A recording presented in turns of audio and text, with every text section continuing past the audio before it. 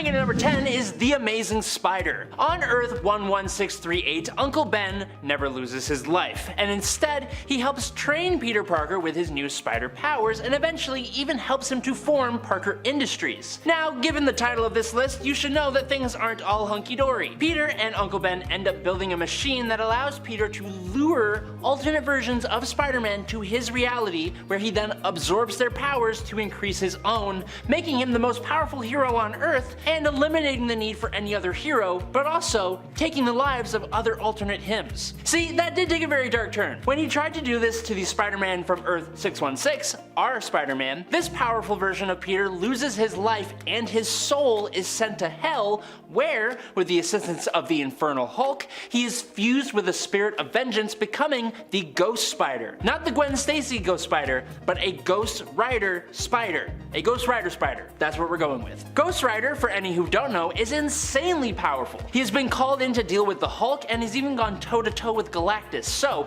this Spider-Man Ghost Rider hybrid is no joke at all. Plus he's kinda evil and he looks really cool. Number 9. Assassin Spider-Man. In What If Spider-Man vs. Wolverine number 1, we are introduced to Spider Assassin, a Spider-Man variant who is just a little bit more loose when it comes to the morals that he follows. In his universe, with great power comes great responsibility and greater enemies, which led the Peter of Earth 8351 to leave New York City in order to protect his family from the villains who would make personal strikes against him. Instead, Peter joined up with Wolverine, and because of their time traveling and working together, he is much less opposed to sending criminals to the afterlife, meaning he does it on the regulars. He is also almost always serious, not doing his normal quips and jokes that we are really used to from Peter, who usually uses it to cope with difficult or precarious situations. His serious nature is also reflected in his costume with a much darker look, especially those black eyes, which are really cool. His web shooters have also been shown to shoot black webs in some panels, and they also include some more lethal means of dealing with his foes. He is an effective addition to the Spider-Man army though when it was formed, and an extremely effective Spider-Man just in general. Number 8. Marvel Universe vs. The Punisher. In this universe, the Punisher interrupts an arms deal involving what he thinks is a briefcase nuke,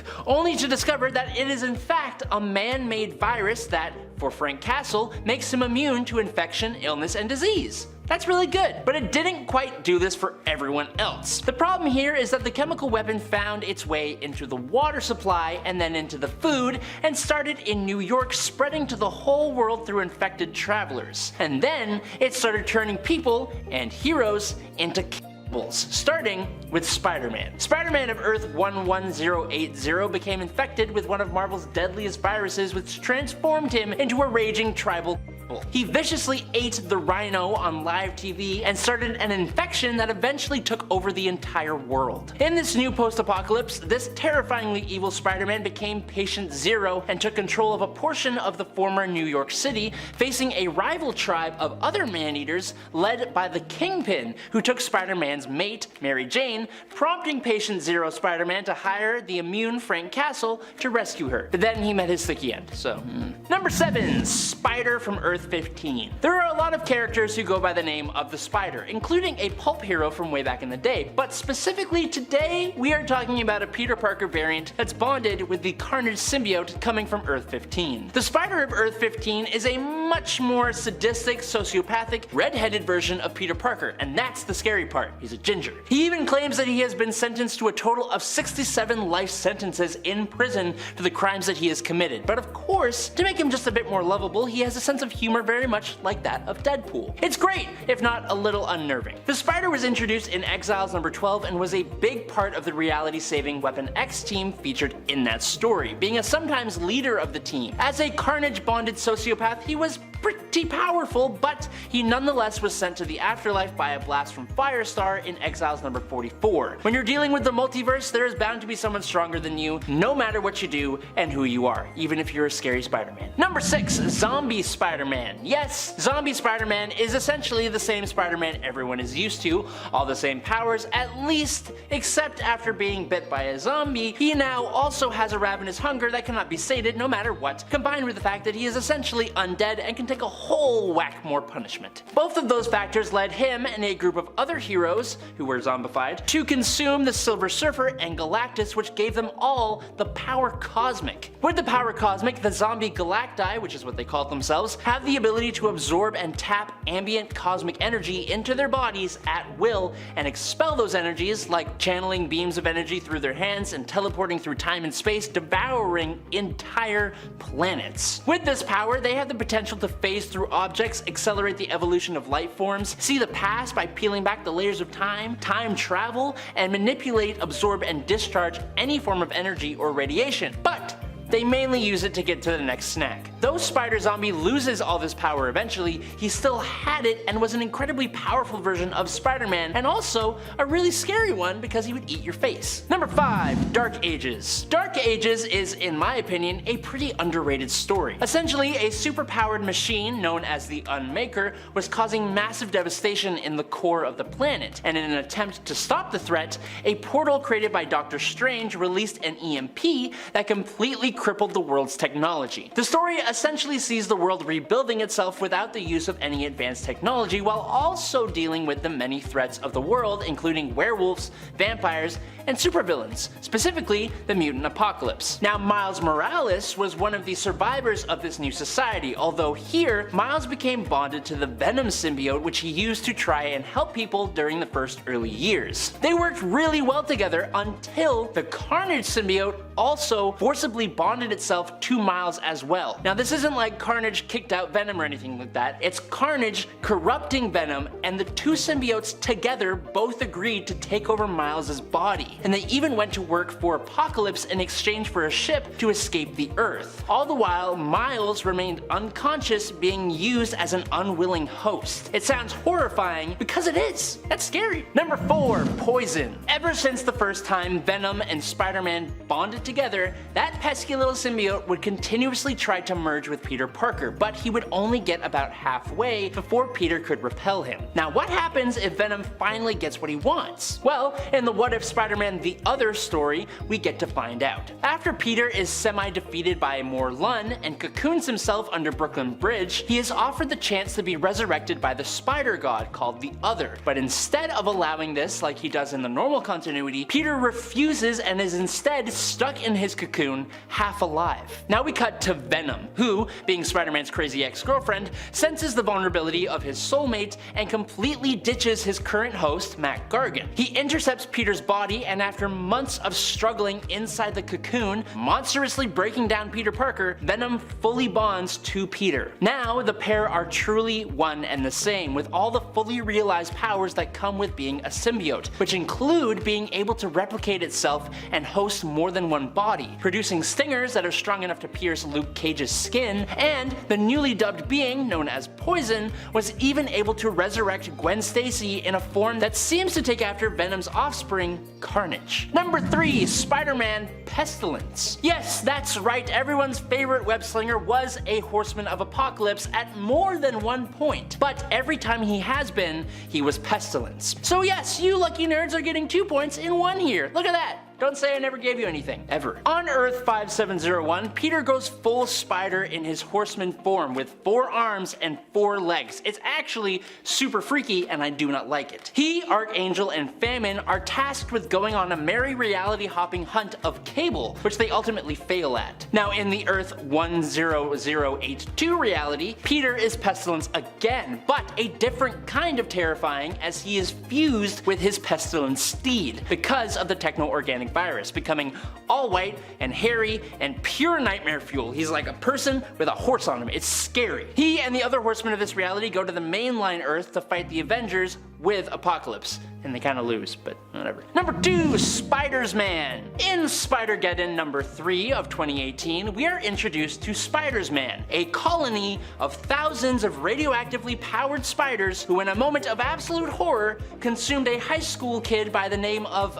Peter Parker when he fell into their enclosure at Horizon Labs. After consuming Peter Parker, something strange happened. Instead of the spiders just going about their lives, the whole gaggle of spiders gained a sort of hive mind and they took on the form of Peter himself and began fighting crime in the aptly named Cruel York of Earth 11580. Other than his usual Spider-Man powers and the benefits of being a swarm of spiders, the colony is also able to poison its victims with a bite, or if they're hungry for power, they can devour them whole, and it's incredibly hard to actually take out this version of Spider-Man, as even a single spider of the thousands who make up this being survives. It means technically, Spider-Man is also still alive, and it can and will eventually multiply to rebuild itself, or himself, or their self, whatever you want to call him. I don't know. And finally, in at number 1 today, it's Patton Parnell. I think this is the most terrifying version of Spider-Man I've ever seen. Maybe even more so than Spider-Man, and he's a colony of spiders. Patton Parnell is nothing like Peter Parker. He's a sociopath, a maniac, and he has the ability to transform into a monster Spider-Man hybrid with 8 eyes, 8 limbs, and massive spider-like fangs. Seeing this bald monster thing crawl around your walls and ceiling, that's scary enough, but knowing that he ate at least 3 people, including his uncle, and can implant hundreds of baby spiders into you just by biting you is absolutely nightmare-inducing. Luckily, he gets defeated pretty soon after his creation by Morlun, but at the time, Patton Parnell from Earth 51412 was around. He was very, very powerful and extremely scary. Number 10. Essex. This version of Mr. Sinister hails from the Age of Apocalypse reality of Earth 295. AOA, or Age of Apocalypse, was a continuity in reality that was born out of Legion, the son of Charles Xavier, traveling back in time and attempting to eliminate Charles's rival, Magneto. However, Legion instead missed his target, and Charles ended up being the one eliminated instead of Magneto. As a result, Legion eliminated his father and ended up accidentally erasing himself. Here, Essex is an ally to Apocalypse, a somewhat reluctant one though, as he also attempted to take power for himself when he merged together the genes of Jean Grey and Scott Summers in an attempt to create a supremely powerful mutant being, which he hoped to have under his control. Unfortunately for Essex, in attempting to hide this young mutant named Nathaniel Grey from Apocalypse, he lost track of him, and instead, Nate escaped and was found and raised by the Mutant Forge. And friends, before we move on to our next spot on this list, if you love what we do here at Top 10 Nerd, be sure to let us know you love us by clicking that like button. Seriously, it's good for you, it's good for me. Number 9. Nathaniel Essex. Technically the original Mr. Sinister. This version of Sinister is the OG. Nathaniel Essex is the man Mr. Sinister was before he became the cape-loving, mutant gene-obsessed man, mad science geneticist that we have today. How did he get there? Well, initially Nathaniel Essex was just a scientist obsessed with Darwin's theory of evolution. He believed that it was possible for people to dramatically evolve based on certain factors, which he found and, of course, named after himself. The loss of his young son only made him throw himself more into his work, but the academic community did not see or appreciate the value of Essex's findings, believing him to be mad and also quite immoral. And honestly, I can see why they felt that way based on his research. They kicked him out of academia as a result of him not letting up on his beliefs surrounding evolution. He would later run into Apocalypse and decide to become a reluctant ally to the mutant, whose very existence proved his theories were true. Number 8. Apocalypse. One of the weirdest but still super brutal versions of Mr. Sinister comes to us from the ultimate continuity and reality of Earth 1610. Sinister has always had his story closely entwined with that of Apocalypse. However, in this comic, he isn't just connected to Apocalypse, he actually becomes Apocalypse. This happens over the course of a few issues after Sinister becomes an enemy to the X-Men, seemingly claiming to be working for Apocalypse, who of course hasn't been seen for years. While some think Sinister is delusional, it's later revealed that he was actually telling the truth, and he eventually transforms straight up into Apocalypse at one point. Number 7. Mother Righteous. Mother Righteous is one of the 4 Sinister clones that replaced Essex after his death. She is known as the clone of Hearts, thanks to the heart-shaped symbol on her forehead. Unlike the other Sinister clones, Mother Righteous is under no illusion that she happens to be the original Mr. Sinister. Instead, she rightfully believes and acknowledges that she is one of 4 clones that he created before he died. She is the only one of these clones who is a female, and she happens to have a very thick accent that is akin but not exactly belonging to East London, but sounds similar to that. Rather than stay based in the realm of science in terms of her purpose to figure out how to solve the evolutionary problem of AI and machines becoming the dominant ruling group in the cosmos, she decided to look into other more mystical means of knowledge, which I think of as another layer to her character that makes her even more unique among all the alternate Sinisters that we've had. Normally you'd never expect a Sinister to be a magic user, and she messes with those expectations that we have for Sinister alternates really beautifully. Number 5. Carnage 1602. This version of Carnage hails from the reality of Earth 311. What is Earth 311? Well, it is considered to be the comic book home of the 1602 reality. If you aren't familiar with 1602, let me get you up to speed. In this reality, many of the classic heroes and villains we know and love from the present day in the Marvel comic book continuity were sent back in time to come to prominence instead during the year 1602. This was done as part of Kilgrave, the Purple Man's plot to remove Captain America in another timeline where Kilgrave basically became president of the United States. He was like, look, I don't want to deal with Captain America, so rather than killing him and making him a martyr, Kilgrave decided to displace him in time. So instead, heroes like Captain America, Doctor Strange, Nick Fury, Spider-Man, and Black Widow existed way before they would normally back in the past. The version of Carnage that exists there was Canis Cassidy, who claimed to be possessed by a demon. He wouldn't appear in the standard 1602 series, but instead was introduced in an alternate reality story featured in Amazing Spider-Man issue number 1 from 2015. Number 4. Aunt May. Yep, there is an alternate version of both Aunt May and Carnage combined together out there. This version of Aunt May is sadly a lot more evil than her usual self. Or maybe not so sadly if you are into an idea of an evil Aunt May. She appears in the 2019 Spider-Verse comic where she faces off against Spider-Man and Miles Morales. Spider-Man, who is the spider-themed hero of Reality 3123, is forced to channel the power of all her heroic alternates across the multiverse in order to defeat this version of Carnage. So while she might be Aunt May, that doesn't mean she is any less ruthless or horrifying than, say, the Cletus Cassidy of Earth 616.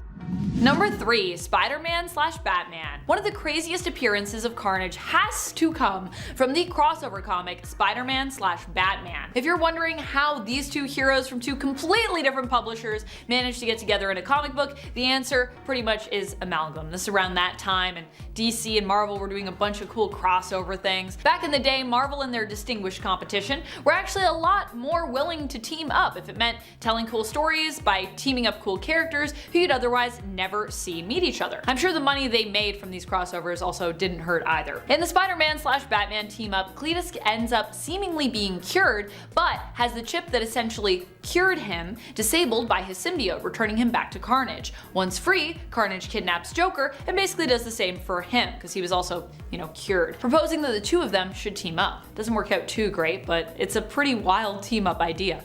Number 2. Carnage Cosmic. There was a time when Carnage actually ended up going cosmic in terms of his power source and level. The Carnage symbiote at one point jumped ship to Norrin Radd, one of the Heralds of Galactus. While in the main continuity the bond between them did not last, there is a what-if comic that imagines what could have happened had the bond between them remained. In the end, in this alternate reality, in order to prevent Carnage from having too much power and control over him, because Silver Surfer was struggling, he ended up regaining control temporarily and used that time to hurl himself along with Carnage into the sun, sacrificing himself. However, apparently that wasn't actually the end, as somehow the two of them survived, reappearing again in the 2013 comic Longshot Saves the Marvel Universe issue number 3, which I didn't even know was a thing, but apparently it is, and now I'm curious and I kind of want to read it. This happened probably thanks to Silver Surfer's powers and not Carnage, who, is pretty susceptible to fire damage. But maybe the power cosmic somehow saved them. Number 1. Grendel Symbiote. While this is still technically Cletus Cassidy as Carnage, some may consider the Grendel symbiote to be a different version of Carnage altogether, since the Carnage symbiote itself at this point in the story is kind of dead and gone. And honestly, so is Cletus. He basically is a corpse that was revived and put inside a symbiote so he could be brought back to life. And I guess maybe if there's a little bit of blood left in him, Carnage could come back through that. I don't know. He still has consciousness and everything, but I'm not sure if we'd quite call him alive here, and I'm not sure if we'd quite call this, original Carnage. Definitely it's a different version. This version of Carnage is probably one of the most horrifying when you consider its purpose. The Grendel symbiote takes the place of Carnage and is used by Cletus to hunt down all the codices on Earth, which exist inside former hosts of symbiote spines. Acquiring the codices bolsters his own power, with the main goal being to wake up Null, god of the symbiotes, one of the biggest bads around, which is supposed to happen once all the codices have been gathered and combined. Alright, coming in at number 10 today is The Reigning. The Reigning storyline happened in Thor Volume 2 from 2003 to 2004, and it basically saw a future where Odin passed at the hands of Surtur and Thor took his place, but then took Asgard to Earth and essentially put the entire world under his rule for hundreds of years. It created a dystopia where Asgardians were the elite and humans just tried to survive. Loki in all of this played the role of chief advisor and prime minister of the magistrate presiding over New Asgard, and he seemed to have become sorcerer supreme along the way. Or at least he had Doctor Strange's stuff. But with Thor becoming a shell of who he once was, Loki had been secretly providing, as well as profiting off of, internal strife in order to consolidate power for himself. Classic Loki. He was responsible for slaying Balder, the Avengers, Scarlet Witch, and Jane Foster. He did a whole heck of a lot more, but he absolutely paid for it before this reality was erased by Thor himself. It denied Crocodile Loki. In this timeline, Loki was either born or turned into an alligator, but you know, of course I'm going to talk about Crocodile Loki. Not alligator Loki, there's a difference. One day he reportedly ate a neighbor's cat and then was detained by the Time Variance Authority for creating a Nexus event, which caused a detour in their version of the sacred timeline, because he wasn't supposed to eat the cat. Oh wait, no, he was supposed to eat another neighbor's cat. Yeah, apparently that's going to ruin the universe. You ate the wrong cat. I don't know how that's possible when it's a sacred timeline, but you know what, that's aside the point. They needed to get the merchandising in there. He was then subsequently pruned and sent to the Void, where he met Kid Loki, classic Loki, boastful Loki, and yeah, you know, it's the classic Loki tale, but as a crocodile. Joys. As they made their way across the Void, Loki demanded an explanation for his current whereabouts, forcing Kid Loki to silence him, which is just funny, because this freaking alligator could talk, but oh well. Yeah, it's Loki but as an alligator, okay? That's why he's on the list. There's not much more than that. It's just funny. Number 8, Raised by Frost Giants. A perfect what-if tale. It's almost surprising it wasn't done before this point. In What If Thor in 2018, we get the story of what if Thor was raised by Frost Giants instead of Loki being raised by Asgardians. Simple, but brilliant. Laufey, the king of the Frost Giants, defeats Odin in their battle super long ago, and just as Odin took the infant Loki, Laufey takes the kid Thor and raises him as his own. Loki is obviously here too, and like usual, Thor and Loki form a pretty tight bond as adopted brothers. Unfortunately though, due to Thor's strength and skill in battle, not to mention his fondness for summoning the power of lightning, he is praised among the Frost Giants and by Laufey himself, who begins to completely forget Loki, his actual true son. Instead, Loki finds the captured Freya in the dungeons and she teaches him how to use magic. Loki eventually busts her out of prison and together they attempt to escape to Midgard. They go to the ruins of Asgard first and attempt to repair the Rainbow Bridge until Thor and Laufey show up. Loki ends the life of his father while Thor unknowingly ends his mother with a blast from his giant ice hammer, Ice Crusher. Thor almost takes out his brother as well, but at the last minute, he lets him go. We don't know what happens next, only that Loki went to Midgard, had kids and a family, and apparently became a hero.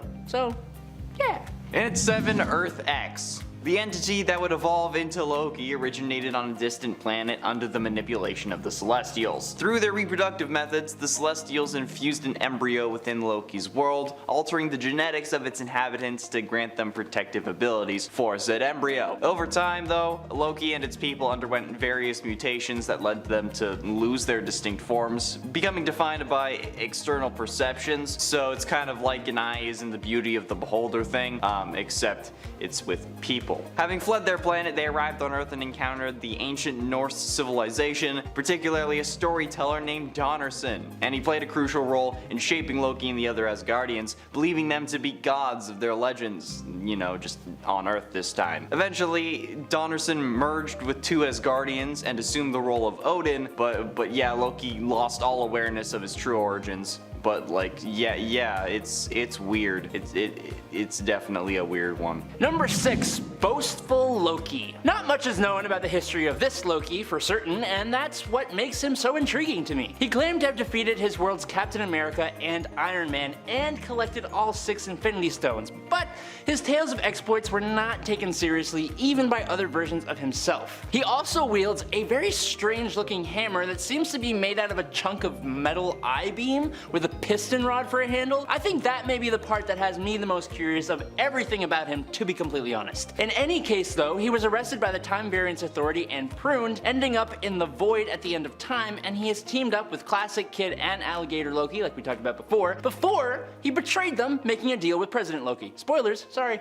Halfway through into number 5, Sorcerer Supreme. Yeah, you thought that Alligator Loki was scary? What about Sorcerer Supreme Loki? That's true terror. Following his dethronement in the 2017 arc Loki Sorcerer Supreme, Doctor Strange was stripped of his title, his abilities, and his aide Zelma, leading to him becoming a veterinarian for elderly talking dogs, specifically bats. His talking dog. After a failed encounter with Loki resulted in Bats' death, Strange ends up pulling a John Wick and seeks aid from a greater force to counter the God of Mischief. That's what those movies are about, right? While Loki ranks among Marvel's most supreme magic users, his power alone can't really match Doctor Strange. But man, yeah, with the Sorcerer Supreme powers, he's gonna go kind of nuts. And then, like I said, there's John Wick Vengeance, and then obviously it doesn't last forever.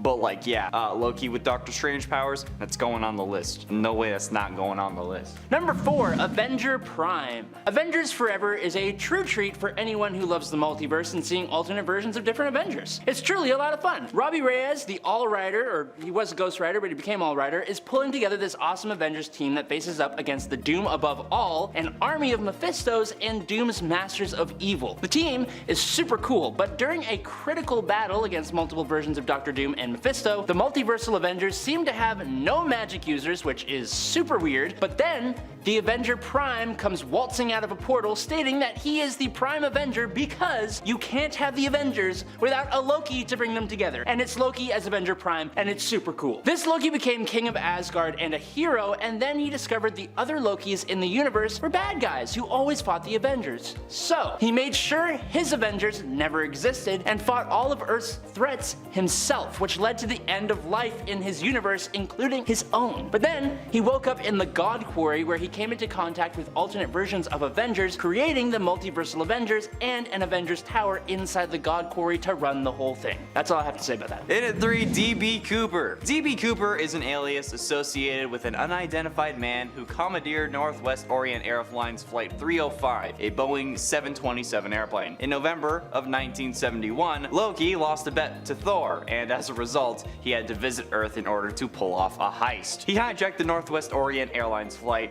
305 in the United States under the pseudonym of DB Cooper, informed Florence Schaffner that he had a bomb and demanded $200,000 in ransom. To comply with the hijacker's demands, the plane landed, exchanged passengers on the plane for the ransom money and backup parachutes, and then they went back up in the air. Loki then collected the ransom money and proceeded to jump out of the airplane with a parachute, only to be transported back to Asgard by Heimdall using the Bifrost Bridge, leaving only a few $20 bills in his wake, which is where the mystery comes from, because if you don't know, DB Cooper jumped out of the plane, never to be seen again, but they couldn't find a body or the briefcase, but they found bills in the water somehow. So yeah, if you were wondering, it was Loki, at least in the MCU, although probably here too.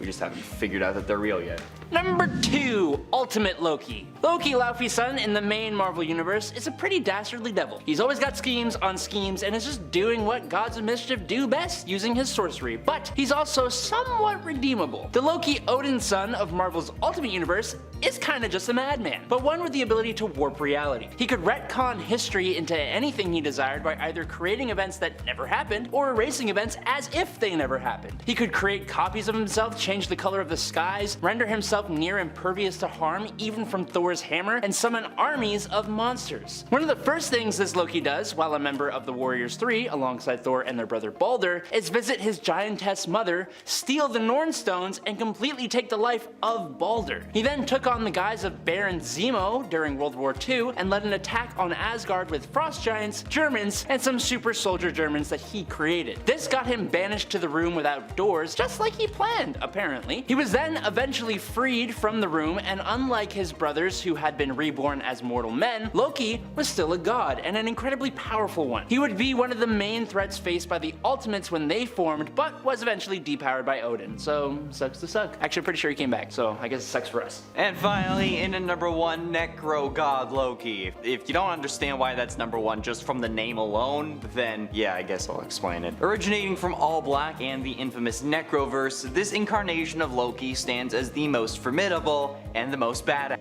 Following the closure of Agent of Asgard, Kid Loki, and King Loki's narratives, Loki becomes consumed by vengeance against all of life. Yeah, when you're tired of fighting against your brother, why not fight life? In a catastrophic turn though, he orchestrates a cosmic scale level devastation of just everything, binding with All Black, the Necro Sword, by deceiving Ego, the Necro World. He turns Ego into the sword's other end, acquiring immense power, and yeah, notably Necro God Loki clashes with old King Thor, resulting in the extinguishing of the sun, and he ruthlessly wipes out Earth's entire population. Yeah. What the hell? He can also time travel, because why not throw that in there? They're already gonna wipe out Earth. There's no stakes anymore. But yeah. Coming in at number 10 today, it's Hulk Hogan. It's Hulkamania, brother! First appearing in Iron Man number 227 in his prime of October 1987, Hulk Hogan witnessed Iron Man defeating Beetle, who tried to steal a Picasso painting from a celebrity charity auction. This moment for Hogan really only lasted about 1 page, and all he did was go, "Body slam! Use a body slam!" And he didn't even say brother, so like that doesn't really count. But sometime later, in Marvel Comics Presents number 45 from March of 1990, Hogan Bogan takes on the Grey Hulk in his Mr. Fix-It persona when they wrestled for the rights to use the Hulk name. Hogan may just be a man, but he seems to be able to take a beating from Fix-It and even dish out a few hits of his own before Fix-It sends him and his amazing handlebar mustache flying out of the arena and landing miles and miles away into someone's living room. And that's one hell of a defeat, brother. Man, there was too much energy for that. I gotta slow down. Okay.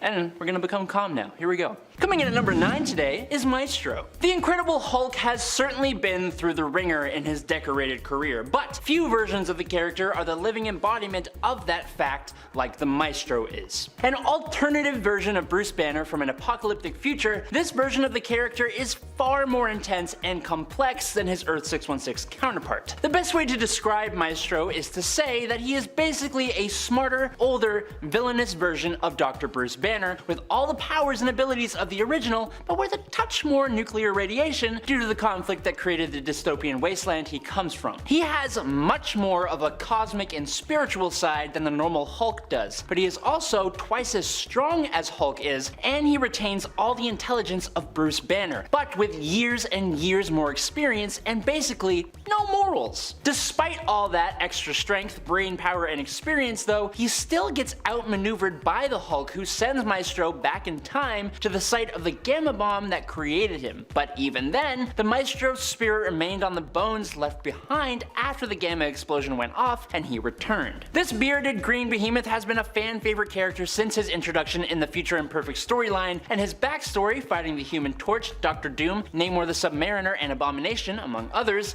is pretty intense and a really fun read. Number 8. Aborigine Hulk. Have you ever heard of the House of M? I would assume that you have. It's when Wanda Maximoff changed reality to make the mutant Magneto the ruler of the world with his family. Well, in this world, when Bruce Banner transformed into the Hulk after the Gamma explosion, it is believed by Mr. Ross that he is a spy of Magneto and he is hunted down like normal. But not like normal, he travels all the way to Australia and he settles in with a group of Aborigine where he becomes a part of their tribe and finds an inner peace with with Banner and the other guy. But of course, the conflict between the mutants and the last remaining resisting humans finds its way to the Outback and onto the territory of this Aborigine tribe. With a kind of control over the Hulk persona, Hulk and Banner help the humans halt their persecution by their mutant overlords, eventually helping AIM to rule Australia. There's this really cool moment where the Hulk is using a whale to cover a submarine, and it looks super amazing, and it's actually kinda smart. Number 7. The MCU Hulk. While the Hulk in the MCU, played wonderfully by Mark Ruffalo, is initially depicted as more impulsive and primal, as the MCU progresses, a more intelligent side of the Hulk emerges. The Hulk's intelligence evolves over time, ranging from childlike simplicity to a level of reasoning that eventually equals Banner's genius. In Avengers Age of Ultron, the Hulk displays a connection with Natasha Romanoff that showcases a depth of emotion and complexity, but he still retains his childlike intelligence. By Avengers Endgame, however, his intelligence is far more evident as the Hulk merges his bronze with Banner's brains, becoming a merged entity known as Smart Hulk. This version has Banner's intellect, the Hulk's physical might, and a more balanced emotional state, and it is essentially a version of the Hulk that is copied straight from Earth 616's own Incredible Hulk. This portrayal adds layers to the Hulk's character, demonstrating that his intelligence isn't just a result of Banner's consciousness, but an amalgamation of both personas. And it also allows Mark Ruffalo to be his awkward, normal self, but green and big, which is always fun. Number 6. Amadeus Cho. Now, unlike almost every other Hulk here, Amadeus Cho is not from an alternate universe to the main 616 Incredible Bruce Banner Hulk. By 15, Amadeus Cho was the 7th smartest person on the planet, with a mind that functioned like a hypercomputer, but that also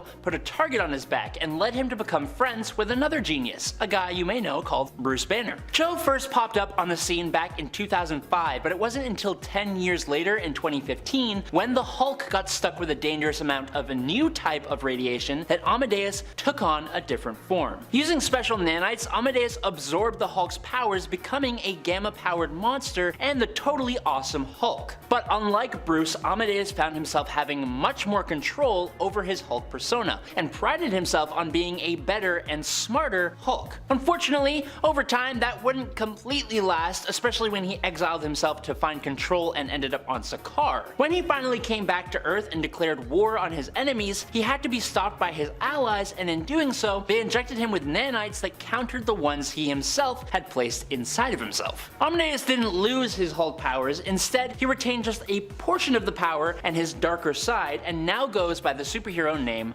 Brawn. Number 5. White Knight. White Knight Harley Quinn is another beast altogether. This version of the character actually has a pretty tragic backstory when it comes to a relationship with the Joker. Instead of him being a deranged criminal from the start, he actually is shown in a more sympathetic light, with it quickly becoming evident based on his and Harley's story that he was mentally unwell and simply just needed some help. After Jack, which is Joker's name here, returns to Harley, seemingly cured, Batman is the one who is more painted as the villain of the story in this reality. In the end though, Jack does give into the darkness and he ends up kinda being swallowed up by it, leaving Harley alone with 2 babies on the way. What does she do after this loss? Well, she keeps fighting. In her most recent series, White Knight Presents Harley Quinn, she becomes a psychological consultant for the GCPD, helping them to investigate a string of murders as they attempt to catch the killer, with her doing profile work for them, and also kinda like, you know, just being a vigilante. Batman even makes her a suit.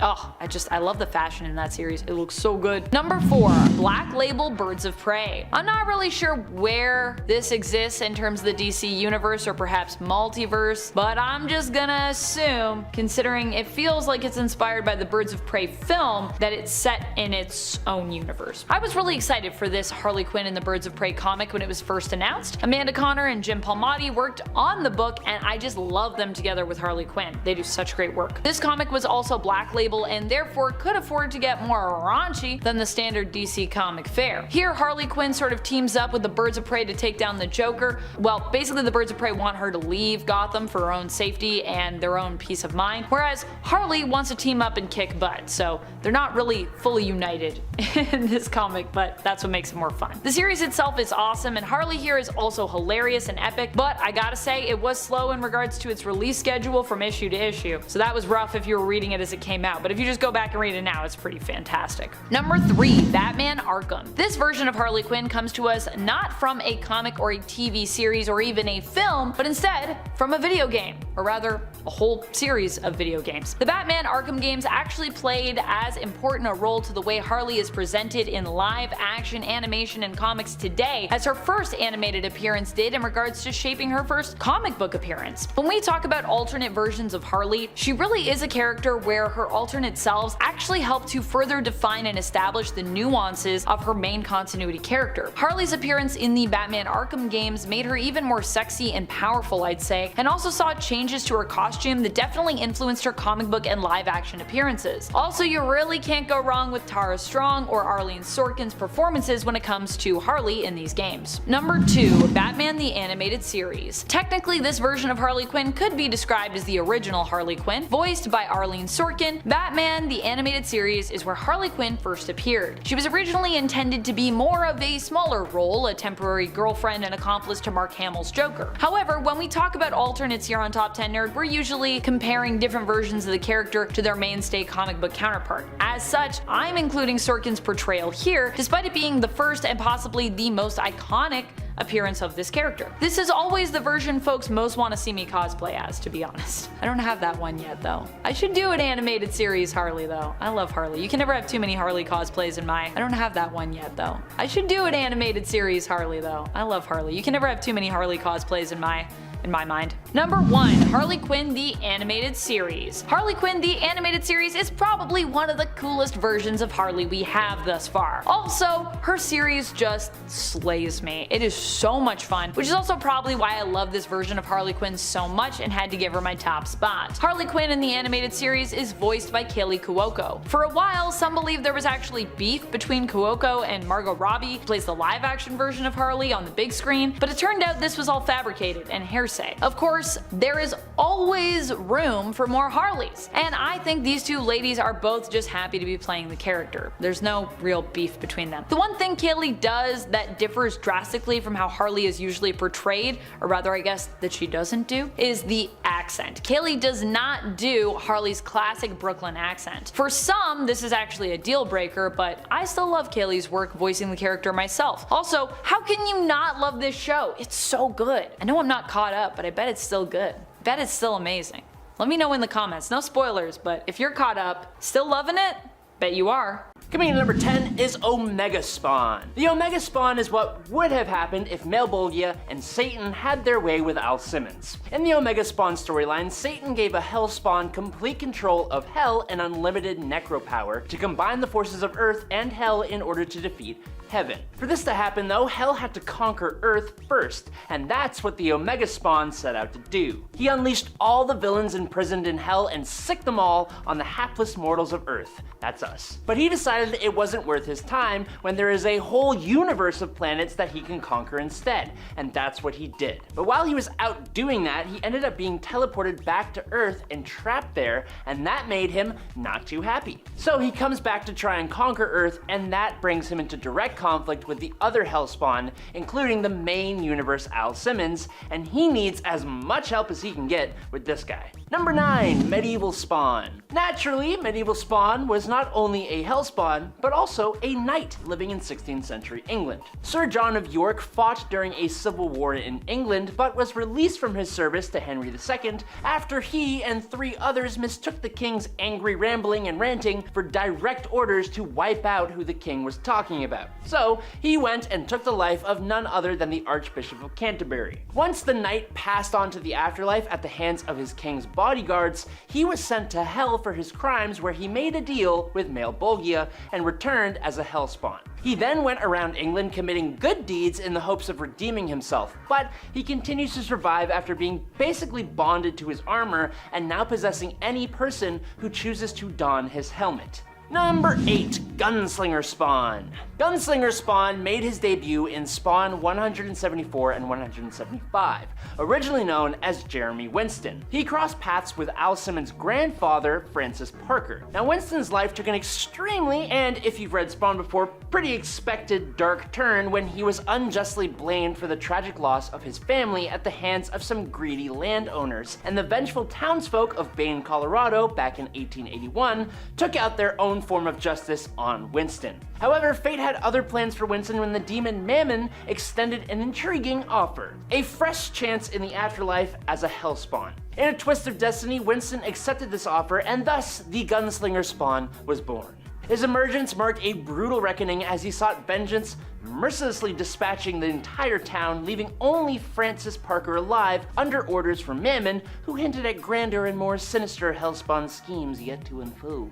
Number 7. Japanese Spawn. A lot like Marvel's Wolverine, Spawn's immense popularity led to a unique Japanese adaptation of the character officially licensed as a manga. The creative force behind this 200-page manga is Juzo Tokoro, who not only provides the artwork but also skillfully weaves the narrative. In this distinctive Japanese take on Spawn, our anti-hero's name is Ken Kurosawa, a destitute street thug who ekes out a living by undertaking some pretty unsavory jobs for quick cash. However, Ken's life takes a tragic and pretty familiar to Spawn fans turn when he's ruthlessly slain by the very clients that he served. Much like Al Simmons' transformation, Ken too is resurrected as a Hellspawn. Now, what's intriguing is how the manga draws eerie parallels between Ken's life and Al Simmons' life, creating a captivating narrative that melds the spirit of Spawn with a distinctive Japanese twist. Number 6. Dark Ages Spawn. In the realm of Hellspawn history, predating the advent of medieval Spawn and his exploits in the gritty medieval landscape of England, there was a character with a distinctly metal edge, known as the Dark Ages Spawn. He was an intimidating presence during the 10th century in the tumultuous backdrop of post-Roman Empire Europe, aptly named the Dark Ages. Before donning the mantle of a Hellspawn, this mysterious character went by the moniker Black Knight or Lord Covenant. And while those names are, yes, very edgy, he himself was far from the typical dark-hearted villain. Instead, he championed the cause of the common folk, often coming to the aid of unfortunate peasants in their times of need. His heroic nature sets the stage for the intriguing dilemma that the Dark Ages Spawn faces upon his transformation into a Hellspawn. Confronted with the choice of using his newfound powers to protect the innocent peasants from the ravages of ruthless warlords, or seizing the opportunity to become the ultimate warlord in Dark Ages Europe, his path was anything but clear-cut. Whatever he decided to do, he would be known as one of the most badass looking Hellspawns around, because he really is. Number 5. Hellspawn.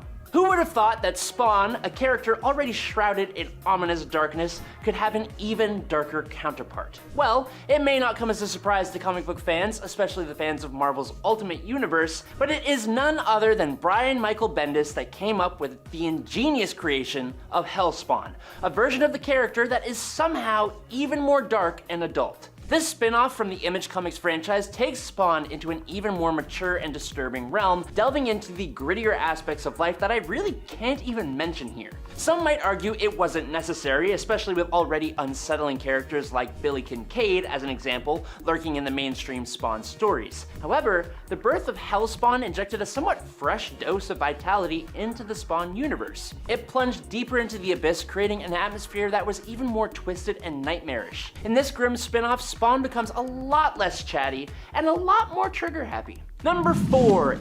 Angel Spawn. The two eternal brothers of God and the Devil had and have power far beyond any mortal could ever hope to achieve, at least in the comic books. Because of that, when they decide they don't agree on certain things and go to war, it causes quite the ruckus, and of course, they choose the Earth as their battleground. Now, the mother, who is like their mother, needs to put this to an end and calls on Spawn to do it. In order for Spawn to end their squabble that made its way to Earth, he had to get a wee bit of a power boost. More like a god-sized power boost. The mother tasked Spawn with eating the forbidden fruit to grant him a kind of godhood, and in this new form, Spawn wipes out all the forces of both heaven and hell. Yes, God and Satan eventually do defeat him, but Spawn is soon resurrected and uses his powers to lock away the brothers and resurrect all the mortals who were taken out in their war. Number 3, War Spawn. In Spawn number 179, we meet Captain Thomas Coram, an English soldier in the midst of the First World War. Now, Thomas led a life of privilege and comfort, but also had a secret love affair with Selma, an African-American woman. Their relationship takes a tragic turn when Selma departs after giving birth to their son, Michael. Now, it would be years before they're reunited, and the circumstances absolutely sucked as Thomas promised to look over Michael on the front lines of World War I. Tragically, Michael is KIA, and this event drives Thomas to make a desperate pact with Mammon to become a Hellspawn in exchange for his son's life. Thomas's journey as the War Spawn unfolds in the infernal battlegrounds of Hell itself, an eternity spent in ceaseless combat. Meanwhile, Michael's descendants, his granddaughter Wanda specifically, goes on to play a pivotal role in the life of Al Simmons, the future Spawn, as his wife. Number 2, Norse Spawn. Introduced by Bo Smith and Brad Gorby, the Norse Hellspawn made his first appearance in Spawn Fan Edition number 1, emerging as the fearsome Viking raider known as Nordic. Now, Nordic liked to spend his free time doing all the wholesome stuff you're used to, like raiding and pillaging. However, his reign of terror met a fierce end when he faced off against McFallen, the Dragon Master, a renowned champion of the people. Now, taken to Hell, the impressed Melbolgia offered Nordic the ominous opportunity to become a Hellspawn. Without hesitation, Nordic accepted this. With his trusty horse Ghoul and accompanied by 2 fearsome wolves, Demas and Darkos, the Norse Spawn resumed his reign of terror 5 years later as one of the most terrifying Hellspawn ever. His vengeful path of destruction led him back to McFallen's village, where he exacted revenge by wiping out its inhabitants and reducing the village to ashes. However, he was thwarted in his attempt to dispatch McFallen himself thanks to the intervention of Mercy, a hunter from heaven. When the odds turned against him, Melbolgia intervened, pulling Nordic from the battlefield to preserve his life, as he would become the benchmark by which all future Hellspawn would be measured. And finally, in at number 1, Samurai Spawn. The Samurai Spawn made his dramatic debut in Spawn number 114, within a tale narrated by the demon Mammon himself. This story transported us to the feudal ages of Japan, where we encountered Lord Izanagi Nakadai. On the battlefield, he was a figure both feared and respected, a warrior of great renown. But upon his return home,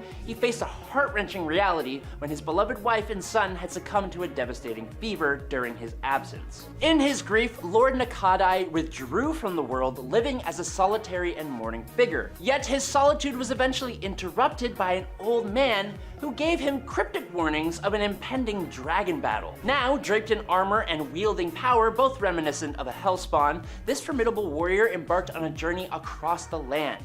His mission? To protect the people from the threat of ruthless bandits and bring them salvation as he traveled the path that led him to a climactic showdown with said dragon. However, a tragic twist of fate unfolded as he neglected to heed the old man's wisdom and failed to look into the eyes of the dragon.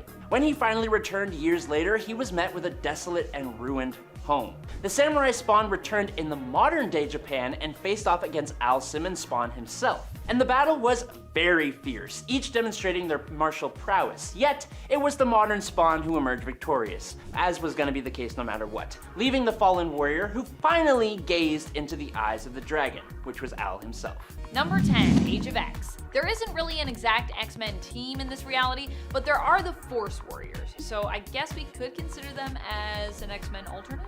In Age of X, we learn of Earth 11326. Here, there was no Professor Xavier to bring mutants together, uniting them.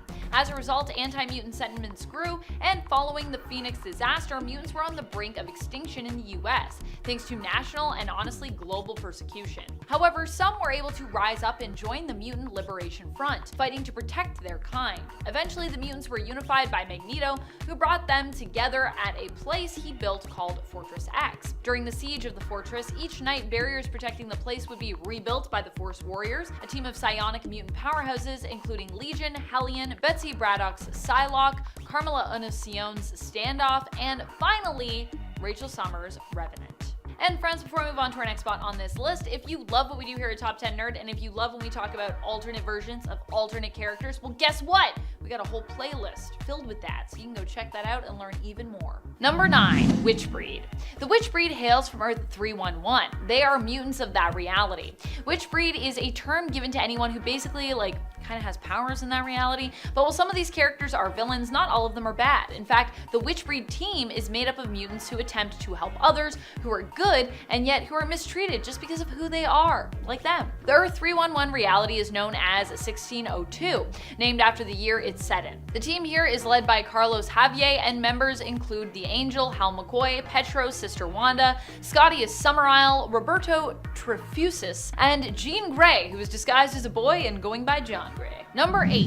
Hellions. Okay, so this one isn't technically an alternate version of the X-Men, but they are from the main continuity. But even discounting that, because I have talked about main reality alternate versions of the X-Men in the past and included them on my list, counting them according to my own self-defined parameters for the list, this team also isn't technically a version of the X-Men specifically.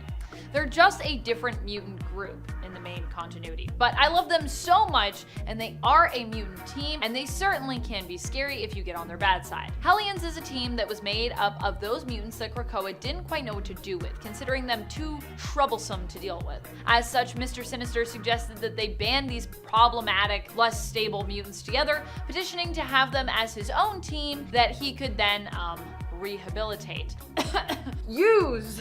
Under the leadership of Kwannon, who goes by Psylocke, herself considered a somewhat problematic mutant due to her past and her weird connection for many years with Betsy Braddock, who is now Captain Britain. This team is probably one of my favorite mutant teams I have ever read in the comics, and despite them all kind of being scarily unhinged at the start, I came to love every single member of this team by the end of this series. This version of the Hellions includes Wild Child, Orphan Maker, Nanny, John Greycrow, Havoc, and a former member of Emma Frost Hellions, Empath. Number 7. Naughty X-Men.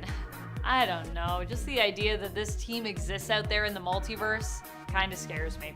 It's not so much that these X-Men were created to be a sexy variant. It's more that they hail from the bizarre world of the Mojoverse.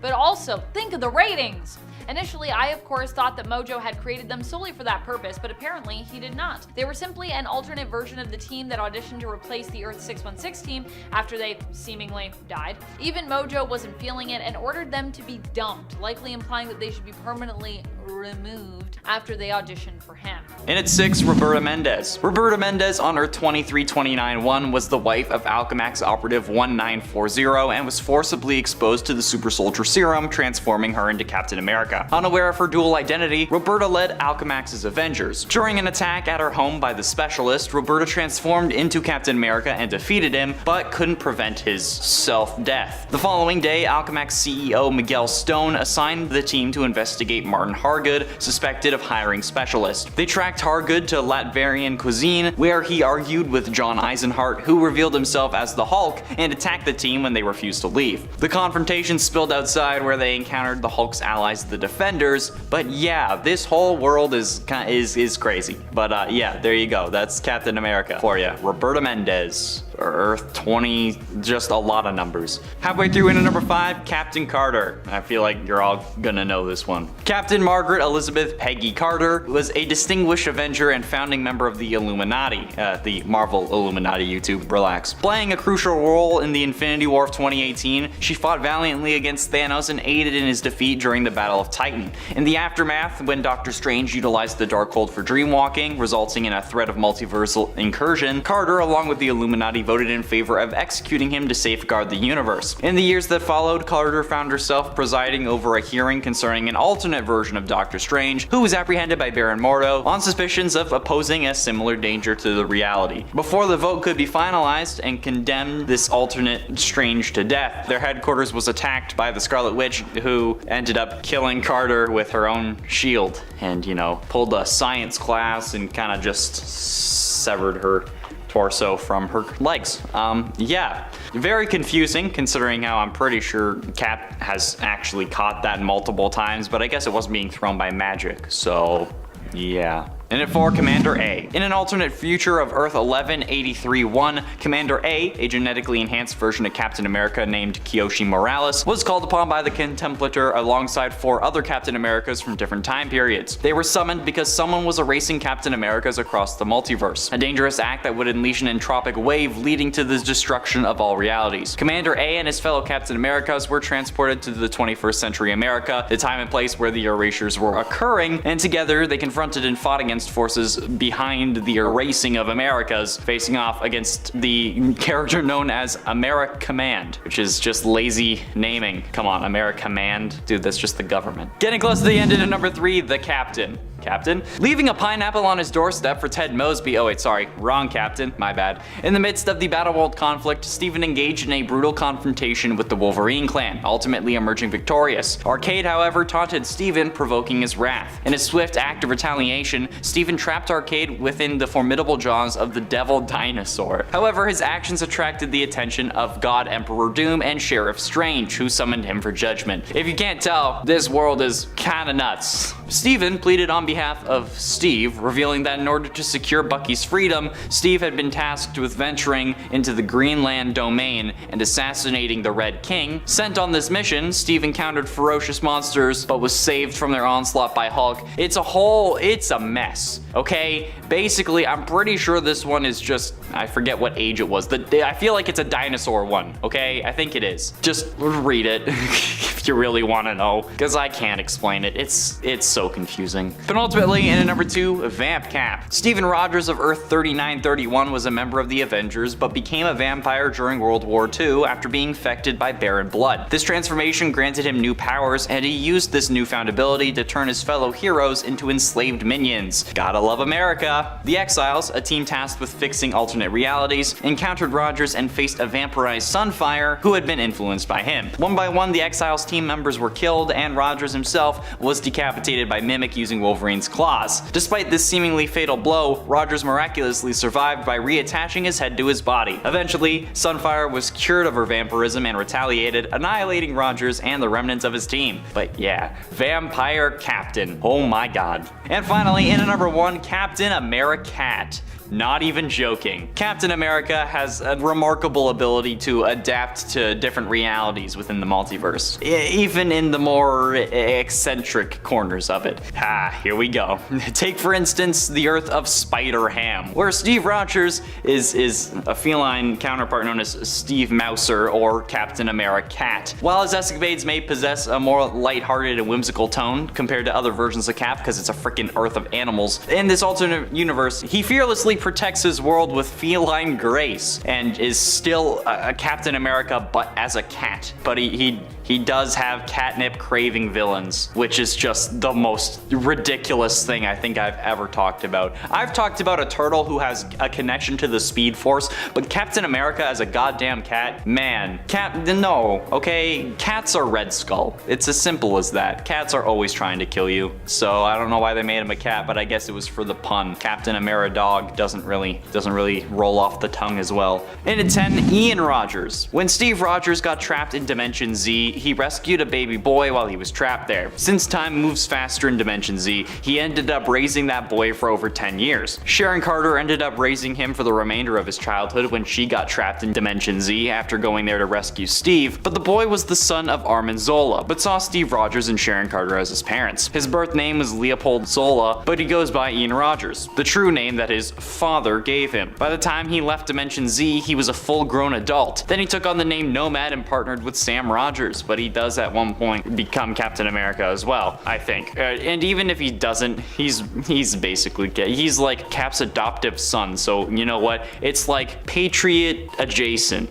And at 9, Super Soldier. Super Soldier is fairly evidently, well, I say evidently, but I guess you wouldn't really know that. It's actually a combination of Clark Kent and Steve Rogers. First being introduced in Marvel vs. DC number 3 from 1996, during World War II, government scientists were working on a super soldier formula that would transform a man into much more, into some sort of human weapon using cellular samples of an alien corpse. Clark Kent volunteers for the super soldier program and they administer the formula, as well as a good chunk of solar radiation. radiation. This mixture gave Clark Kent incredible abilities, including all those of Captain America and Superman. Super strength, heat vision, flight. Now known as Super Soldier, Kent wields the Superman logo as his shield. In March of 1942, Super Soldier fought Ultra Metallo, a robot sent by Lex Luthor to aid Germany in winning the war by killing Clark, but the fight started in Washington, D.C. and ended above the northern Atlantic Ocean, when Clark sacrificed himself to take down the robot, sinking them both into the icy depths. Jimmy Olsen was one of the few witnesses of this event, and instead reported that Super Soldier had retired after America had declared that the war was won. 50 years later, the body was thawed out in JLA number 4, that stands for Judgment League Avengers, and Clark joined the Judgment League Avengers as its leader.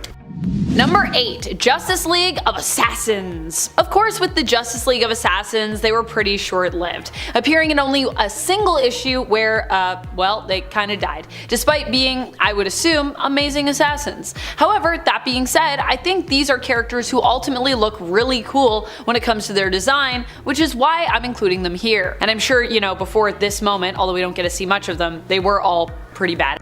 Included among their ranks was their own Green Lantern, who appears to be somewhat cybernetic in terms of his abilities and his look, instead of having just a straight up Green Lantern power ring. Now this might explain why they didn't make it out alive past their first appearance in the Rebirth Superman issue number 15 from 2017. The Justice League of Assassins hail from Earth number 14. Hopefully we get to see more of Earth number 14 at some point.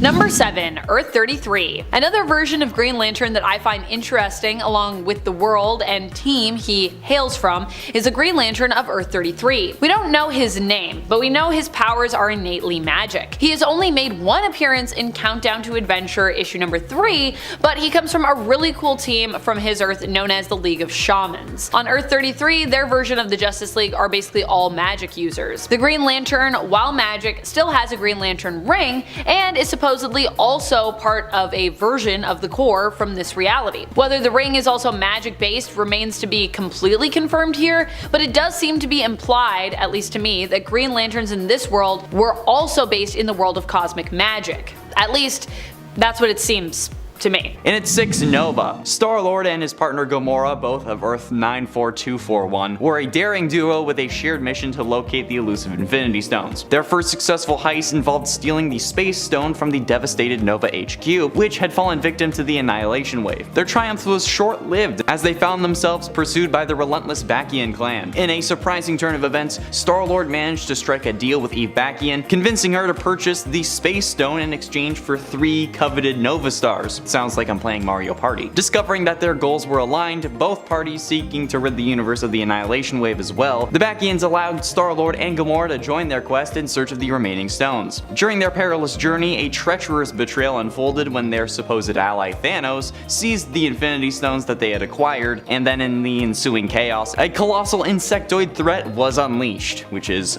pretty freaking nuts and honestly kind of epic. Why would you trust Thanos though? I guess it's an alternate universe, so oh well. Halfway through into number 5, Super Mario. Now this one is kind of a joke, yes, but since Mario was voiced by Chris Pratt in the Super Mario Bros. Movie, technically that makes Mario a Star-Lord variant, right? I mean, a load of Mario games also revolve around stars or include them as some form of currency or whatever the case may be. Super Mario Galaxy revolved around stars quite literally. I mean, like, it was in space. Galaxy kinda needs stars in a galaxy. Luna, who's a character in the series, is a star. Rosalina has the Star Wand. Mario's main goal in Mario Party is to collect stars, which are highly coveted. He's a Lord of Stars, and given that he's voiced by Chris Pratt, and when in contact with a superstar, Mario gains invulnerability and what is basically celestial adjacent powers, or some would say celestial descendant powers. Yeah, I'm gonna count Super Mario as a Star-Lord variant, okay? And if you want to get mad at me for it, go right ahead. I'm sure plenty of you want to give me a piece of your mind already anyway. In it for Cyborg. After the events on Aveline 4, where Star-Lord's actions inadvertently caused the loss of 350,000 lives while saving millions of others, he couldn't escape the weight of the collateral damage that he had caused. Faced with the gravity of his actions, he made the difficult decision to turn himself in, along with the Fallen One, to the Nova Corps for judgment. The public's opinion of Quill was divided, but he took responsibility for the tragedy. Subsequently, both Star-Lord and the Fallen One had found found themselves imprisoned on the notorious intergalactic penitentiary known as the Kiln. It was during this time of confinement that Peter made a significant choice. He opted to undergo his first cybernetic implant, a symbolic gesture of distancing himself from his own humanity, because I mean that's what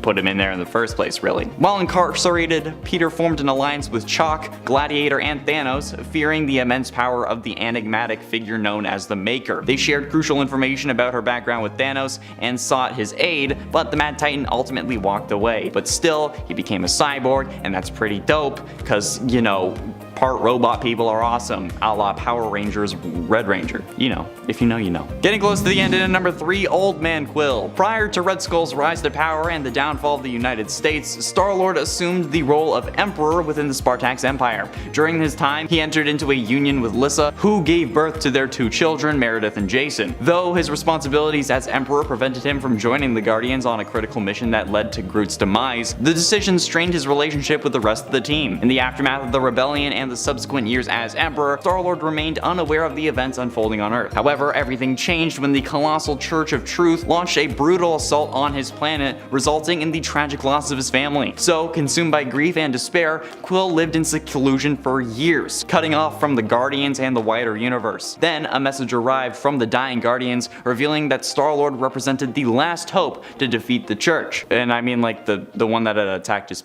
planet, not like Cavalry Baptist, you know. But ultimately, in at number 2, Age of Ultron. Star-Lord of Earth 26111 is a valiant member of the Defenders who was enlisted by Tony Stark to safeguard the world from the relentless menace posed by Morgan Le Fay. Alongside his fellow Defenders, he engaged in a fierce battle with Wolverine and the Invisible Woman from an alternate reality, mistakenly believing them to be Skrull imposters. As Tony Stark interrogated the displaced visitors, tragedy struck when Morgan Le Fay launched a devastating assault on New York City. Star-Lord and his fellow Defenders valiantly confronted the sorceress and her formidable forces. However, their heroic efforts came to a tragic end when Morgan Le Fay orchestrated the cataclysmic nuclear explosion caused by colliding 2 of Stark's helicarriers. So I mean, yeah, any old man story you know is gonna be messed up. Old Man Logan, Maestro, Spider-Man Reign. And finally, in at number 1, Will Stronghold. That's right, I found a way to shoehorn Sky High into this list, okay? Will Stronghold is the main protagonist and central character of the Disney Channel original movie Sky High. As the offspring of 2 esteemed superheroes, the Commander and Jetstream, Will carries the weight of their legacy on his shoulders. Inheriting his father's incredible strength and his mother's ability to soar through the skies, Will proved to be quite the formidable student at Sky High. But he doesn't start off with powers. So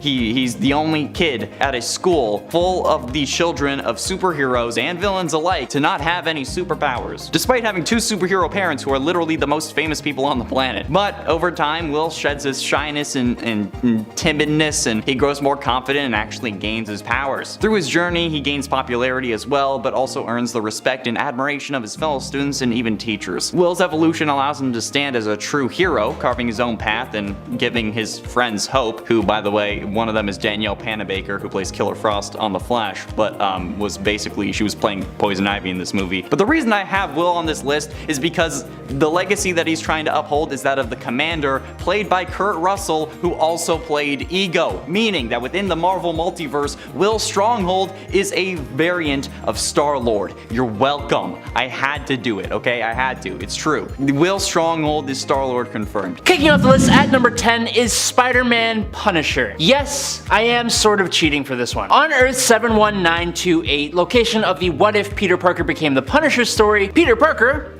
well, becomes the Punisher. It's in the title. On the night Uncle Ben's life was drawn to a close, instead of following the classic story, Peter caught and dispatched the killer using the same weapon that took his uncle's life. From that moment, Peter tried to avoid going full murderous Punisher at first, but having taken the first step and knowing how much more permanent of a solution it is to just take them out, he went full force into that lifestyle. He carried the iron that took Uncle Ben's life, as well as a large assortment of other weaponry, including his web shooters with multiple different types of ammunition that allowed him to take down the Sinister Six with ease, and he was even able to save Gwen Stacy. So technically, this Punisher was not only better than Punisher, but also a more effective crime fighter than Spider-Man himself, in a way. Number 9, Punisher 2099. In the far-flung future of the year 2099, Frank Castle was long gone. So, Jake Gallows took up the fight. Jake was an officer of the Public Eye Police Force. In an attack ordered by Cron Stone, the Venom of 2099, Jake lost his mother, brother, and sister-in-law, while also being gravely injured himself. Being inspired by the war journals of Frank Castle, after his recovery, Jake became the new Punisher, taking up the crusade on crime after getting his revenge on Venom. Jake specifically sought out justice for the poor, using his 2099 technology alongside modern and futuristic weaponry to operate as a vigilante before serving as Victor Von Doom's Minister of Punishment. You'll see him most recently in the recent Savage Avengers comics, but no spoilers, so sorry.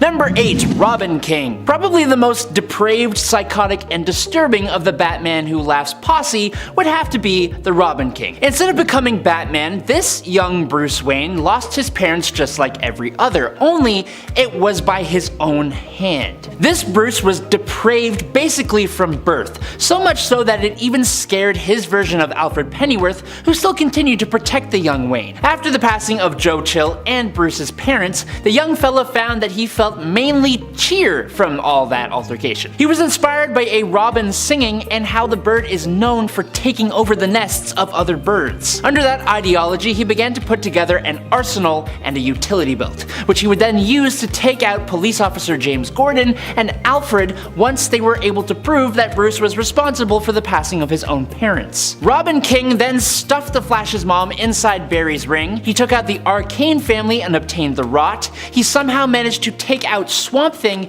and he got away with it all because everyone thought he was just some kid. This guy even obtained and then modified the anti-life equation, a manhunt consisting of Adam Strange, Balloon Buster, Enemy Ace, Firestorm, Hawkgirl, and Hawkman all fell to this Robin King before he was finally recruited by the Batman Who Laughs, and he even posed some resistance to that guy. All this from an untrained Bruce Wayne. It's too much. Number 7.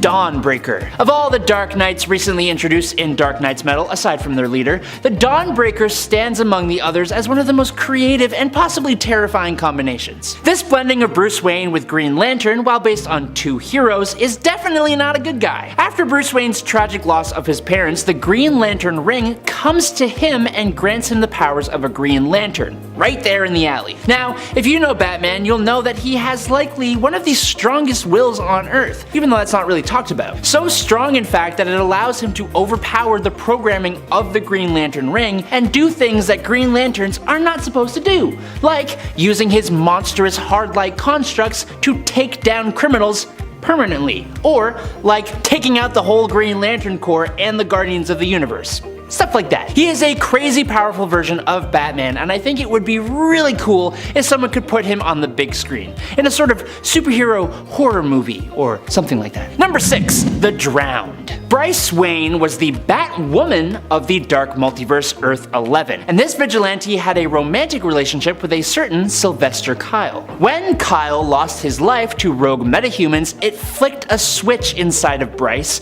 and she decided to systematically take down every single metahuman she could find. The craziest thing is that she did just that, wiping out every single metahuman who walked on land. But Bryce didn't think about the metahumans of the sea. Just 18 months after taking out the last land-based metahuman, Aquawoman and the Atlanteans revealed themselves and returned to the surface from years of self-imposed exile. While they came in peace, Bryce had such a mistrust of anyone, especially these Atlanteans that were obviously also metahumans. When peace talks devolved to an all-out war, Bryce modified her human form with biochemical augmentations, like the ability to control water, breathing underwater, healing faster, and bolstering her muscular, skeletal, and bodily tissue density. She gave herself a kind of dark hydrokinesis which could corrupt those fighting against her into ravenous sea beasts under her command, and designed her own army of hybridized sea creatures called Dead Water, all of which was bolstered up by the trident that she pried from the cold hands of a completely decimated Aquawoman. She then drowned the world, and it was then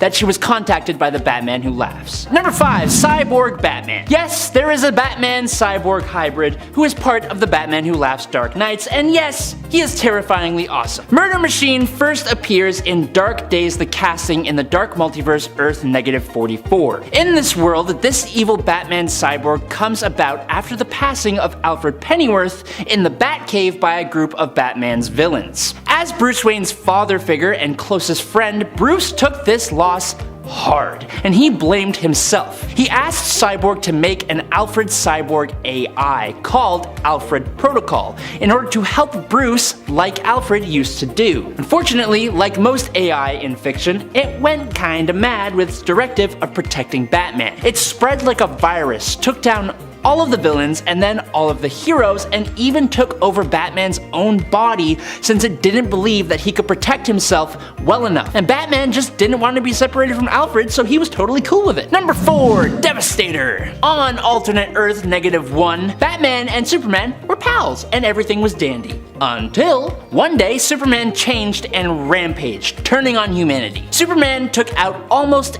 everyone, and Batman tried his best to help bring his friend back. But once Superman took out Lois Lane and then cut off Batman's arm, there was really no going back from that point. Batman decided to inject himself with the Doomsday virus, turning him into the Devastator, powering him up enough to take out Superman but also making him lose all sympathy. He still retains all the knowledge of Bruce Wayne plus the fighting skill, and he acts as the muscle for the Dark Knights. Truly a monstrous and terrifying Batman. Number 3, Eradicator Lois. For this point, we are going back in time to the infamous death of Superman. When Superman fell in the fight between himself and Doomsday, it didn't hit anyone as hard as it hit Lois Lane. Well, in the Dark Multiverse, something curious happened.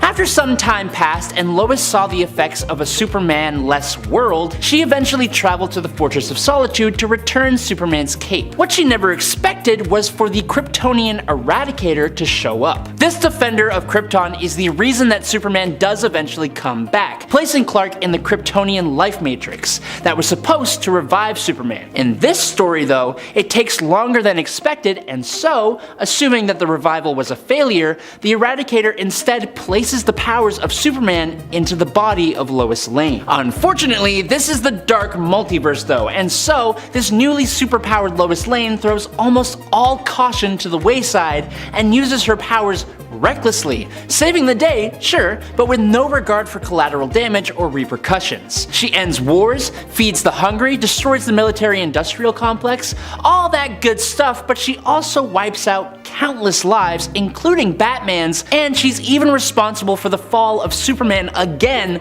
when he does finally return. The whole story is pretty tragic, but that also makes it one of the best ones to come out of the Dark Multiverse, in my opinion. Number 2, the Batman Who Laughs. The Batman Who Laughs is arguably one of the most dangerous versions of Batman who has ever lived, other than Batman himself. If you don't know yet, he is a Dark Multiverse version of Batman who took down the Joker, but inadvertently infected himself with a strain of Joker toxin. The resulting transformation turns this version of Bruce Wayne into an amalgamation of Joker and Batman. All the intelligence and resourcefulness and martial skill of Batman mixed with the buck-wild, psychotic, murderous mind of the Joker. He is pure chaos and destruction, and he lays waste to his own Bat family and the whole Justice League. He has a pack of Jokerized Robins, and he is the leader of the Dark Knights. He is also a lieutenant of the Dark God Barbados, and he convinced Perpetua, the original creator of the multiverse, to choose him as her lieutenant, eventually acquiring cosmic power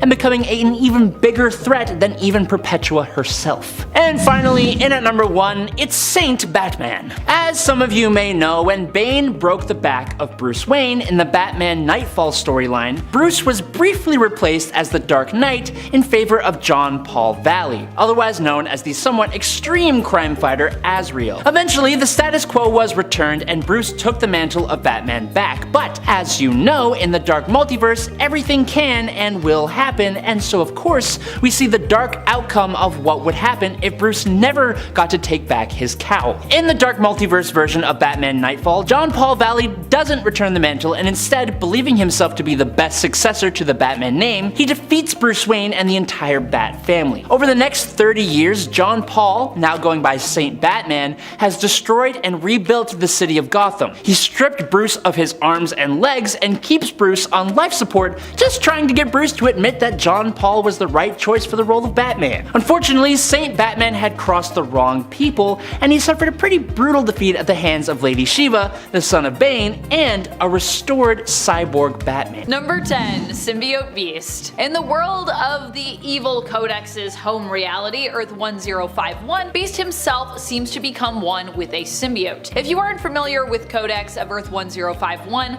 let me update you on that. He's basically the evil version of Dylan Brock, who, in that reality, grew up with his mother alive as opposed to his father. He ends up ruling the world as the villain Codex after falling prey to Null's dark whisperings, becoming manipulated by him until his 616 counterpart and the 616 Eddie Brock are able to set him free. Beast, as a member of the X-Men, seems to have acquired his own symbiote and was one of the few heroes who was apparently left to stand up against Codex. But ultimately, he and of course the mutant team, the X-Men, failed. We only see this version of Beast in one issue, or at least that's all we've seen of him so far, but I really love this symbiote design for him. I think it looks super cool, hence why I wanted to start off this list with Symbiote Beast. And friends, before we move on to our next spot on this list, if you love what we do here at Top 10 Nerd, why not show us you love us by clicking that thumbs up? It really does help us out, and it feeds the algorithm. Feed the algorithm! Sometimes we must. Number 9. Earth A. Everyone gets sued, left, right, and center when it comes to Earth A. Oh boy. For those who are not familiar with this reality and its inhabitants, it was a world where most people did not actually have superpowers. It is also known by its designated number of Earth 721. Here, a scientist created a device that would allow the people of the Earth A reality to travel to Earth 616, so they might go on vacation living the life of their superhero counterparts on this Earth. If you've heard about Jennifer Walters aka She-Hulk getting romantic with Juggernaut aka Kane Marco, this was actually later revealed to have not actually been Jen, but instead her impersonator from Earth A. That's how we made sense of that weird thing that happened, because it was a weird thing. As a result of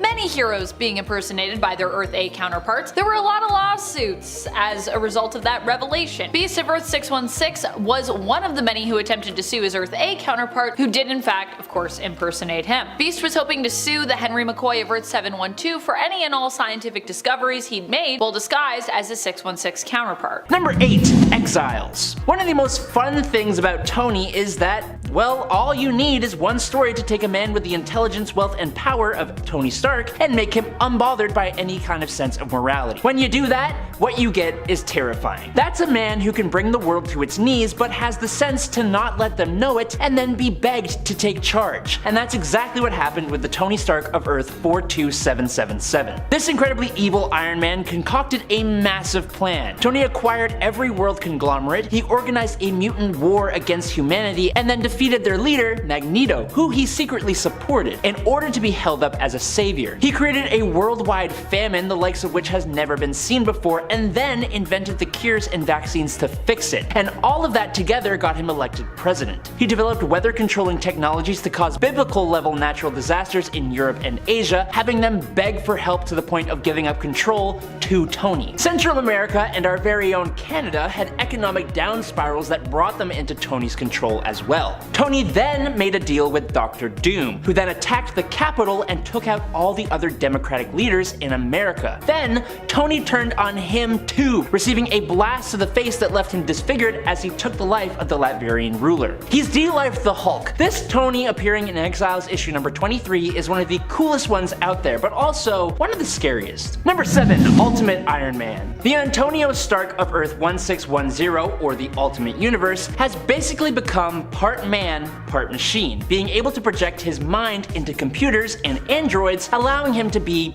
pretty much nigh unkillable. This was proven when the Master, Reed Richards, seemingly brought Tony's demise, but in actuality he became a non-physical entity which could manifest itself via computer systems. When actually physically inhabiting an Iron Man armor, he gains the usual Iron Man abilities and capabilities. He's also got nanites in his bloodstream that he uses to control his suit, as well as open locks, defuse boom booms, and interact with all forms of tech. He eventually had his mind and body altered by an Infinity Gem to allow him to physically and mentally interact with pretty much any computer ever. This Ultimate Universe Iron Man, like quite a few of the other Ultimate Universe characters, pretty ultimate. Number 6. Iron Goblin. The Spider Island story taking place on the alternate Earth of Earth 1991 basically saw the city of New York taken over by the Spider Queen, who infected millions of people, including heroes, turning them into monstrous spider people. Agent Venom of the Resistance began using other monster transforming techniques to cure heroes of the spider monster virus. This includes injecting the Hulk with the lizard serum,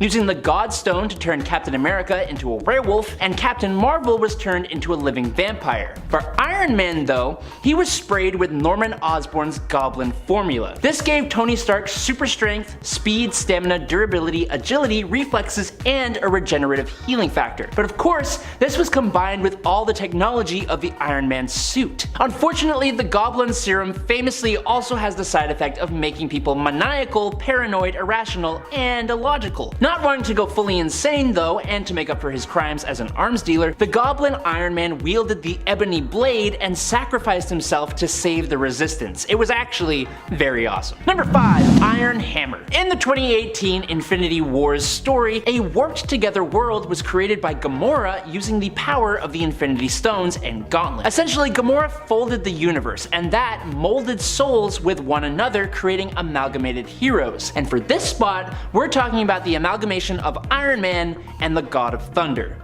Thor. Stark Odin's son is an awesome version of Iron Man and Thor that enjoys virtual immortality thanks to his Asgardian physiology, along with superhuman strength and endurance. His hammer, Mjolnir Iron, which I know is a stupid name, has all the same powers as the regular Mjolnir, but it also grants Stark his armor, which is now a mystical suit of Asgardian armor. Since both Thor and Tony kind of have daddy issues, this version of the mix has their father, Howard Odin, playing a huge part in the story too. It's pretty damn awesome and you should check it out. Number 4. Iron Maniac. Coming at us from the alternate Earth 5012, Iron Maniac shows readers what a totally evil version of Tony Stark would look like, other than the Exiles one and any other evil version, I guess. The Tony Stark from this war-torn version of the Marvel Universe has done some truly horrible things following the loss of so many of his fellow heroes at the hands of the villain Titanus. Using a really cool armor that also somewhat resembles Doctor Doom's armor, the Iron Maniac went against the Fantastic Four and even took the life of Johnny Blaze in his native universe. His advanced armor repels magical attacks as well as generates a neural dampening field that mitigates telepathic and telekinetic attacks to some degree, which really helped him out to be absolutely terrible. Reed Richards of Earth 5012 eventually found a way to send this Tony Stark to the 616 universe, where he faced the 616 Fantastic Four and eventually the New Avengers, showing just how powerful this evil Iron Man actually is and making us thank our stars that normal Tony Stark is a good guy. Number 3. Steel Corps. In Marvel's Age of X universe, the X-Men never existed to represent all the good that mutants can do, and as a result of that, the mutant population had become enemy number 1 to the human race. In response to this, the mutant Magneto used his powers to literally steal buildings from New York and form Fortress X, a safe haven for mutant kind. This led directly to the creation of a team of non-mutant heroes organized by General Frank Castle and led by a much more unlikable Captain America to hunt down this resistance of mutants. One member of this team was a version of Iron Man named Steel Corps. This Iron Man had become infected by a technological virus that fused him with his armor. Inside the armor, Iron Man has been slowly digested by the suit over the decades since he was trapped inside. The worst part is that this group of Avengers eventually decided that they aren't going to attack the mutants who are just trying to survive, so the government takes control of Steel Corps and forces the suit to attack. It's twisted, it's sick, and it's absolutely terrifying to imagine being slowly consumed by a suit of armor you can literally never leave and apparently cannot control. Number 2. Iron Lantern. The Amalgam Universe combined the world's two biggest comic book companies, DC and Marvel Comics, during a time of utmost peace and prosperity. Just kidding, this was in the 90s. This crazy event pitted popular characters from both sides against each other and even fused some characters together. One incredibly cool amalgamation would be between Iron Man and Green Lantern. Harold Stark, or Hal for short, was the founder of Stark Aircraft, and while test flying a prototype aircraft, it suddenly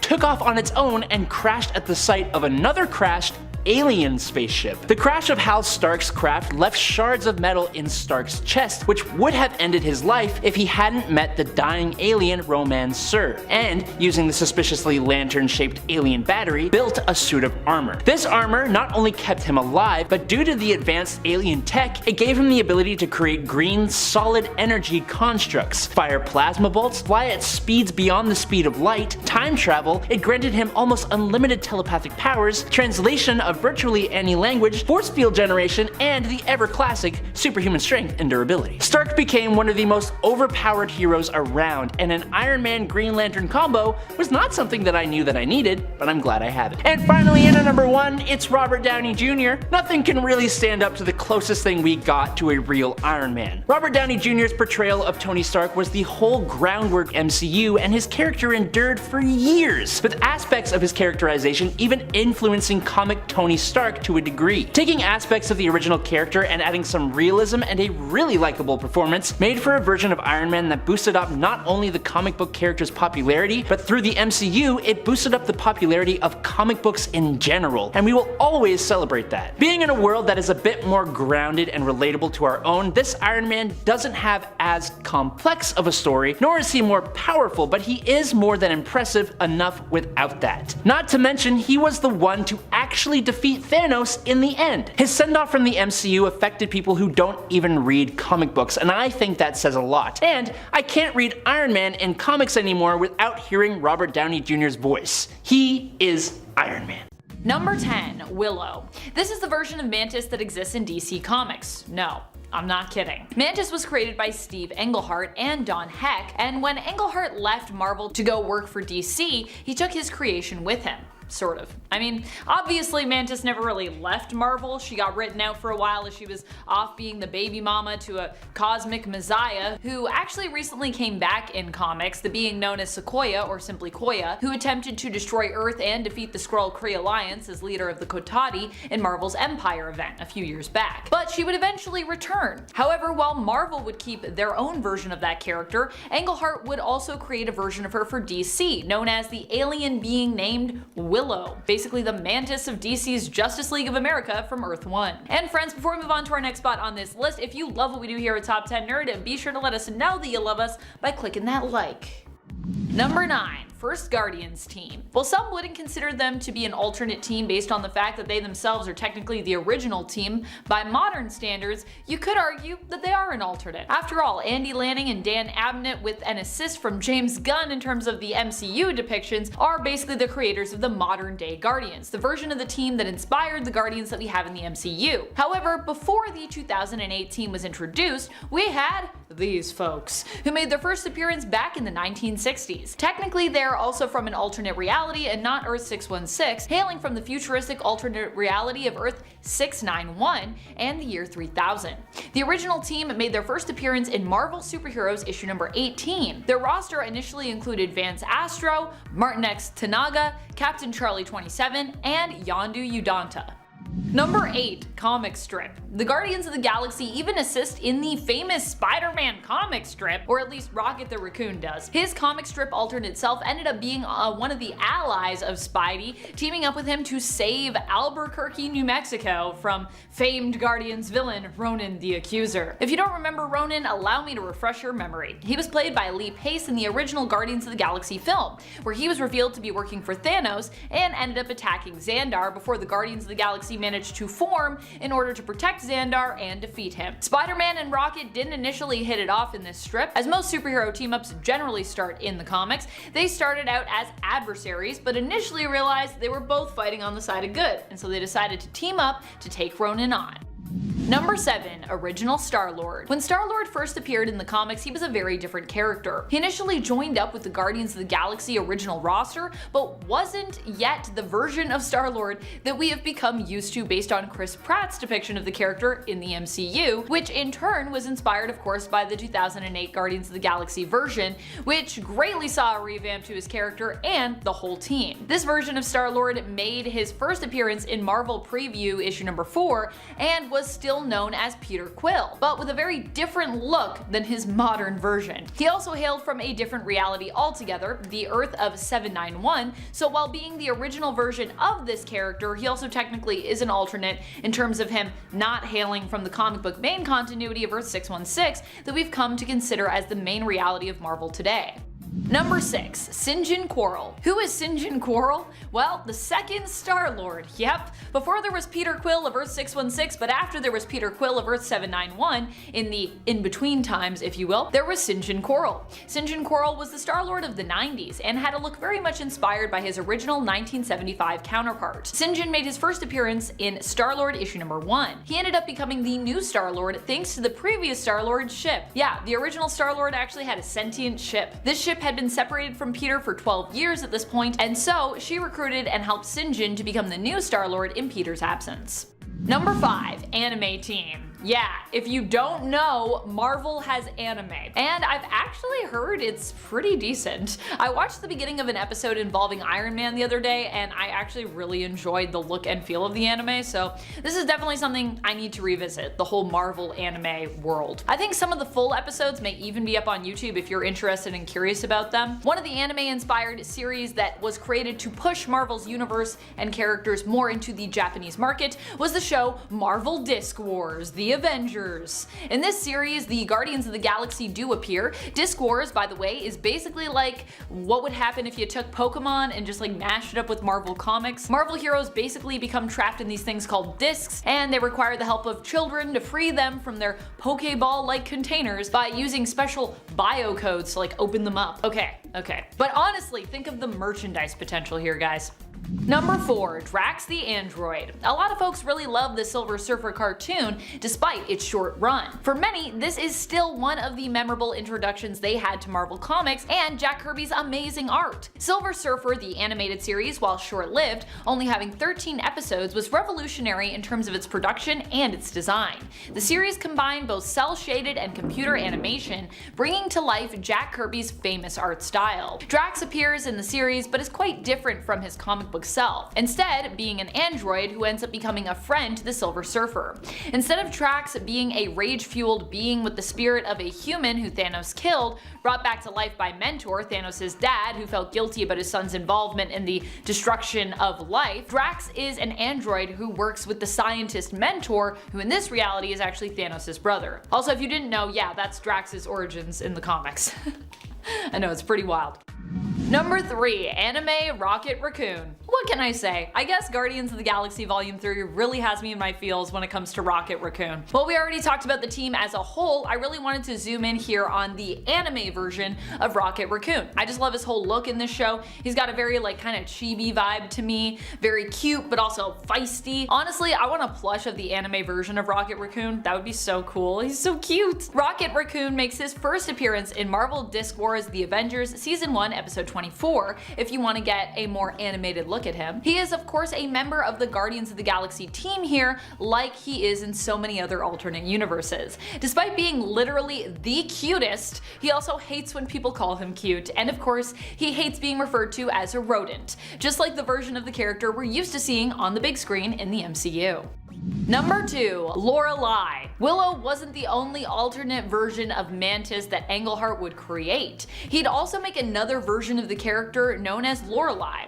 This version, however, was from a third publisher. Yeah, after Englehart took Mantis to DC, creating Willow, she got a miniseries there. However, when that miniseries was cancelled, he moved again and created another version of Mantis. He really loves Mantis, so that he could continue her story. I love that there are like 3 versions of Mantis with like 3 different publishers, but that technically her story is continued in like each of these continuities. This version of the character was known as Lorelei. Like the Mantis over at Marvel and the one over at DC, she was expecting an alien baby, and Lorelei's story saw the continuation of her becoming a mother, with this version of the character giving birth to the child that she'd had through 2 other continuities and publishers prior to this.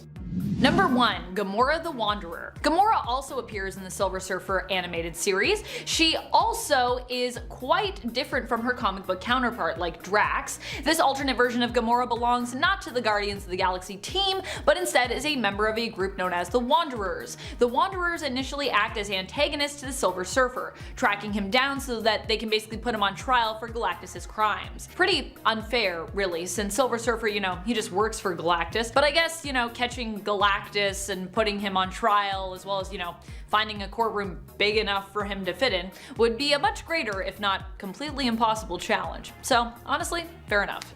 In a 10, Cosmic Ghost Rider. Amidst Earth's final stand against Thanos, tragedy struck the Punisher when debris from a building hurled by the Hulk's clash claimed his life. His soul was sent to Hell, consumed by a burning desire to punish the Mad Titan for decimating the planet. Seizing an unholy opportunity though, the Punisher struck a demon pact with Mephisto, transforming into the latest Ghost Rider. Yet upon his return to Earth, desolation greeted him. Thanos had vanished, leaving nothing but lifeless ruins in his wake.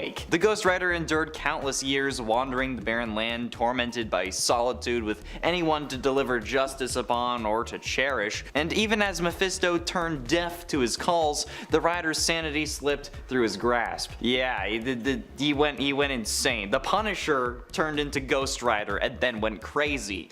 But fate intervened when a wounded Galactus arrived on Earth. Unaware of its lifeless state and seeking aid against Thanos, the Ghost Rider offered the dead world to the Great Devourer in return for being able to punish the Mad Titan as his herald, an offer that Galactus accepted. The crazy Punisher Ghost Rider gains cosmic powers. Then they go on an interstellar journey just trying to kill Thanos. Just because he obliterated all life. Yeah, centuries passed, and their saga culminated when they finally confronted Thanos, resulting in Galactus' beheading. In a 9, Speed Demon, one of my favorite things to talk about.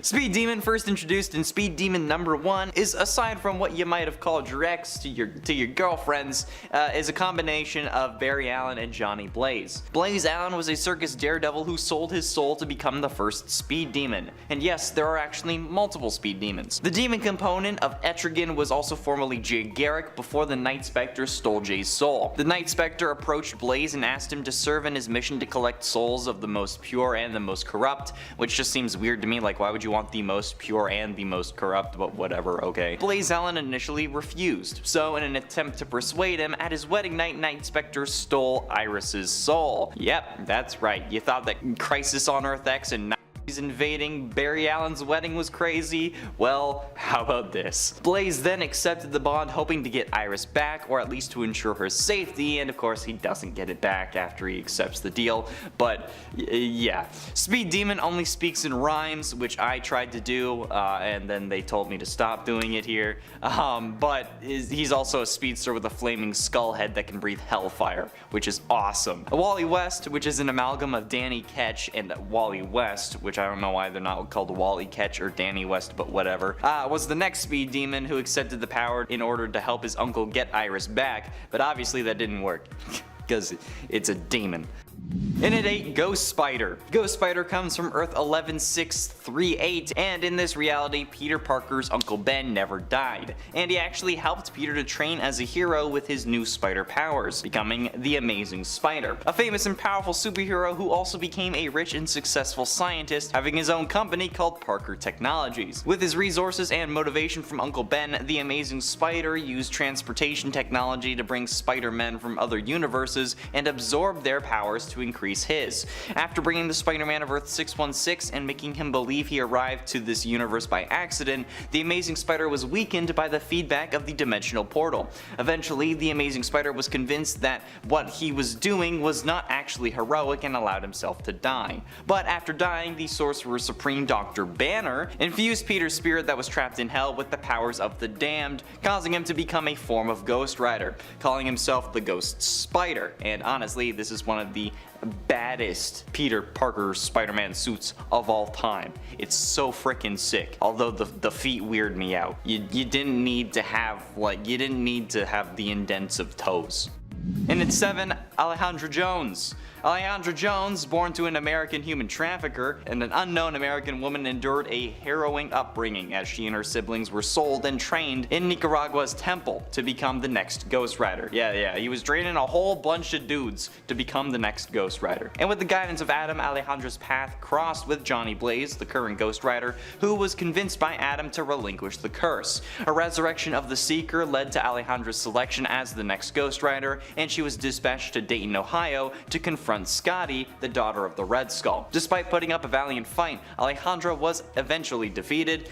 Meanwhile, Johnny Blaze learned of Adam's sinister ambition to purge humanity of sin, which explains why he was training up the next Ghost Riders, just transforming humanity into emotionless beings, which honestly I feel like could be a good idea at this rate. But feeling responsible for giving up the curse, Blaze agreed to assist in separating Ghost Rider from Adam, embarking on a separate mission to thwart that plan. But yeah, it's a dope story.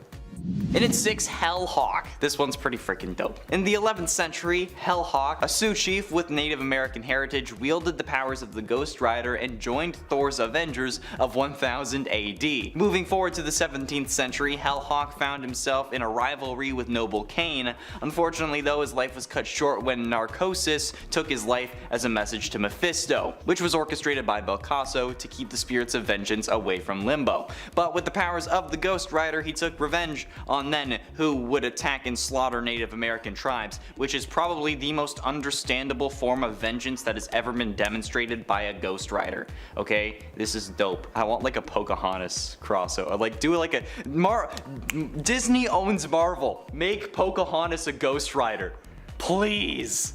Halfway through, into number 5, Ghost Hammer. A result of what is basically the civil war of Warp World, which was created when Gamora used the Infinity Gauntlet to fold the world in half. This character is a warp between Ghost Panther and Iron Hammer, which in turn are respectively mashups of Black Panther and Ghost Rider, and of Iron Man and Thor. Yeah, it's a little confusing. After stopping the Supreme Seven from destroying their world, the Defenders ended up experiencing a cataclysmic event where their world ended up folding in upon itself and once again merged Ghost Panther and Iron Hammer into the new being of Ghost Hammer. And they have all the powers of Ghost Panther from 616 and those of Iron Hammer from 616. They're basically the combination of 4 total badasses. So yeah, T'Challa Odinson is gonna make it onto this list. That's freaking dope. His name is T'Challa Odinson. In at 4, All Rider. Robbie and a Deathlock sent by Avenger Prime learned of the threat of the multiversal Masters of Evil and the Council of Red, prompting them to embark on a journey across the multiverse in search of potential allies. Among the recruits were Ant-Man, Star Panther, alternate versions of Captain America, the God of Fists, the Carol Corps, and various Iron Man counterparts, and during their mission, Robbie Reyes discovered that he was the All Rider, possessing the ability to ride anything. Insert the giggles of 14-year-olds and those like me who can't really mature because being an adult is boring. However, during an assault on Avengers Prime base, the God Quarry, Robbie's powers inexplicably failed. He later regained them during the battle, using them to seal a breach in the God Quarry, thus saving the entire multiverse from the destructive power of the First Firmament. Sacrificing himself, Robbie entered the First Firmament and sealed it from within, leaving him trapped there while rebuilding his car and awaiting for the opportunity to return home. But I just like the fact that this dude can hop on anything and it immediately becomes like his Ghost Rider thing. I just imagine him like pushing a child off of a scooter and hopping on it, and then just like the wheels start flaming and he just goes. Getting close to the end, in number 3, Goose Rider. Yep, that's not a typo, that's real. In the peculiar world of Earth 8311, Marvel created a universe where its characters were cartoon animals. Yep, that's right, you know who I'm talking about, Spider-Ham. Among these animal superheroes, or anti-heroes, whatever you want to say, resides Goose Rider, a spirited form of Ghost Rider, which is funny because it's a spirit. And anyway, in his fiery form, Goose Rider is a goose, shocking, donning a Daredevil costume outfit, kind of like an Evil Knievel thing, not a Matt Murdock thing. Unlike his counterpart in the Marvel main universe of 616, who's driven by a passion for punishing the unjust, Goose Rider's battles take a light-hearted turn. His main challenges include finding suitable entertainment and enduring the playful taunts of kids who use the fire from his motorcycle to roast marshmallows. This dude is basically if Ghost Rider was a kid's party entertainer, which is just weird. In terms of powers, Goose can call upon the mischievous demons of heck to unleash their unique attacks on foes, such as dropping anvils from above. As with many obscure characters, Goose Rider hasn't really been in the comics since the late 80s, making his final appearance in issue 17 of Peter Porker the Spectacular Spider-Ham, but hey, I think that we need to see him come back. Alright, where's across the Ghost Rider verse? Huh? Am I right? Crickets. Penultimately, and at number 2, Red Hulk. In the 6-issue crossover Circle of 4, Flash Thompson's Venom, Ghost Rider Alejandra Jones, Red Hulk Thaddeus Ross, and X-23's Laura Kinney converge in Las Vegas for personal reasons. Sinister casino owner Mr. Delegui is revealed to be Mephisto's demonic son Blackheart, leading to a chaotic situation where Alejandra accidentally opens a portal to hell, unleashing demons and malevolent beings, and Red Hulk and the others have to intervene. But the exposure to hell's indulgences corrupts Alejandra, making her steal the spirit for herself while Flash struggles to control his symbiote. Venom later steals the spirit, seeking that demonic power, but Blackheart intervenes and throws people out of windows and stuff. Alejandra survives. She joins forces with a massive behemoth that was now combining the powers of Red Hulk, Venom, and Ghost Rider all at once. Yeah, Thaddeus Ross got the Venom symbiote and the Ghost Rider spirit. They started racing up the side of a building on Thaddeus' motorcycle with his iconic line of "We are Smash for vengeance." I'm not even kidding, that's what he says. Then Las Vegas returned to normal, and then Red Hulk returned the symbiote and the spirit of vengeance. But yeah, Red Hulk as Venom and Ghost Rider, that's dope.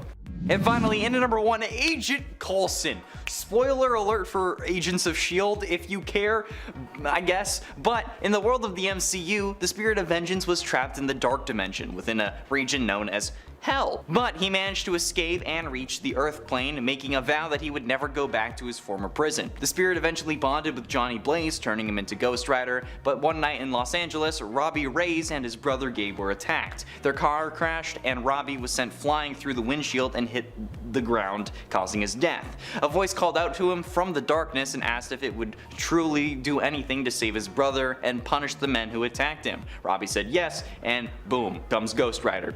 The Spirit and Reyes worked with S.H.I.E.L.D. in order to take down the baddie of season 4, which was Ada, once they returned from the Dark Dimension again. But Phil Coulson made a deal with the Spirit, which temporarily granted him his demonic power. Okay, this is so dope. Which he then used to successfully destroy Ada by incinerating her to ashes. The Spirit returned to Reyes afterwards, but come on, Agent Coulson with superpowers? We love Agent Coulson. The reason that they made Agents of S.H.I.E.L.D. was to bring Coulson back, I feel. However, Coulson's possession of the Spirit of Vengeance caused the cancellation of the GH325 effects, which had been keeping him alive since his resurrection, which ended up dooming him, but not before he got the chance to go out and see the world. So he doesn't die in the series, but it just kind of makes him a normal dude again, so he will die eventually.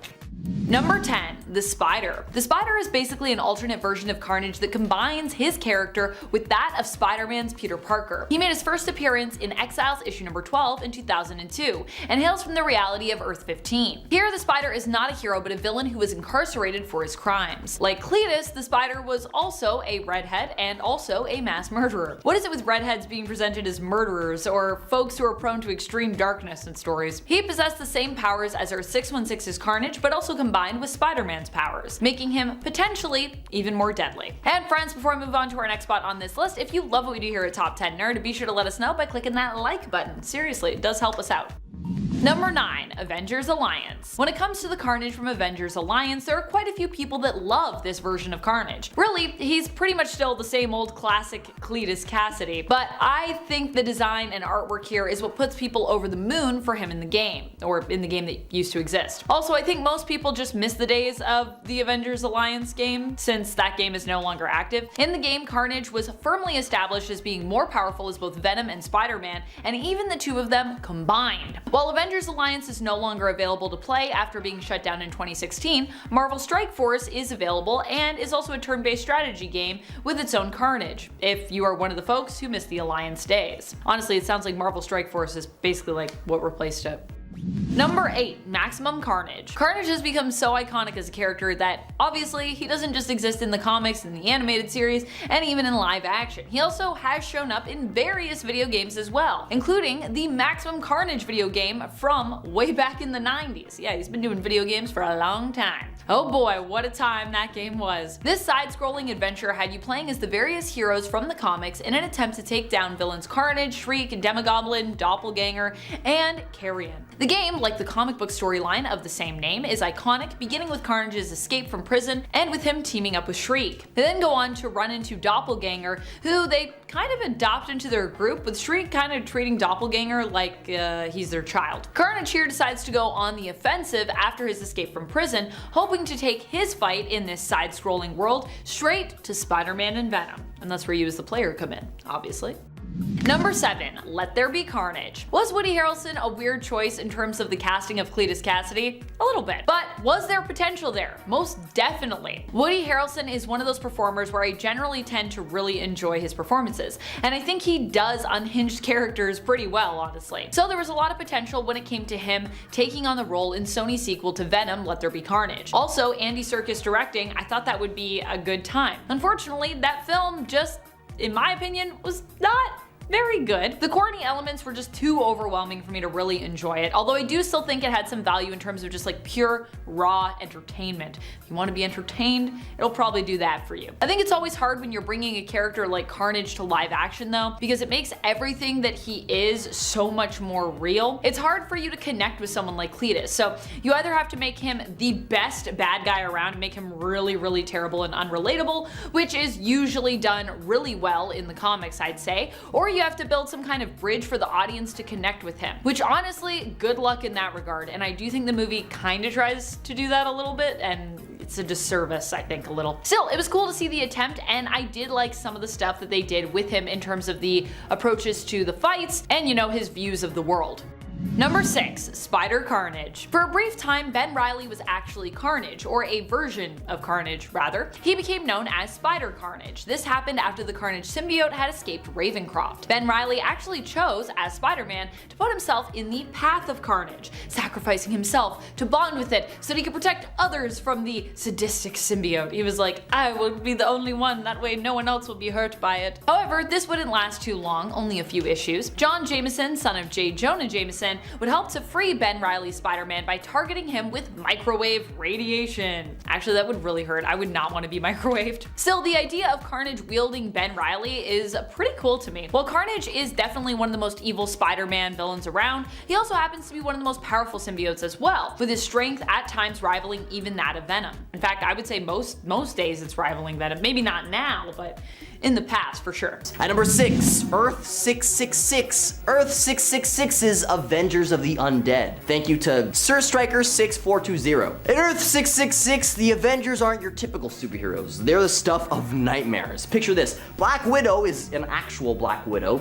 Captain America is not just superhuman, but a ferocious werewolf leading the charge. Daredevil is now a demonic force to be reckoned with, serving justice with a sinister twist. Frankencastle is very clever, a Frankenstein's monster version of the Punisher, Frank Castle, embracing the macabre. Hawkeye, more like Hawk's Eye, an avian sharpshooter taking aim with razor-sharp precision. Thor, once the god of thunder, is now a mummified deity wielding ancient powers. Spider-Man is literally a Spider-Man human hybrid. I mean, it speaks for itself. And who could forget Wolverine, the lord of the vampires, sticking his fangs into his victims with relish. In Earth 666, the Avengers are a terrifying ensemble, defending a world where the living dare not tread, battling for survival in the shadows of the undead.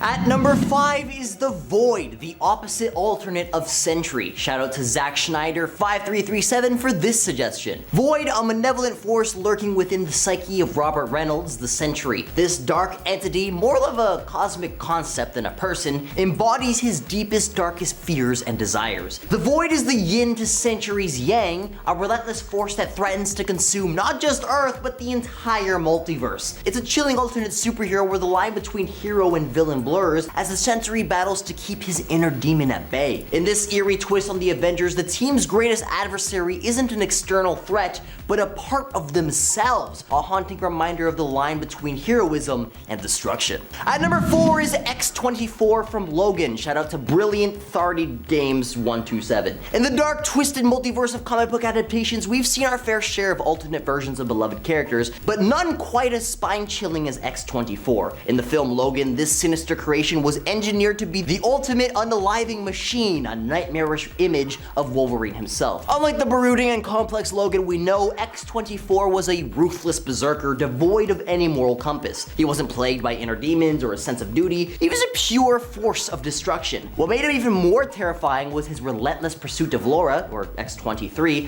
who shared Wolverine's blood. Every time X-24 appeared on screen, a wave of anxiety washed over me, knowing that this unrelenting monster would stop at nothing to achieve its grisly objectives. It's a chilling reminder of how alternate versions can take familiar heroes and twist them into our darkest nightmares. At number 3 is Poison. Thank you to Chronos200 for this suggestion. In this alternate version of Spider-Man the Other, Spider-Man's transformation takes a nightmarish turn under the Brooklyn Bridge. You see, instead of embracing his spider powers, he violently rejects them, decapitating his inner spider and leaving his metamorphosis incomplete. As if sensing the chaos, the Venom symbiote abandons MacGarren to merge with Peter Parker. A mental battle rages on, with the symbiote ultimately obliterating what remains of Peter's psyche. Stark Tower now becomes a battleground as the symbiote-possessed Peter, now Poison, confronts Aunt May and Mary Jane. Poison's deluded belief in his creation as an act of love drives him to offer Mary Jane a horrifying choice: to bond with the new symbiote spawn. Wolverine and Luke Cage try to stop him, but Poison's power proves overwhelming. The chilling climax reveals the extent of madness as he revives Gwen Stacy with the symbiote, transforming her into a Carnage-like monstrosity.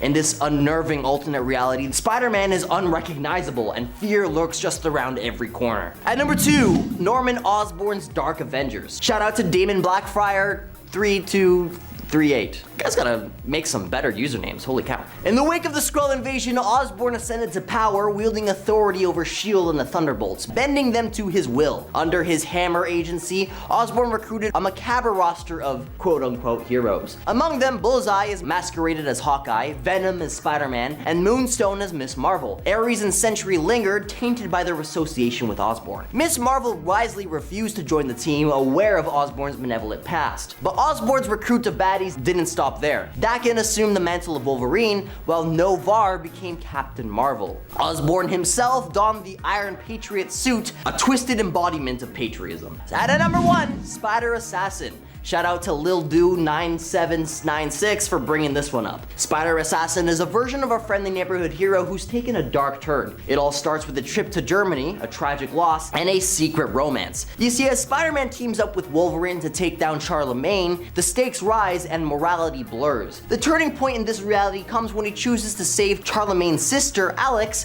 and spirals into a life of espionage and assassination. Now, what truly sets this Spider-Man apart is his enhanced spider sense. With training from Nebo, he transforms it into a weapon for seeing attacks before they're even conceived in the first place. It's an uncanny ability that makes him a formidable force, even modifying his web shooters to fire lethal bullets. Yet as he descends into darkness, this Spider-Man becomes an embodiment of moral ambiguity, losing his identity as the friendly neighborhood hero. And as such, he remains in Europe, accepting sinister assassination jobs, leaving us to ponder the full consequence of a spider sense weaponized to its full potential. At number 10 is X-24. In the dark and twisted multiverse of comic book adaptations, we've seen our fair share of alternate versions of our beloved characters, but in the film Logan, this sinister creation was engineered to be the ultimate unaliving machine, a nightmarish mirror image of Wolverine himself. Unlike the brooding and complex Logan we know, X-24 is a ruthless berserker devoid of any moral compass. See, he wasn't plagued by inner demons or a sense of duty, he was a pure force of destruction. And what made him even more terrifying was his relentless pursuit of Laura, or X-23, who shared Wolverine's blood. Every time X-24 appeared on screen, a wave of anxiety washed over myself, knowing that this unrelenting monster would stop at nothing to achieve its grisly objectives.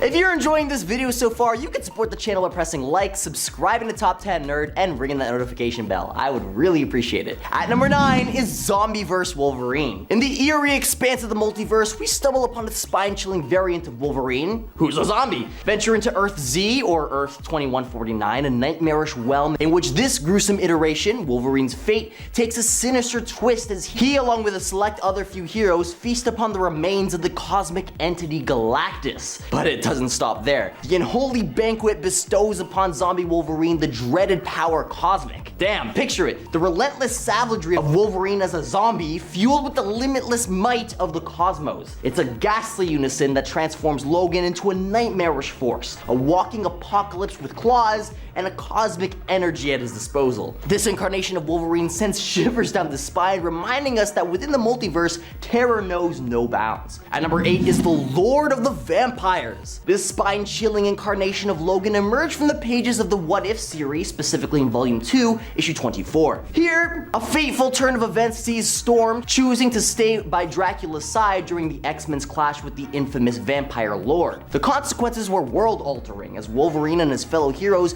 fell victim to capture and transformation. Yet the adamantium-laced warrior's indomitable will proved way too powerful for Dracula's control. In a gruesome twist, Wolverine overcame the Vampire Lord, seizing the throne and becoming the new Lord of the Vampires. Picture Wolverine with fangs, ruling over legions of bloodsuckers, and capable of enslaving anyone with a single bite. It's a nightmarish blend of clawed ferocity and a moral bloodlust that would haunt even the most fearless of souls. At number 7 is Cancerverse Wolverine. Cancerverse Wolverine is a denizen of Earth 10011, remains a shadowy figure in the Marvel Universe. In this eerie reality known as the Cancerverse, the Grim Reaper has been utterly obliterated, and in the absence of the unalive, paradoxically, it gave birth to a cosmic nightmare. Cancerverse Wolverine's appearance alone is enough to send shivers down your spine. In a world where mortality is non-existent, life spirals into a grotesque spectacle, a chilling reflection of the importance of balance in the universe. Because in this twisted realm, even a hero like Wolverine becomes a harbinger of terror, a reminder that the natural order of things, no matter how unsettling, always has its rightful place. At number 6 is Old Man Logan. Old Man Logan is a haunting iteration of Wolverine, emerging from Earth 807128. In this chilling reality, the claws of tragedy run deep. See, Logan was once a hero who now carries the crushing weight of guilt upon his adamantium-laced shoulders. Mysterio's sinister dissipation led him down a path of unwitting euthanization, annihilating his fellow X-Men. Time catapults us into a future where Logan has abandoned his iconic alias, opting simply for his first name to escape the specter of his past. But destiny refuses to release his grip. Logan attempts to evade heroics, settling into a family life, yet peril relentlessly pursues him. When the ruthless Hulk gang eliminates his loved ones over the late protection money, Logan's dormant savagery ignites. The descent into vengeance becomes an inescapable plunge, culminating in a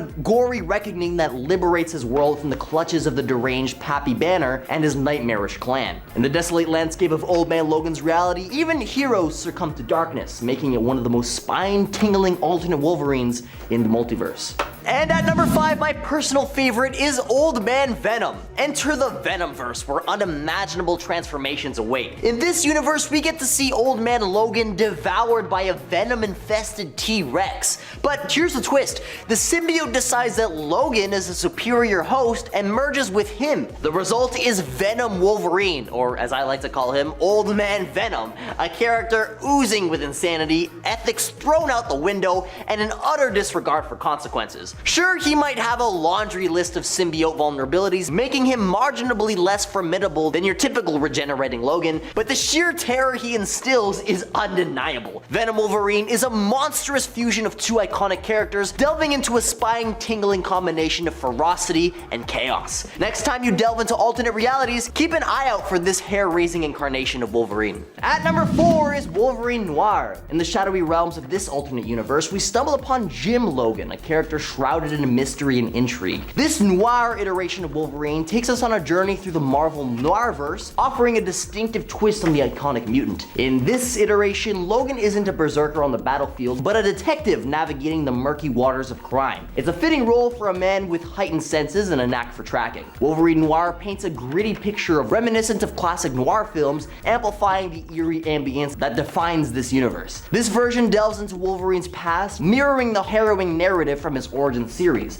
Raised by a fervently religious father, Jim's childhood is the haunting tale of sermons and strife, shaping his path into the detective he becomes. So while we've seen Logan in countless forms, Jim Logan's chilling incarnation stands out as one of the most intriguing and unsettling alternate versions of this iconic character. At number 3 is Phoenix Wolverine. In the realm of eerie alternate Wolverines, the incarnation known as Phoenix Logan takes a chilling spot on our list. Picture a grim future where Thor ascends to the All-Father status and Loki, the ever-malevolent trickster, decimates humanity just to torment his brother. In this apocalyptic landscape, Wolverine, after his own demise, becomes a new vessel for the awe-inspiring Phoenix Force. With this cosmic power coursing through his adamantium-laced veins, Wolverine exhibits an array of mind-bending abilities, even at one point going as far as to save Loki from the formidable Celestials. However, the tale takes on a different twist when a future iteration of Doctor Doom crosses this Wolverine's path, obliterating him. Yet thanks to the Phoenix Force, his demise is merely a minor setback. To secure Doctor Doom's defeat, Logan willingly sacrifices himself, channeling his power through Thor's mighty Mjolnir in the relentless battle. At number 2 is Akihiro. Akihiro, also known as Daken or Fang, is a chilling alternate version of Wolverine. During the Dark Reign storyline, when Norman Osborn took control of the comics, Daken emerges as a sinister counterpart. See, Osborn had formed Hammer and the Dark Avengers, a team comprised of rebranded villains as Avengers replacements. While Osborn attempted to recruit original Avengers, most of them declined. Daken, however, joined as Dark Wolverine. Akihiro might not currently be villainous, but during that time, he was a bona fide baddie. What makes him terrifying in the series is his lack of a moral code,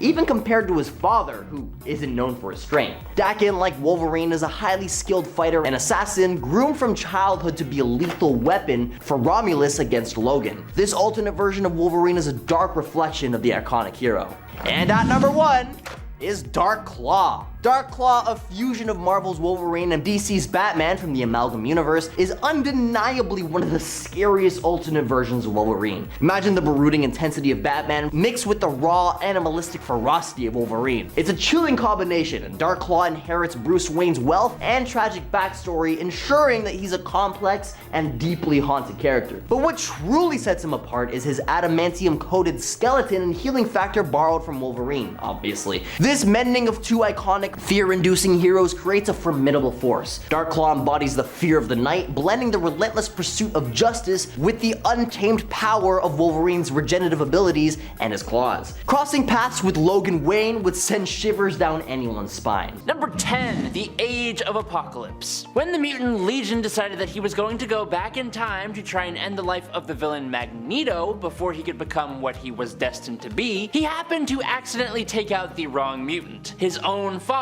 Charles Xavier. This created a separate new reality where it was Magneto who founded the X-Men, and without the protection of Xavier, Apocalypse began his plan for world domination 20 years early. Turns out, that was the move, as doing this allowed him to take control of the entirety of North America and begin his plan of survival of the fittest by attempting to cull all of humanity. Apocalypse with his forces conquered Japan, Wakanda, and Atlantis, destroyed half of South America and Central America, and took out almost all mutants with telepathic or time travel abilities. With the help of his new horsemen, Mr. Sinister, Abyss, Mikhail Rasputin, and his son Nemesis, Apocalypse ruled over America while trying to defeat his only real resistance, the X-Men and the European Human High Council. He eventually managed to capture Magneto and his son Charles, although the rest of the resistance was able to break into Apocalypse's citadel in the ruins of Manhattan. With his last bit of strength, Magneto, furious at Apocalypse for terrorizing the world, magnetically tore his body in half, and it was so cool. I'm leaving out a lot, but the Age of Apocalypse is pretty huge, and I've only got like a minute here, so we're moving on. Coming in at number 9, it's the Mangaverse. In Marvel's arguably underrated Mangaverse, Apocalypse is the main enemy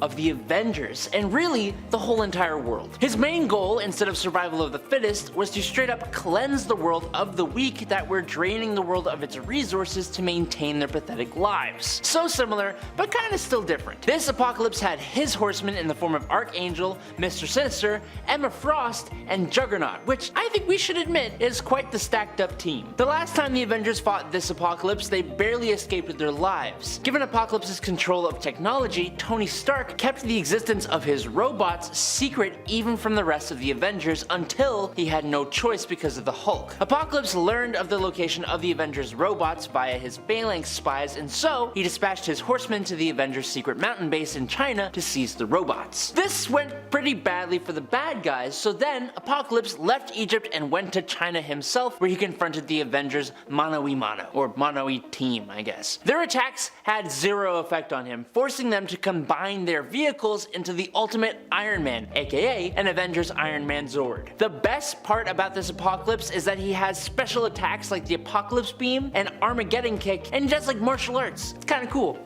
I guess. Number 8, Ultimate. Apocalypse in the Ultimate Universe is actually quite strange. When Apocalypse first showed up here, he was actually a vision or apparition who could only be seen by the schizophrenic Mr. Sinister. This Lord Apocalypse that seemed to live only inside of Sinister's head and as a stuffed effigy apparently made Sinister his herald and gave Sinister a mission to take the lives of 10 innocent mutants in order to bring about Apocalypse's manifestation. After Sinister launched a failed attack on the Xavier Institute for Higher Learning to complete the task, he was captured and imprisoned by S.H.I.E.L.D. While in his cell, Apocalypse came to Sinister again and commanded him to choke himself, which he failed to do, but would eventually succeed at when he turned up passed out in the afterlife with his t-shirt lodged in his throat. Kinda bad. But that was all actually a ruse. Apocalypse was pleased by Sinister's ability to get out of custody, and so he managed to return Sinister to life, and so Sinister set out again to eliminate mutants in order to obtain the 10 he was supposed to get for his master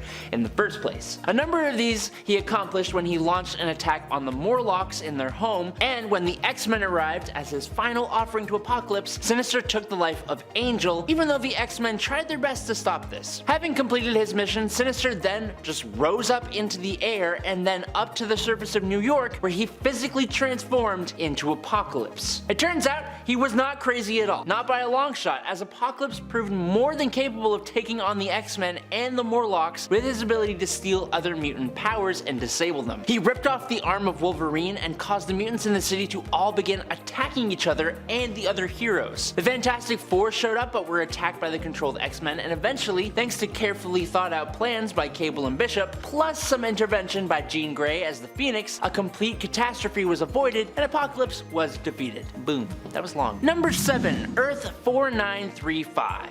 As some of you may know, Apocalypse and the mutant Nathan Summers, aka Cable, have a lot of history together. When Nathan was a freshly born little bean, he was infected with the techno-organic virus by Apocalypse as a test of his worthiness to become a host for Apocalypse. When the X-Men fought off Apocalypse and recovered Nathan, Cyclops begrudgingly agreed to send Nathan away to the future with the hope of him being cured. Earth 4932, or Earth Ascani, is that future. Taking place in the late 36th century, where Apocalypse ruled the entire Earth, Nathan arrived and he was immediately cloned just in case he could not be saved. When this Apocalypse found out that Nathan was in the present day, he sent out his forces to capture Nathan, but he had actually taken the clone instead. That clone would be raised up by Apocalypse with the hopes of him becoming the next host body for Apocalypse. Apocalypse named that clone Strife, after a villain he fought in the modern day, who was actually an adult version of this kid, which really confuses things kind of, just a tiny bit. Since his current body had grown old and feeble, Apocalypse raised Strife to be extremely powerful as he planned to transfer his consciousness and power into Strife's body. Now, the real Nathan, who was being raised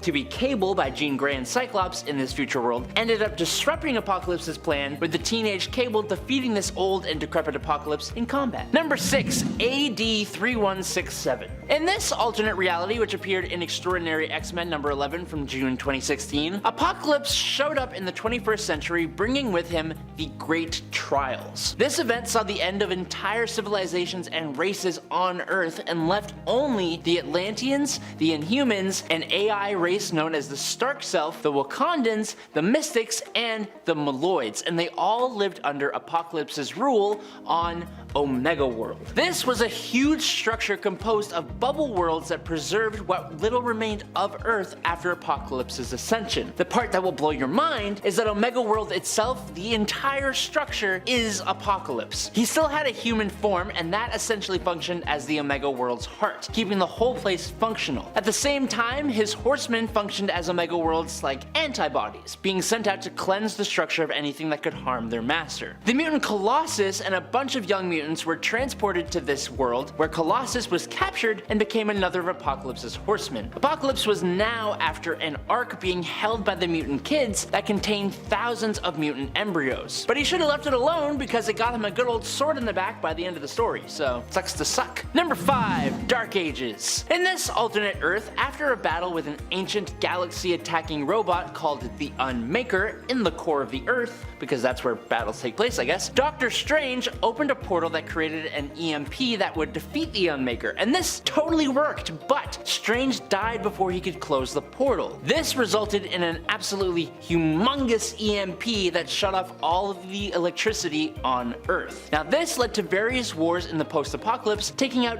tons of people, and eventually, after things calmed down a little bit, people lived in various little tiny communities surviving against attacks from vampires and werewolves and all that fun stuff. In Europe, however, the mutant apocalypse had taken over, and using the Purple Man, he brainwashed geniuses from around the world and then began attempting to reawaken the Unmaker for his own villainous deeds, causing all of Earth's heroes to band together to try and bring him down. Number 4. House of M. There was a small chunk of time in Marvel Comics where the Scarlet Witch went just a tiny little bit out of whack and maybe changed all of reality to make Magneto the ruler of the world. With a mutant like Apocalypse running around though, Magneto would have some competition. Apocalypse in this reality met Magneto after a group of his mutants were taken out by Sentinels and he proposed an alliance. But that didn't last very long, as Apocalypse disapproved of Magneto's mercy towards humanity and those who Apocalypse considered weak and unworthy. The two fought, but Magneto, being in this alternate reality controlled by the Scarlet Witch, emerged as the leader of the mutant resistance, but still, after a Sentinel attack, Magneto declared war on humanity yet again. Apocalypse, since his defeat, would continue to serve Magneto, freeing a number of imprisoned mutants in exchange for control of the whole of Northern Africa. Later on in the timeline, Magneto would give Apocalypse the task of eliminating the Black Panther, and so Apocalypse would lead Sabretooth, Iceman, Angel, and Nightcrawler in an attack on Wakanda, and that is a really cool team. They didn't really expect Prince Namor and Emperor Sunfire to be there though, assisting the Black Panther and Storm. During their battle, Apocalypse went looking for the Panther inside his castle, only to find Black Bolt, who destroyed Apocalypse with a little tiny whisper. Very cool. Number 3. Messiah War. In the alternate future setting of the awesome Messiah War story, Strife, the uninfected clone of Cable and an incredibly powerful mutant, has ruled the world after Apocalypse's hibernation. In this reality, Apocalypse was attacked and defeated by the combined efforts of Strife and Bishop. Nearing the end times, he used his remaining powers to telepathically call on what seems to be his favorite horseman, Angel, who at the time was a member of X-Force. Apocalypse commanded Angel to end Apocalypse's life since he views himself as weak, but surprisingly, Angel refuses to do so and instead gives Apocalypse pieces of his metallic wings. They're the same metallic wings that Apocalypse gave to him in the first place. Apocalypse used those metal feathers to restore his own powers, and now, back to his full self, he convinces Angel that they should take down Strife together, as a team. Both of them headed for Strife's citadel and defeated him pretty easily, but then Apocalypse took interest in the mutant Messiah, Hope Summers, and said that one day she will become a vessel for his soul, and it was then that Cable and X-Force surrounded him and demanded the surrender of Hope. Thanks to Angel sparing and restoring Apocalypse's life, he agreed to stand down, but warned Cable that he will be coming back for the child, and Apocalypse is last seen dragging Strife to be his next vessel for his soul. Sounds terrifying, but it's how it goes, I guess. Number 2. Archangel. Apocalypse, one of those who agreed to be the instrument of the Celestials on Earth to ensure the natural evolution of superior species, used the Death Seed to transform individuals into his various horsemen of death. One of the most famous of those individuals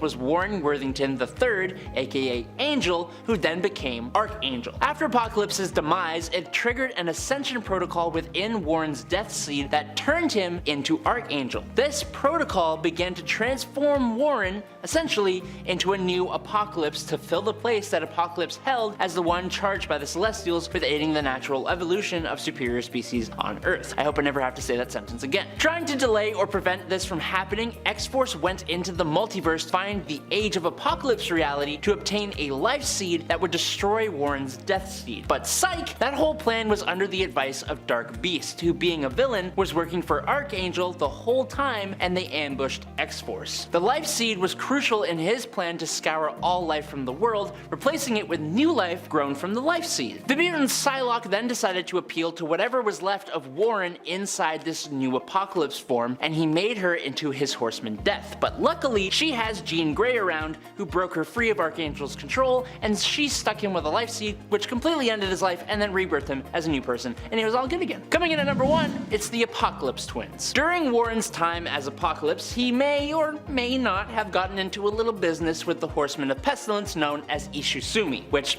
after his defeat, happened to produce 2 little terrors known as Uriel and Iman, aka Archangel's heirs, aka the Apocalypse Twins. In a slightly unexpected turn of events here, they were stolen away by Kang the Conqueror of all people, who feared what they would become, and the 3 of them disappeared into the time stream. As you could expect, growing up under Kang the Conqueror was extremely rough, as he was horrible to them, and so the twins grew up to understandably be pretty horrible themselves. After Archangel was defeated, the son of Apocalypse, William Rawlson, attempted to gain his own Death Seed from the Celestial Gardener and become the new Apocalypse. This is when the Apocalypse Twins showed back up out of the time stream, wielding the Asgardian axe Yarnbjorn, which they stole from Kang the Conqueror, and they sent that Celestial to its form of an afterlife. They next attacked the Peak, aka the headquarters of Sword, and then following that, they took out most of Clan Akaba and destroyed Akaba City. They then used life seeds and death seeds harvested from the Gardener to resurrect Sentry, Banshee, Grim Reaper, and Daken as the 4 Horsemen of Death, which was totally awesome. But then, they framed the Earth for the passing of the Celestials so that Exitar the Executioner, another Celestial, would destroy it, and they almost got away with it too if it weren't for the time-traveling Kang the Conqueror and some X-Men, always saving the day.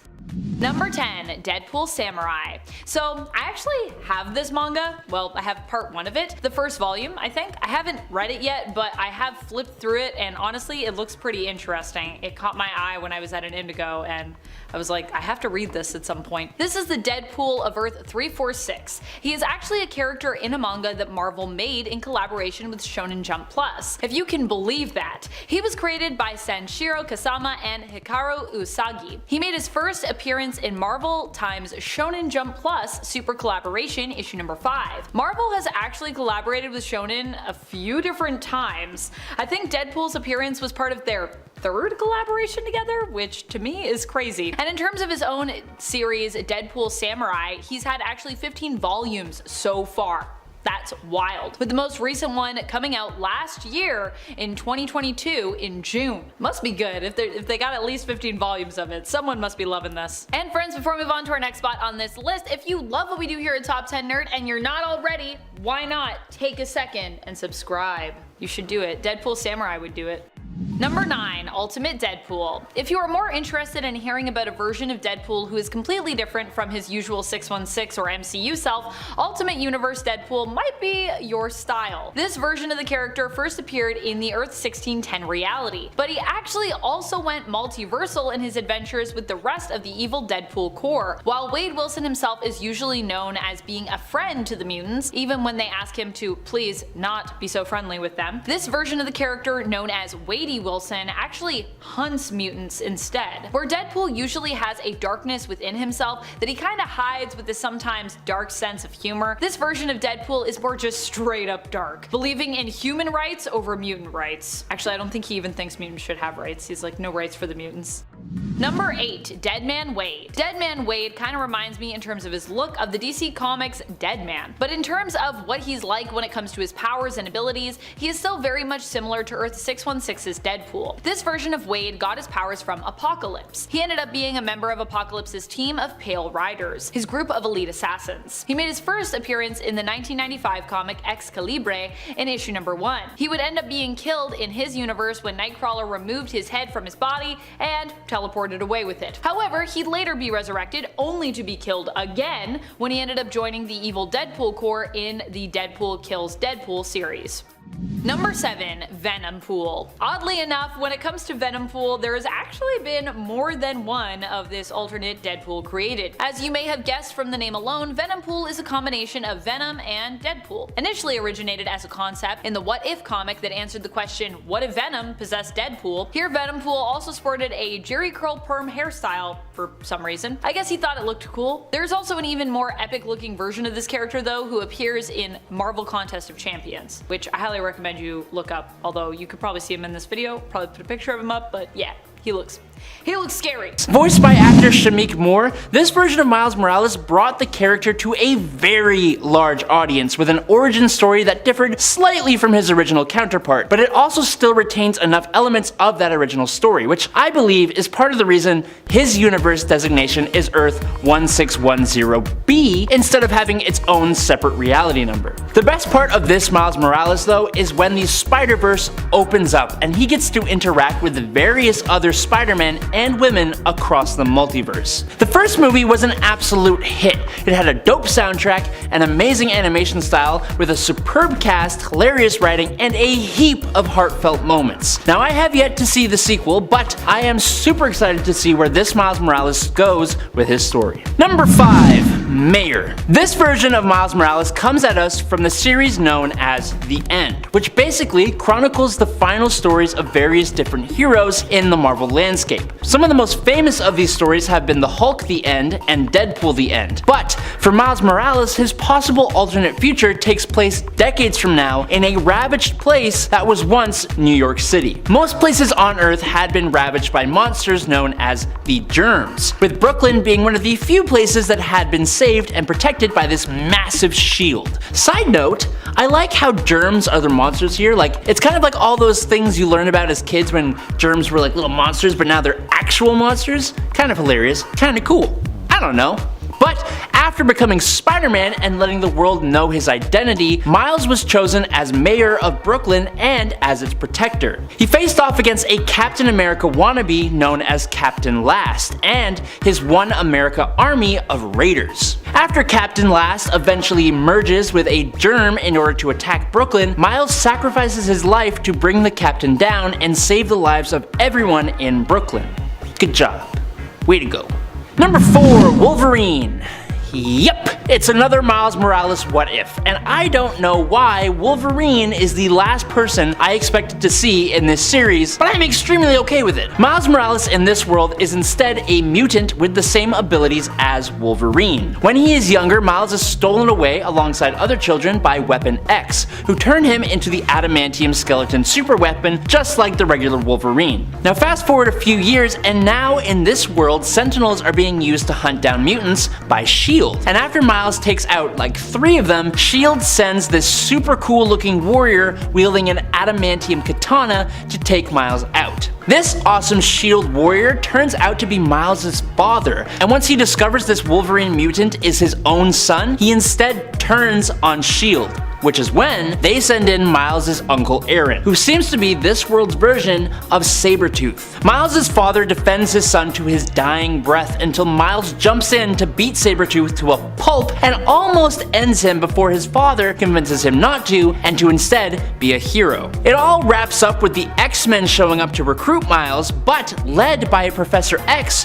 who is Genki Lee. It's just wild. It's so cool. Number 3. Vision Miles. No, this is not a highly advanced android version of Miles Morales. It is, in fact, the Miles Morales who exists in a possible future shown to us in a vision from the inhuman precog known as Ulysses Kane. The reason I want to talk about this seemingly insignificant version of Miles Morales who only appeared in a vision is because this Miles was able to take the life of Captain America. Now obviously Captain America is not an indestructible guy. He's not the most powerful hero and he could probably be taken out by any number of heroes, but the respect that Captain America carries and the influence he has makes him one of those characters that you simply do not see being taken out very often. So, to see it happen here in Civil War II at the hands of Miles Morales on the steps of the ruined United States Capitol building in the reality of Earth 61115 is one hell of a shocking image. I want to know what happens after Miles does this, but we won't know until a writer decides to take the initiative to put out a story set in this alternate crazy reality. Number 2, The Falcon. Temporary reality number 852 gave us a Miles whose history is similar to his Earth 1610 counterparts, only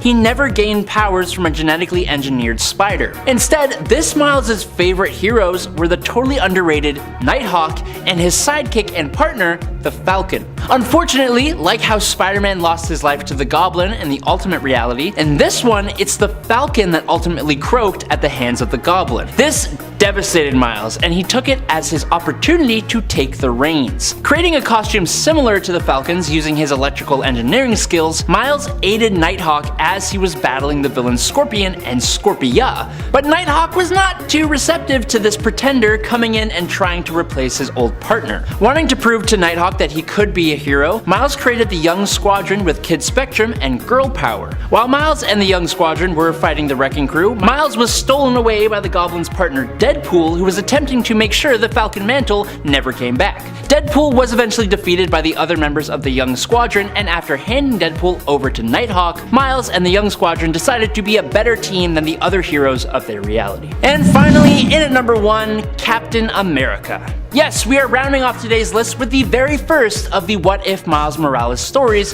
which in my opinion is one of the best. In the very first issue, Miles' dad is part of the new super soldier program inspired by the original that created Captain America. Uncle Aaron, who always plays a large part in Miles' life, steals the super soldier serum and keeps it in his fridge, which is where Miles finds it looking for a drink. It turns out Miles is actually a perfect match for the serum, and he becomes the new Captain America. It's super cool because not only is Miles the new Cap, but Tiana Toombs becomes the Falcon and Sam Wilson becomes the new director of S.H.I.E.L.D. with the eye patch and everything. Uncle Aaron becomes Prowler after being attacked by Black Widow, and Lonnie Lincoln is the Grey Skull, which is this reality's Red Skull. Miles here seems to be just as powerful as the normal Captain America, if not a little younger and by extension, a little bit more naive. Number 10, Howlett. Howlett is another one of my favorite Wolverine alternates. He hails from Earth 12025, known for being his own home universe. That's how popular he is. That's how we know what that universe is, just based on this one character. He was created by Greg Pak and Mike McCone, and made his first appearance in 2004's Astonishing X-Men in issue number 44. In this reality, James Howlett becomes the Governor General of Canada, serving both the Queen of England and Canada. He often teams up with the Hercules of this reality, and the two even have a romantic relationship together. Tragically, their romance initially had to be kept a secret because both of the people they served, the Queen and Zeus in Hercules' case, banned them from being in a relationship together, each for their own different reasons. And even when they did reveal their love, there was hell to pay. In at 9, Old Man Logan. 50 years later, Logan lives with his wife Maureen, his son Scotty, and his daughter Jade on a plot of land in Sacramento of what used to be California, but is now a part of Hulkland, and no, that's not an amusement park. He requires money to pay his rent to his landlords for his territory, his landlords being the descendants of Bruce Banner, you know, the Hulk gang, who are the product of just a messed up procreation situation. I don't think I can say the actual words on YouTube, but you get what I'm saying. He refuses to sell his children's toys to pay for rent, so Logan is shown as just, you know, a broken man who refuses to fight, even though, you know, he definitely could. He's living peacefully, but then when he realizes he's unable to pay, that's when the Hulk gang will not accept a plea deal to pay double next month. So yeah, considering how they're inappropriately and without permissionly conceived children of Hulk and She-Hulk, which is Bruce's cousin, you know that this isn't going to go well.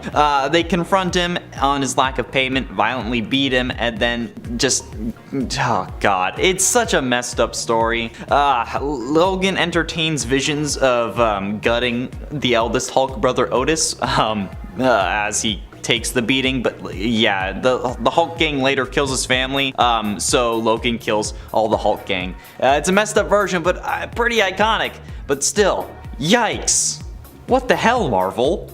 God, don't put this in the MCU. Thank God this wasn't a what if episode. Jeez. Inundate Capitalist Couriers. First appearing in Flash Volume 2 number 6 in 1987, the group originally known as the Red Trinity was created by Russian scientist Pyotr Orlov when he and his partner attempted to recreate Flash's super speed abilities after watching a daring rescue. The second group of test subjects were successful and were renamed the Red Trinity. The group included Anatoly, Bebek, and Kasofia, and they became agents for the Soviet military. But here's where things get weird. When the third Flash came to enlist the help of Dr. Orlov in the issue of saving Jerry McGee's life, the Red Trinity chose to follow Orlov to America. While there, they became infatuated with American culture and decided to stay there, opening a business as a team of super speed messengers called Capitalist Courier Services Inc. Kasofia has since died. He was running up the side of a building to make a delivery when his speed vanished for some reason and he fell to his death. That was thanks to Savitar's reappearance, but these Russian speedsters literally made Amazon Super Prime. Okay, that's great. That's so good. That's hilarious. That's what I would do with my powers if I got super speed. In at 7, Leah Nelson. Leah Nelson from Earth 9 is a very different version of the Flash, to say the least, but on her Earth, Leah is the second most recognized person on the planet. She was an instant celebrity since her parents were the first people to visit Jupiter, and her mother was a bit of a hero and her father was a Nightwing agent, even if he wasn't very good at his job. Leah is a being of light, and once able to control her power, she took on the moniker of the Flash. Since she is a being of light, she's able to travel at the speed of light, making her a speedster without a connection to the Speed Force, which I admit may frustrate some of you with her being on this list, but I don't know, I thought it was interesting, okay, and certainly an interesting version of the Flash. Leah also had a whole host of powers including superhuman speed, metamorphosis, where she uses light to create solid holograms to alter her appearance, energy construct creation, allowing her to make solid objects out of light like a Green Lantern, energy projection, which is just beams of energy, and energy absorption. And it's 6, Savitar. The Savitar from the comics is certainly another interesting character.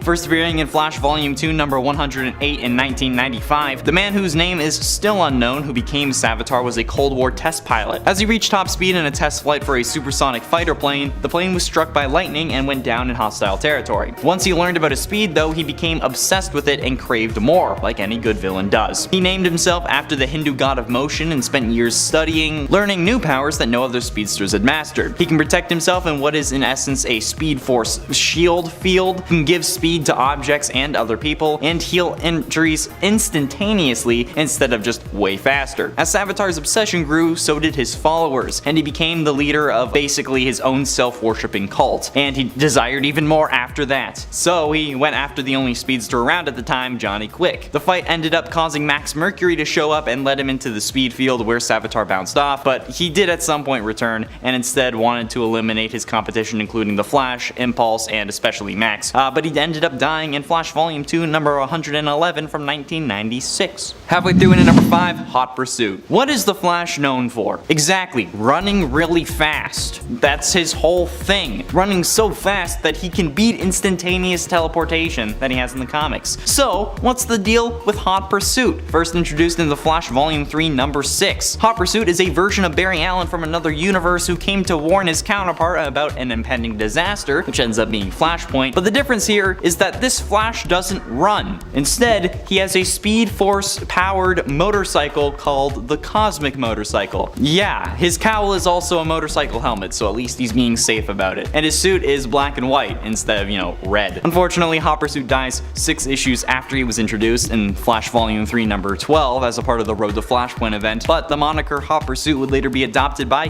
Patty Spivot as she stole his gear from the Central City Police Department. In at 4, No Rules to Follow. In an Elseworlds story where metahumans are hated, basically just mutants in the Marvel Universe, 10 individuals with powers band together to try to get the world to trust them by doing good deeds. These people, who on another Earth would be known as the Flash, Shark, Fire, Dr. Light, Polaris, Power Girl, Poison Ivy, Tasmanian Devil, Changeling, and Metamorpho, unfortunately don't accomplish their goal, since their attempts to contain a nuclear meltdown just make everything worse. After this disaster, metahumans go into hiding, and a few metas, Flash included, began raiding military bases that had previously attacked them. But after a battle with the Control Squad, which was a group of high-tech operatives that the Wayne Foundation had created to fight metahumans, caused an even further split, resulting in Ivy, Changeling, and Metamorpho all hating the military even more. But when Superman showed himself, everyone eventually kind of accepted it. Then Batman, or I guess Wayne, ended up creating the version of the Justice League that was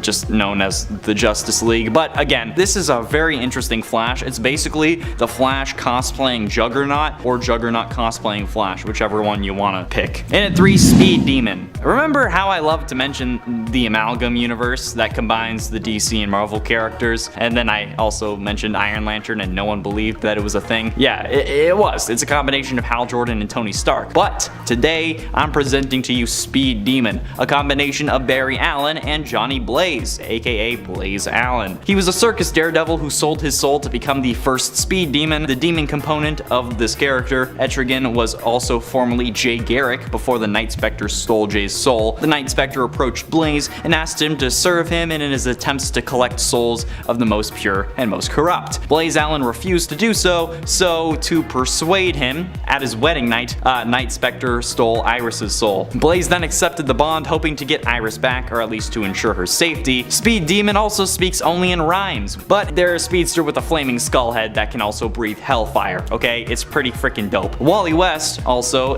who is an amalgam of Wally West and Danny Ketch, was the next Speed Demon after that who accepted the power in order to help his uncle get Iris's soul back. But ultimately, in at number 2, Wizard. This version of the Flash actually comes from the Marvel universe, believe it or not. And while yes, speedsters are like a superhero archetype, this one is like a deliberate reference to the Flash from an unofficial Justice League versus Avengers crossover fight in the Marvel universe. The Wizard is a member of Squadron Supreme, which comes from a parallel dimension of the Marvel multiverse. Stanley Stewart is his name, and while running late one night, he ran through a strange fog. Over the next few weeks, he gained the ability to run faster than anyone else, which I didn't know Fog had the ability to do, but hey, it's comics. The original goal of Squadron, which Wizard was a founding member of, was to create a utopia, which they would have accomplished. They turned much of the world into a paradise within the first year, but stopped when a former member, known as Nighthawk, convinced them that it was in essence a dictatorship. Shortly after the project ended, multiple members of the team got stranded in the main Marvel universe, but did end up making it home. And finally, in at number 1, The Crash. This is like my favorite alternate version of the Flash. Coming from Earth C-, the Crash is the fastest animal alive, and a member of the JLA, or the Just a Lotta Animals group, which is this world's Justice League. On Earth C-,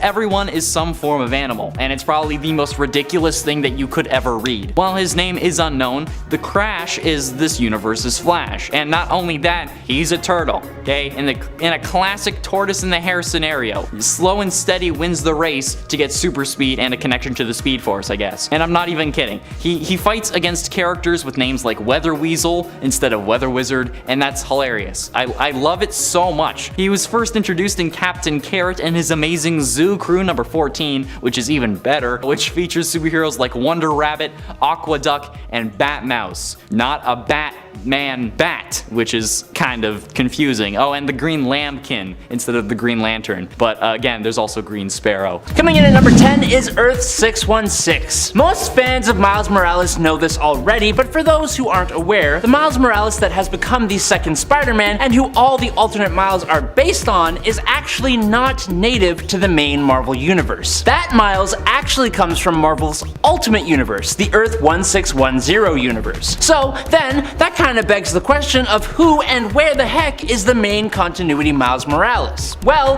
he's there, but he is much different. Miles Morales was a member of the Rigoletto crime family who ended up with a 3-year sentence in Rikers Island to cover for his cousin, which got him the respect of the family and of Wilson Fisk, who Miles saved in prison. Miles and Fisk opened a restaurant together after they both got out, and when Wilson took over the crime family, he let Miles go and live a happy life with his wife. Unfortunately though, when his wife passed away, Miles went to find the same woman in an alternate universe, which brought him into conflict with Peter Parker and the main Miles Morales Spider-Man, and eventually brought him to Earth 1610, the Ultimate Universe, where he found his love again. Now when he returned to Earth 616, Miles had outfitted himself with an Ant-Man suit, Iron Man repulsors, and a Captain America looking shield, and he brought some friends in order to face his younger Miles counterpart and try and run the streets of New York once again. Number 9. Thor. Last year, in 2022, in case you were watching this from the future, we got a whole series of What If comics centered specifically around the character of Miles Morales, and each issue of that comic gave us a different Miles who had taken after a different hero. For the 4th issue of this series, the World Tree of Yggdrasil had found itself in Brooklyn, creating a version of Brooklyn that was Asgardified, or an Asgard that has been Brooklynified. I guess, you pick. In case you haven't guessed, the Miles Morales of temporary reality number 951 has indeed become Thor Odin's son. All the other classic pillars of the Thor mythos are here too, substituted with Miles' mom and dad for Frigga and Odin, his friends substituting as the Warriors 3, and of course his uncle Aaron as the trickster god Loki, who tricks Thor Odin's son Morales into stealing the skull of the frost giant Laufey in order to impress his pops. If you check this one out, please let me know what you think of all the rhyming and rapping this version of Miles tries to do, and if it made you cringe like it made me cringe, because it really did make me cringe like quite a lot. Why did they do that? I don't know. Number 8, the Ultimate Hulk. Yes, the Ultimate Universe's version of the Hulk is similar to the regular Hulk, but his personality? No, it's pretty whack. Bruce Banner, no matter where you find him, is an emotionally scarred dude. It's a part of why he is the way that he is, but the Ultimate Bruce Banner? He's selfish, self-absorbed, and kinda straight just creepy. He was so desperate to be noticed and recognized that he willingly injected himself with an experimental version of a new super soldier formula, turning him into a monstrous version of the Hulk. Yes, there was no Gamma Bomb here, not at first. This Hulk had little to no regard for human life and collateral damage. He even enjoyed to feast on others from time to time. He was completely nuts is what I'm telling you. Ultimate Hulk would join up with Maker, Quicksilver, Kang, and a mind-controlled Human Torch to make up the team known as the Dark Ultimates. Yeah, it's safe to say the Hulk here was a villain more than anything else, but he would eventually align himself to be a bit better, but not by much. Number 7, the Breaker of Worlds. The Breaker of Worlds Hulk first appeared in a kind of side story within the Immortal Hulk story. It was more like a worst case scenario kind of thing. In an alternate timeline, the Immortal Hulk becomes possessed by the One Below All, who went rampaging until the end of time, and the end of this iteration of the multiverse. He has destroyed everything. Literally everything. He has defeated Franklin Richards, Galactus, all the cosmic entities, and he's shattered planets and crushed stars with his bare hands. The story itself follows an alien that had explored out trying to find out if anything was left in the universe, and there wasn't. This alien is living in the 9th cosmos, meaning the 9th version of the multiverse after the Immortal Hulk / the One Below All destroyed the last version. This new 9th multiverse is in tatters. The One Below All Hulk has consumed the souls of every being he has destroyed, bolstering up his own power enough so that he is a planet-sized Hulk, and he just flies around like a living curse, ending all things in existence until there is nothing left ever. Luckily though, the alien sent a warning far into the past to the present time, and the Breaker of Worlds won't actually happen, but it is what happens when the One Below All wins, and it's not good. Number 6, Space Punisher Hulk. This version of the Hulk, appearing in the really awesome Space Punisher story, at least I think it's awesome, other people don't agree, is a 4-armed, 30-foot tall, murderous monstrosity. He completely took out the Fantastic Four. He bit Sabretooth in half, took off Deadpool's head, and threw him out into space, and he completely decimated a group of 6 Watchers, as in the race that Uatu the Watcher is a part of. If you don't know, the Watchers are sort of on par in power to Galactus, so yes, this is pretty impressive. Another fun fact about this future space version of the Hulk is that the Hulk is more like an exoskeleton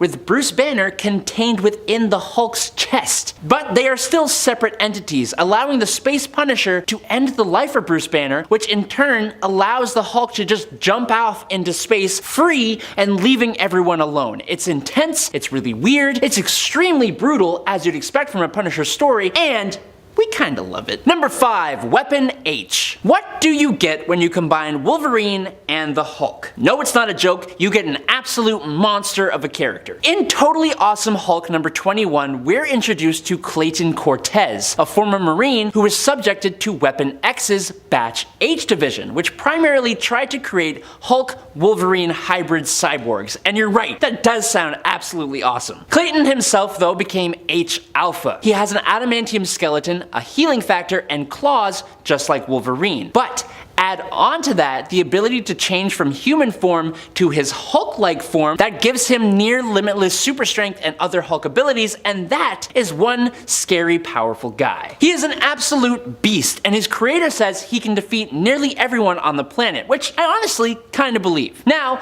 let's just hope he gets some actual viewership and enough popularity to stand as his own character. Number 4, the Maestro. Okay, imagine a version of the Hulk with twice his strength who retains the intelligence of Bruce Banner. Now take that Hulk and make him a ruthless, tyrannical ruler, and you get Maestro. Maestro is a possible future version of the Hulk who took out literally all the other heroes and villains and names himself Emperor over the whole world. Our Hulk first comes into contact with Maestro when Rick Jones's daughter takes him to the future to fight his evil future self. But this Maestro guy, he ain't playing around, okay? In their very first fight, Maestro won by simply snap crackle popping the Hulk's neck. That's it. Done. Over. And then he waited for the Hulk to heal, taunting him and villain monologuing at him the whole time about all the terrible things that they go through as the Hulk to create Maestro. The only way our Hulk could win was to bring Maestro back in time to when they gained their abilities, the Gamma Bomb, which destroyed Maestro on the atomic scale. The sheer idea of Maestro haunted Bruce and Hulk's thoughts for the rest of time, but of course, that wasn't really the end of Maestro, and he's been kind of floating around ever since. Number 3, Monk. Of all the alternate Hulks we've got here, none are quite like Monk. Monk comes from a little alternate universe story called 5 Ronin, which sees feudal Japanese versions of Wolverine, Punisher, Psylocke, Deadpool, and of course, the Hulk. What's interesting here is that none of these characters seem to have the superpowers that make them superheroes in the regular 616 universe, or if they do, their powers are extremely subtle and low-key, and an excellent example of that is the Hulk. From reading Hulk's issue of the 5-issue story, we can gather that Monk used to be a ferocious samurai back in his day. Monk is a massive man, and he wielded a massive sword, but in his warrior rages, he would do some pretty unspeakable things, and because of the last one to happen to him, he swore himself off of the warrior life and instead decided to set in his roots at the top of a mountain in a sort of sanctuary, just trying to find inner peace. Even when the nearby villagers came to the former samurai for help against some bandits, he refused until he was visited by a Ronin with a mouth, Deadpool, who convinced him to use his rage one last time. Number 2, Amadeus Cho. Now, unlike pretty much every other Hulk here, Amadeus Cho is not from an alternate universe to the main 616 Incredible Bruce Banner Hulk. By 15, Amadeus Cho was the 7th smartest person on the planet, with a mind that functioned like a hypercomputer, but that also put a target on his back and led him to become friends with another genius, Bruce Banner. Cho first popped up on the scene back in 2005, but it wasn't until 10 years later in 2015 when the Hulk got stuck with a dangerous amount of a new type of radiation that Amadeus took on a different form. Using special nanites, Amadeus absorbed the Hulk's powers, becoming a gamma-powered monster and the new totally awesome Hulk. But unlike Bruce, Amadeus found himself having much more control over his Hulk persona and prided himself on being a better and smarter Hulk. Unfortunately, over time that wouldn't last, especially when he exiled himself to find control and ended up on Sakaar. When he finally came back to Earth and declared war on all his enemies, he had to be stopped by his allies, and in doing so, they injected him with nanites that countered the ones he himself had placed in himself, and that's very confusing, I know. Amadeus didn't lose his Hulk powers, instead, he retained just a portion of the power and now goes by the superhero name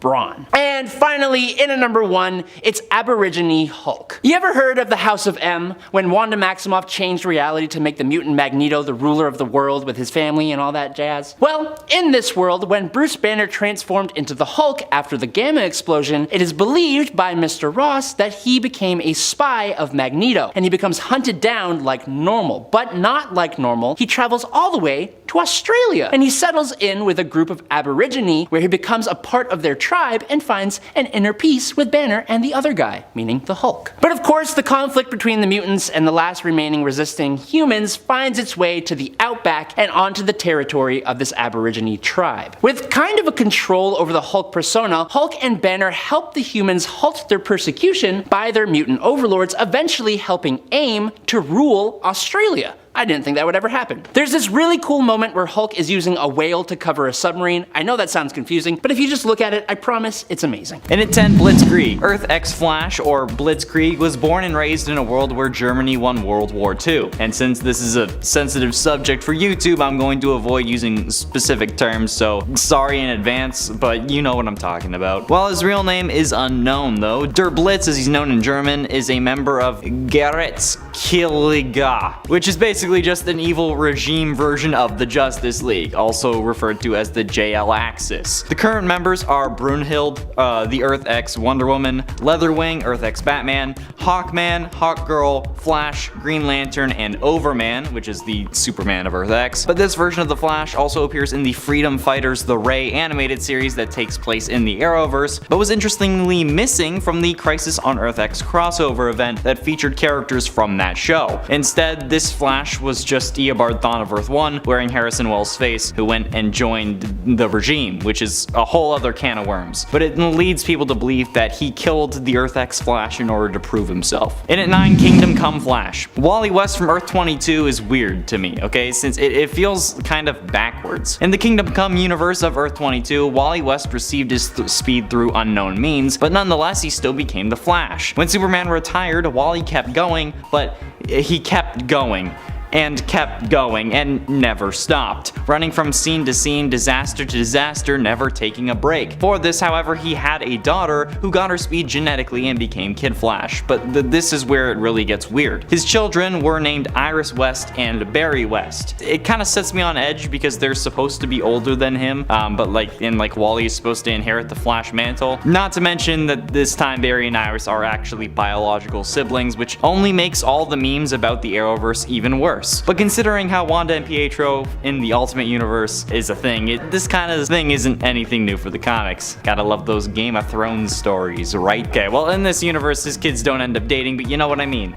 Number 8, Mangaverse. It gets really weird for Venom in the Marvel Mangaverse. In this reality, Venom is actually a master ninja and son of May Parker and her first husband, before she was married to Ben, Shinji. May in this reality is actually also a skilled ninja too, so Mangaverse guys, Mangaverse. Venom here is not directly attached to a symbiote himself, although in this reality there does exist a version of the symbiote, a black suit. This black suit actually came from a Shadow Clan amulet, and Venom does end up attached to the Shadow Clan, so there are some connections there. When Peter becomes corrupted by the black suit, Venom sacrifices himself to free Peter.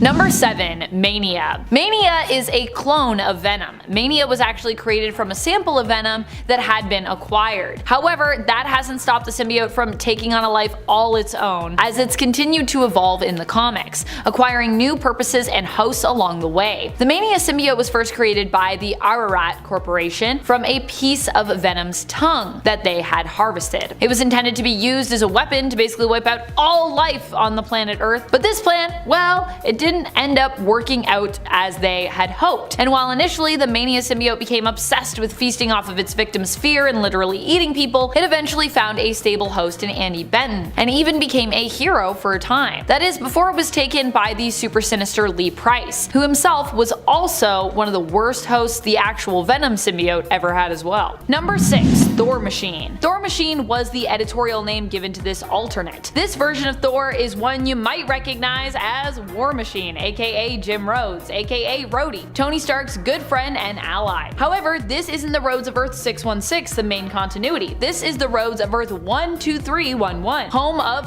Technopolis, and one of the alternate realities that was created when God Emperor Doom rebuilt the multiverse in his image, following the incursions destroying the multiverse we knew previous to Secret Wars, the 2015 Secret Wars, to be clear. Here, Rhodes was known as Grand Marshal Jim Rhodes, the Thor of this reality and an ally to the Baron of this domain, an alternate Tony Stark. Instead of him being an Asgardian god, this version of Thor actually gets his powers from his armor, which resembles the look of Thor's costume and armor. Number 5, Jane Foster. Jane is her own character, but was for a time also Thor. Currently in the comics, she's instead known as Valkyrie right now, but before that, she was granted the powers of Mjolnir after Thor was deemed unworthy and lost his ability to use it. The hammer called to Jane, and she answered the call, becoming Thor, known editorially as Mighty Thor. Eventually, Jane gave up the ability to become Thor in her final fight against Mangog. She sacrificed herself as transforming into Thor was actually killing her. Currently suffering from cancer, the transformation basically wiped clean any of the progress her chemotherapy treatments were making in fighting back against the disease. In the end, Jane bound Mangog in chains intended for Fenris that were attached to Mjolnir and hurled up the hammer into the sun. This destroyed the hammer and seemingly killed Jane, ending her time as the mysterious Lady Thor. Of course, Thor Odinson would not give up, and surprisingly, with Odin's help, was able to revive her, with her passing the mantle of Thor back to Odinson. Number 4. MCU. I mean, can I really do a list like this without talking about Chris Hemsworth's take on the character? I do not think that I can. While Thor Love and Thunder was not exactly the masterpiece we were all hoping it to be for the Thor and Marvel superhero franchise, you can't say that the character development we've seen for Thor has been amazing. By far, Thor has seen some of the most character development among the versions of the heroes we've come to know in the MCU. I would say Thor and Scarlet Witch oddly have seen some of the greatest developments throughout the more than decade we've been watching superhero films and television. Thor went from a reckless god who didn't really feel he belonged on Earth, nor really wanted to be there, to one of Midgard's greatest heroes, to an orphan and relatively directionless Asgardian, to the hero of his people, to someone who himself went toe-to-toe with Gorr in an attempt to protect not just his people, but all the gods of the universe. That's quite the journey, honestly. Also, he got a haircut, which for Thor, honestly, that's a pretty big deal.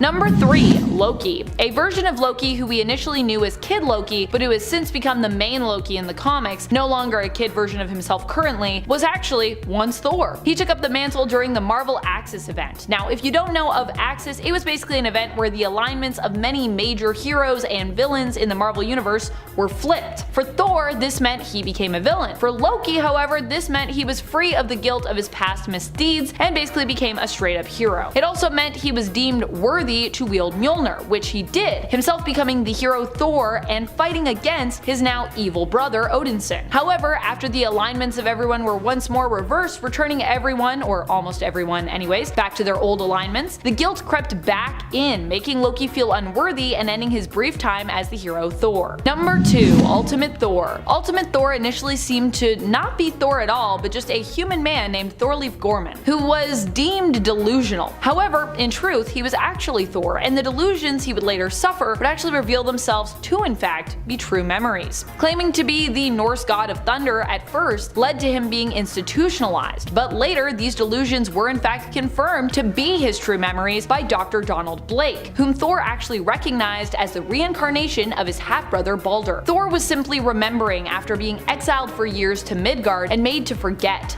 Initially, it was the suit that Thor wore, which was given to him by the Dome, that gave him his powers. But as his memories came back, the power within him was unlocked and returned to him ultimately by Odin so that he might use it to defeat Loki. And he reclaimed his actual powers, not needing the suit to necessarily channel them. Though one of the interesting things is that it's not really fully established in the Ultimate Comics to what extent, even after having his powers returned to him, that he relies on the suit, and to what extent the powers that he displays are actually just innate from within himself. So it's kind of like a combo deal. It's like he has powers, but he's also using the suit. Number 1. Beta Ray Bill. I love when I get to put Bill at number 1. You know, I just think he deserves it. Pretty crazy to think, but Beta Ray Bill was also once technically a Thor alternate. And the origin of him being Thor actually kind of goes all the way back pretty much to his own origin story in the comics. When passing near Earth with his people, the Corbinites, he was intercepted by S.H.I.E.L.D., who sent Thor to investigate. His ship, the Scuttlebutt, classified Thor as a threat, and so Beta Ray Bill went out to fight Thor. Surprisingly, Bill pretty easily won and even was able to claim Mjolnir, becoming himself Thor. Bill claimed he should get to keep the hammer as he won it fair and square in their fight. Odin ended up getting them to battle again to determine who should get to actually keep the hammer. And once more, actually, Bill won that fight. However, ultimately it was decided that Thor would get Mjolnir back and a new hammer instead, known as Stormbreaker, was made for Bill. That's about it for this one, my friends. Till next time, you stay nerdy, YouTube. Number 10. Ben Grimm. There are so many excellent alternate versions of Thor to highlight from the Thor Corps, but I decided to go with the version I don't believe I have ever talked about on this channel. Correct me if I'm wrong, but I don't think I have. We're talking about Benjamin Grimm, who was not just a member of the Thor Corps, Emperor God Doom's enforcers of justice and peace on Battleworld, but is also a member of the Fantastic Thors. That's right, this alternate version of the Fantastic Four all became Thors, although it's never established as to how this happened for them. I just think the idea of Ben Grimm becoming Thor is pretty cool. I mean, Ben is already a super strong character, so imagine combining him with the sheer godly power as well of Thor. The Thor Corps in general are also just insane. And friends, before we move on to our next spot on this list, if you love what we do here at Top 10 Nerd, why not consider clicking that subscribe button? It's good for us, it's good for you, it's good for everyone.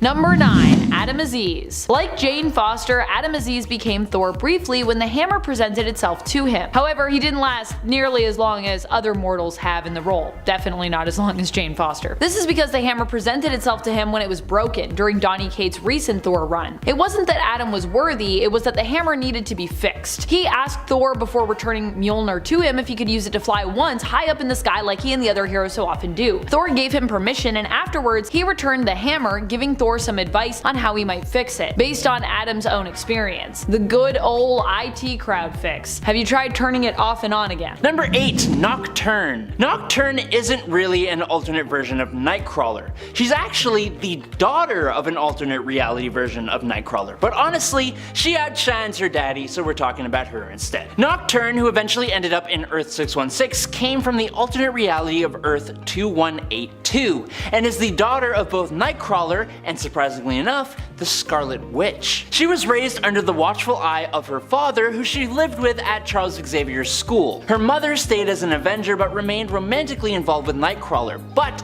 Nocturne quickly moved up the ranks to become an X-Man when she was old enough, and eventually was able to fight at the side of her father on a team of X-Men led by Wolverine, which included Nightcrawler, Thunderbird, Kitty Pryde, Phoenix Force, and Armageddon. After moving to Earth 616, she sees the main Nightcrawler as a father figure, and they have become pretty close friends. Now, just like him, Nocturne has blue fur, 3 fingers on each hand, 2 toes per foot, and a prehensile tail, although her tail is retractable, which is kinda weird. Like her father, she's extremely athletic and is a skilled fighter. She's able to cling to any surface by her hands and feet, but she can't teleport like her Poppy. Instead, Nocturne has the ability to possess someone for up to 12 hours, and then gain access to that person's abilities and memories. She also has superhuman agility, low-level telepathy, and can release concussive bolts of energy called Hex Bolts, kinda like her mom. Number 7. Citizen V. In the Darkhold Blade story, a dark magic wave called the V-Wave was unleashed by Deacon Frost when he offered himself as host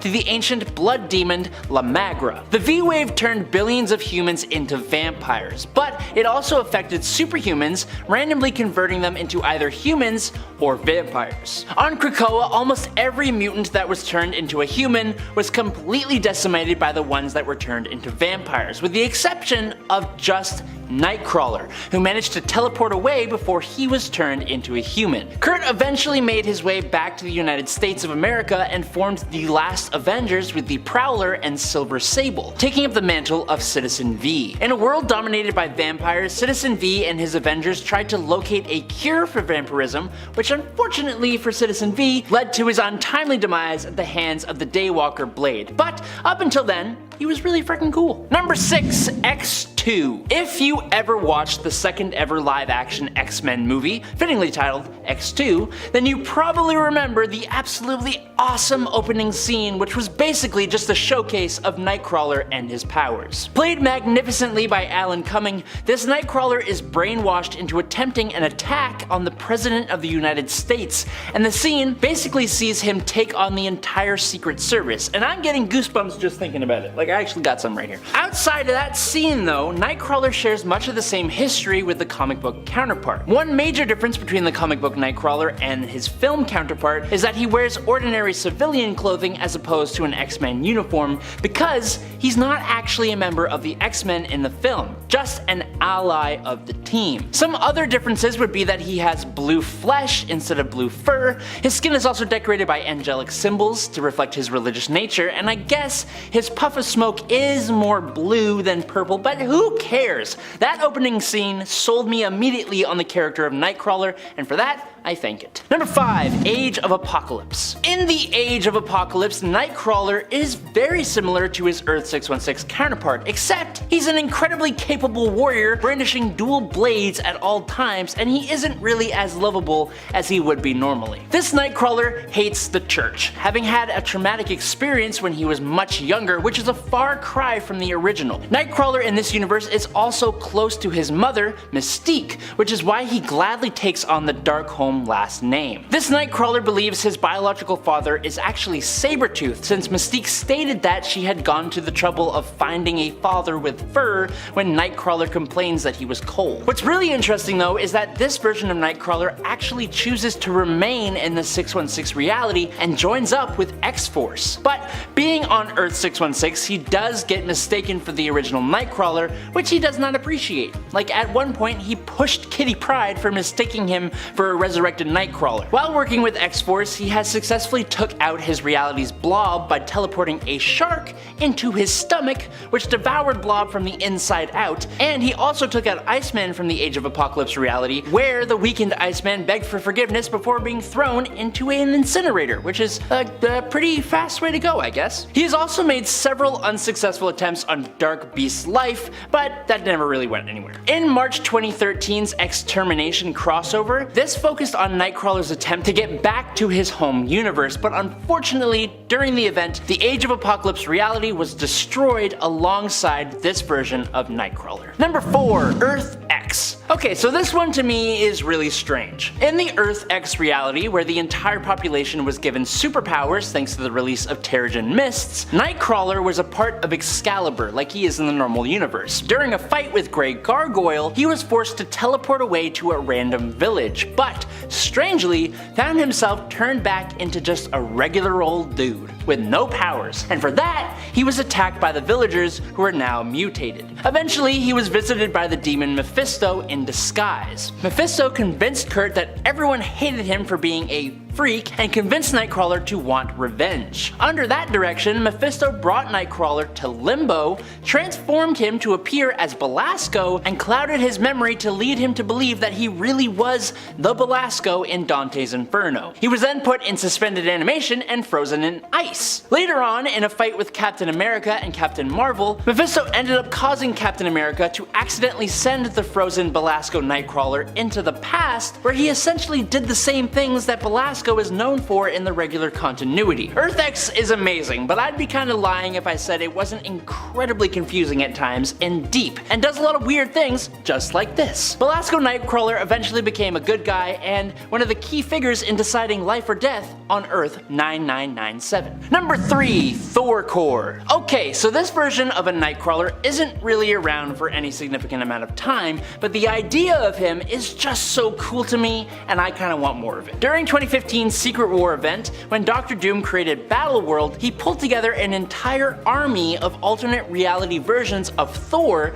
to act as his own personal police force. This Thor Core was incredibly powerful and had some of the coolest spliced together versions of Thor out there, and one of them just happened to be Nightcrawler, wielding the ancient Asgardian Mjolnir. Kurt Wagner was one of the Thor Core members dispatched to Arcadia after Baroness She-Hulk resisted arrest and fled in A-Force number 3 in 2015, and that's all the information I really have about him. Number 2. Ultimate. In the Ultimate universe of Earth 1610, Nightcrawler was rescued by the X-Men from the Weapon X program. While accepted as a member of the X-Men for a time, he's kind of insane, and he has a fixation on Dazzler. Like, I'm talking this guy stole Dazzler and kept her in a cave where the other members of the team could not find her while she was being healed. Nightcrawler eventually left the X-Mansion looking looking for a place where he could fit in and thinking he may have found it with the Morlocks. Now funnily enough though, Kurt and the mutant Toad were captured by the Morlocks and the X-Men came to rescue them, but Nightcrawler refused to leave and became the leader of the Morlocks instead. But that didn't even last, as Nightcrawler eventually rejoined the X-Men. After taking the power-enhancing Banshee substance, Kurt got some upgrades. Now, wielding energy javelins, his appearance also drastically changed, with his hands becoming almost clawed and his tail being pointed at the end. He also makes gold-yellow smoke instead of the classic purple smoke when he's teleporting. I don't know why, that's just what they did. Unfortunately, Kurt Wagner and Dazzler, who for some reason became his girlfriend, both passed away during Magneto's ultimatum wave. Ah, sad. Number 1. Days of Future Past. With the power of teleportation, Nightcrawler is one slippery guy. Very hard to bring down, let's say. In the Days of Future Past, it's no different. At first, Nightcrawler was seemingly taken out at the Westchester Mansion by the US Army, along with his wife Amanda Sefton, while accompanying Ilyana Rasputina to a bus stop. Turns out, nope,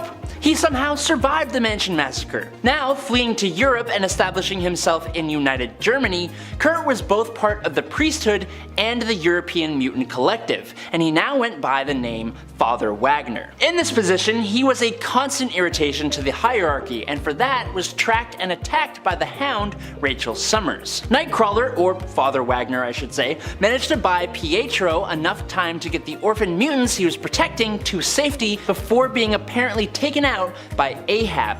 But, what do you know, Kurt survived one more time and made his way back to the X-Men, where he became romantically involved with Bess. Together they were part of the mission that retrieved Rachel Summers and freed her from Ahab's control. So, not bad. Not bad at all. Kicking off the list at number 10 is the Legion of Night. The Legion of Night comes from a world where Mr. Sinister corrupted the genomes of those who underwent the mutant resurrection protocols on Krakoa. Because of this, Sinister's control over humanity and mutantdom became supreme. One of his experiments was combining the genetics of different mutants to create powerful chimeras to serve him, and it made for some crazy awesome comic book moments. A particularly special project was turning the genes of Nightcrawler into a band of teleporting assassins. However, due to a spell cast by Margali Zardos, Nightcrawler's genome was actually unstable, ruining any attempts of cloning him. Years later though, after Mother Righteous took out Zardos to break the spell, Mr. Sinister could finally work with Nightcrawler's genome and formed the Legion of Night. This group was comprised of beings that were spliced together versions of Nightcrawler and many other different heroes, including Colossus, Pixie, Emplate, Pyro, Sabretooth, Cyclops, and even Spider-Man. This group were incredibly capable, being able to collect magical artifacts from across the Marvel Universe, even being able to defeat All-Father Thor and take his hammer. Number 9. Wagnerine. But the Legion of Night, while having leadership in Mother Righteous, also had field leaders. One of which was the mutant Banshee possessed by the spirit of variance called Vox Ignis, and the other was Mr. Sinister's favorite Nightcrawler chimera, Wagnerine. Mixing the DNA of both Nightcrawler and Wolverine, Wagnerine, funnily enough, was more of a mix of Laura Kinney, X-23, and Nightcrawler, and she made for an excellent assassin and leader for Mother Righteous once she had been freed from the control of Mr. Sinister. Wagnerine ended up beating the odds and procreated with the Cyclops Nightcrawler, aka Summer Knight, to create a golden mutant teleporter who seemingly teleported to a random location immediately after her birth, causing Summer Knight to go a little crazy and lose control of himself, falling victim to the influence of Sinister once again. Eventually, it was revealed that Mother Righteous had actually taken the child, and when that was revealed to Wagnerine, she defected. Now 900 years later, she was finally able to bring down Mother Righteous and go on to try and live a happy life with her baby. Number 8. Ben Parker. If you can believe it, in an alternate reality, there is actually a version of Benjamin Parker, Spider-Man's uncle, who became Thor. This version of Thor and Ben hails from the alternate reality of Earth 615 and makes his first and only appearance in Secret Wars 2, issue number 1. Secret Wars 2 is in Avengers, by the way. Here we're introduced to Thor as a member of the Avengers, who are one of the superhero teams from a region of Battleworld known as Number 615. Here, everyone is actually Ben Parker, so I think you can imagine the Avengers,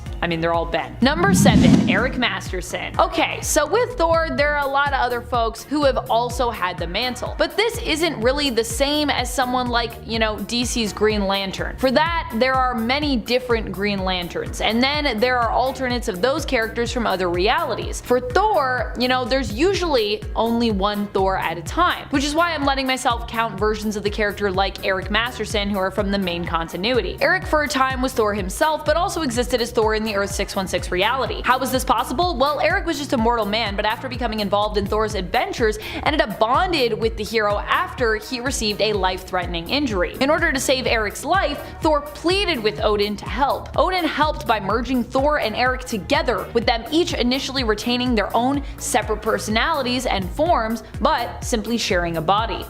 Number 6, Venom 2099. Venom in the 2099 AD reality of Earth 928 is the brother of the Spider-Man of that era, Spider-Man 2099. Miguel O'Hara, Miguel's half-brother, is named Kron Stone, and he is Miguel's brother through his birth father, Tyler Stone, the head of Alchemax's research and development division. However, Kron never knew that Miguel was his brother, although he pretty much always hated Miguel, so I'm pretty sure even learning this wouldn't really change much between the two. After being left to die by the Punisher of 2099, whose family Kron was responsible for taking out, Kron ended up bumping into the Venom symbiote, which had mutated over the years. The symbiote bonded to Kron, and together they became the villain known as Venom.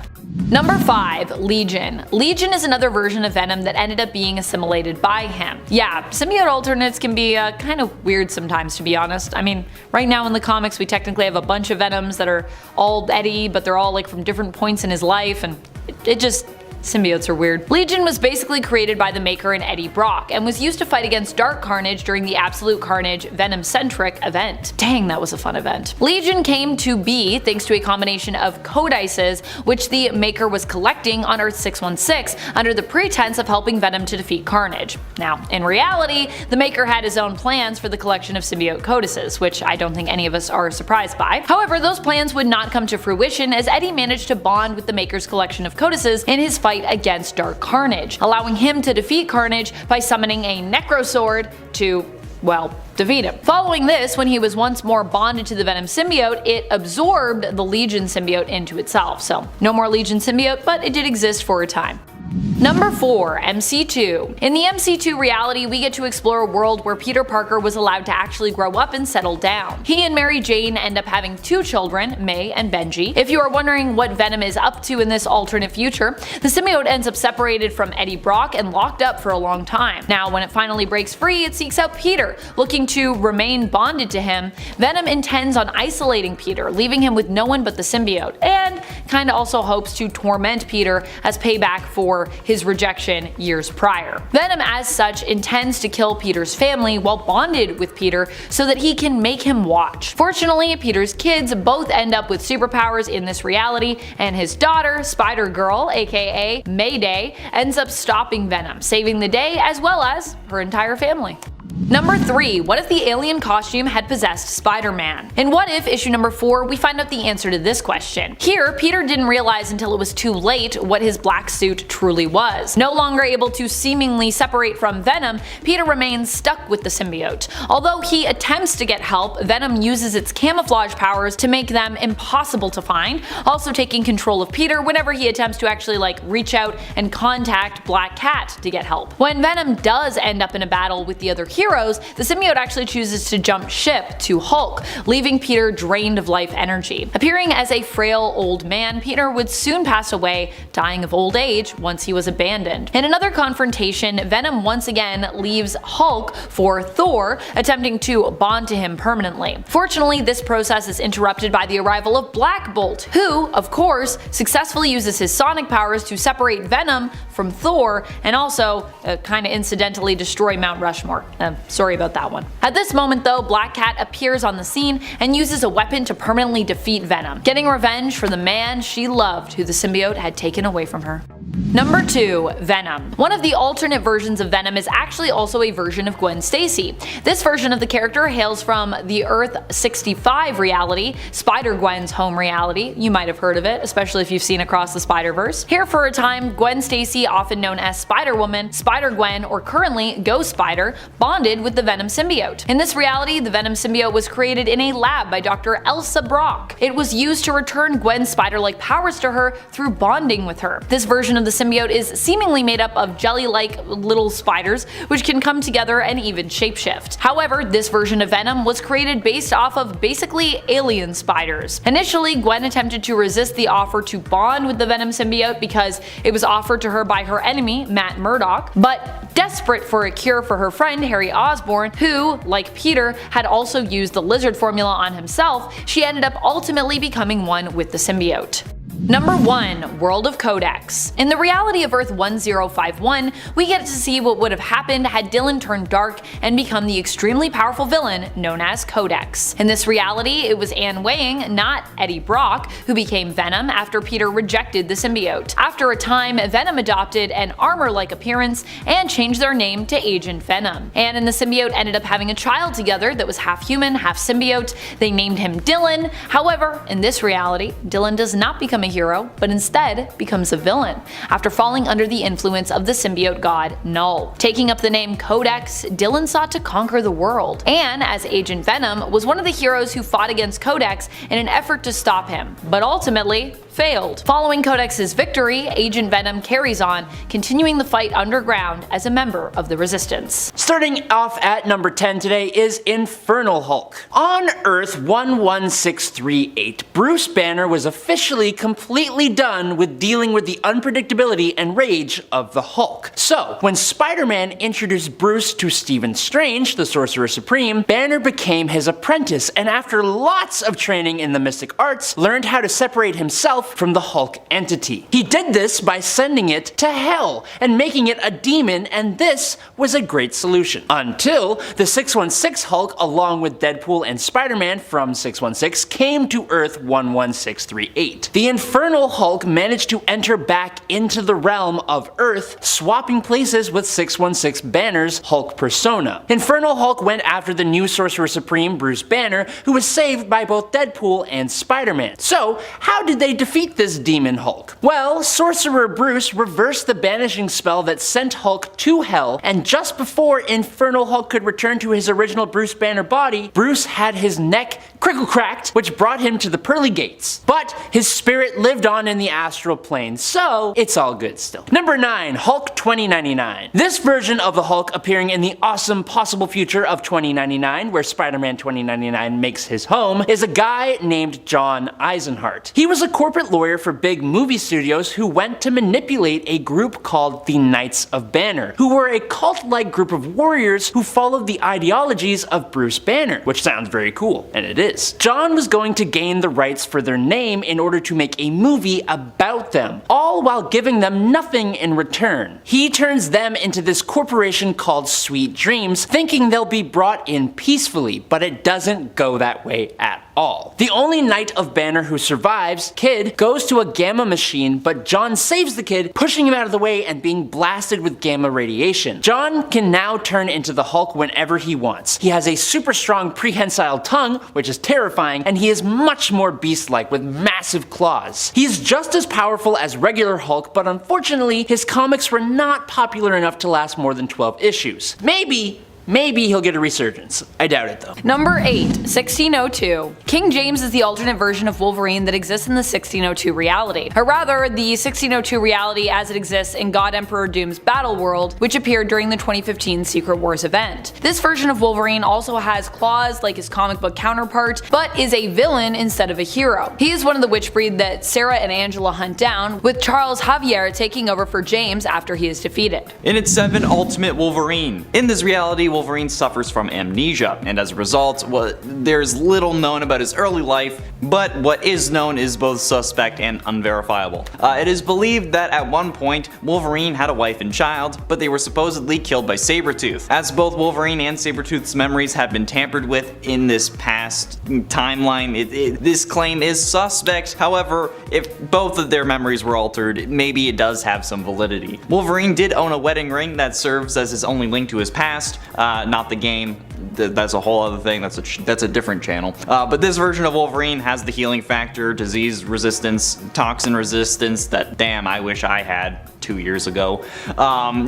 Extended longevity, superhuman senses, stamina. The ladies love him because of that too. He has that agility, the reflexes, the classic adamantium laced skeleton, and retractable claws. He's experienced in hand-to-hand combat. He's an expert assassin. He can lift 800 pounds. Like, bro, come on. Can you even lift? Spider-Man lifts twice that when he's taking it easy, okay? And that's not even in the symbiote suit, which I guess technically doesn't count and doesn't exactly exist. But you know what? Let's ignore that.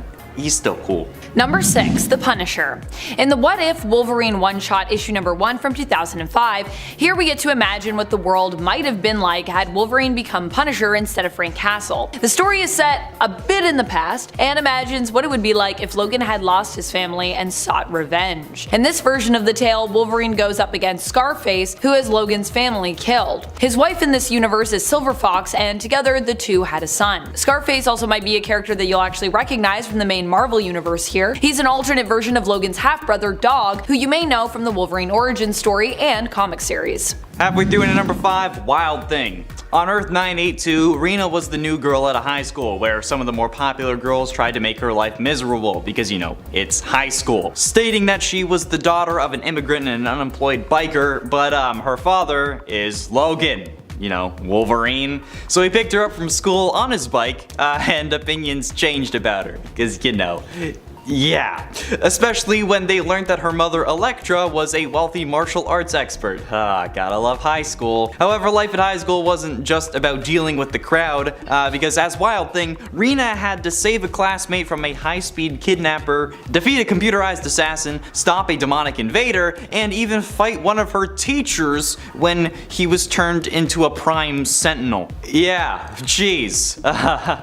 That's just high school. Another Sky High reference for those that are keeping track. Rena first appeared in J2 number 5 in 1998 and was created by Ron Lim and Tom DeFalco, even if technically she was created by Logan and Elektra, if you get the joke. Number 4, Albert. I love Albert. He is the android alternate of Wolverine who was designed by Donald Pierce. Remember him? I remember him. Pierce created Albert along with LCD as part of a plan to trap Wolverine and have him destroyed. Fortunately for Wolverine, LCD was given the wrong level of sort of a logic machine in her mind and managed to find a way around her and Albert being used as such, ultimately freeing Albert and LCD in the end of their obligation to kill Logan. Albert was given his name by LCD after Albert Einstein, who she compared his intelligence to after she severely upgraded him all by herself. Getting close to the end in number 3, Wolverine Pool. Wade Wilson from Earth TRN 1946 was bonded with adamantium through his skeleton by the Weapons Plus program. He was later recruited by Deadpool or Dreadpool for his army, and he killed Deadpool Pulp before the arrival of Galactipool. I wish that this was a joke. He was attacked by Deadpool with a grenade from which bugs and other, like, it ate all of his flesh, leaving behind only his skeleton and his claws,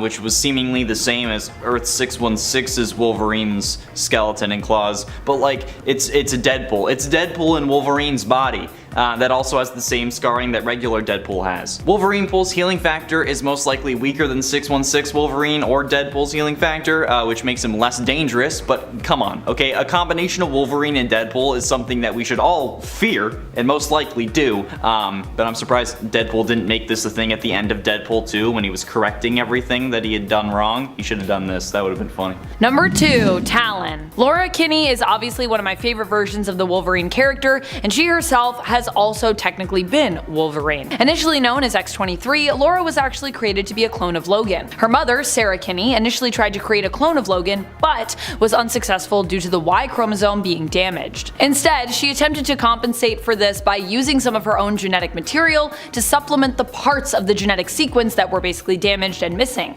creating a female clone instead. It worked, but her work was damaged by her rival, Dr. Xander Rice, forcing Sarah to become a surrogate for the clone if she wanted to save her work. Sarah did just that, and X-23 was born. For years, X-23 was raised to be only a weapon, but eventually, after the members of the program turned on each other, she was able to secure her freedom. Unfortunately, along with her freedom came loss. Loss of her purpose in the world, and loss of the few people involved in the program who had genuinely cared for her, including her mother, Sarah, who named Laura with her last dying breath. Later, Laura would go on to track down Wolverine and attempt to kill him, seeing herself and her genetic father as nothing more than deadly and dangerous weapons. However, through meeting Logan, X-23 also found a sense of family, and eventually would even come to join the X-Men team. And I mean, spoiler alert, she doesn't end up killing Wolverine, in case you didn't know. Currently, she goes by the codename of Talon. And finally, in at number 1, Dark Claw. Logan Wayne is obviously a combination of Bruce Wayne and Logan, being first introduced in Marvel vs. DC number 3. At 5 years old, after witnessing his parents' death at the hands of an armed robber, Logan Wayne was sent to live with his uncle in Alberta, Canada. I'm sorry, dude, Alberta sucks. His uncle was a member of the RCMP, or the Royal Canadian Mounted Police for those of you who use the Imperial system, and was ambushed and killed by poachers a short time after Logan's arrival. After the death of his uncle,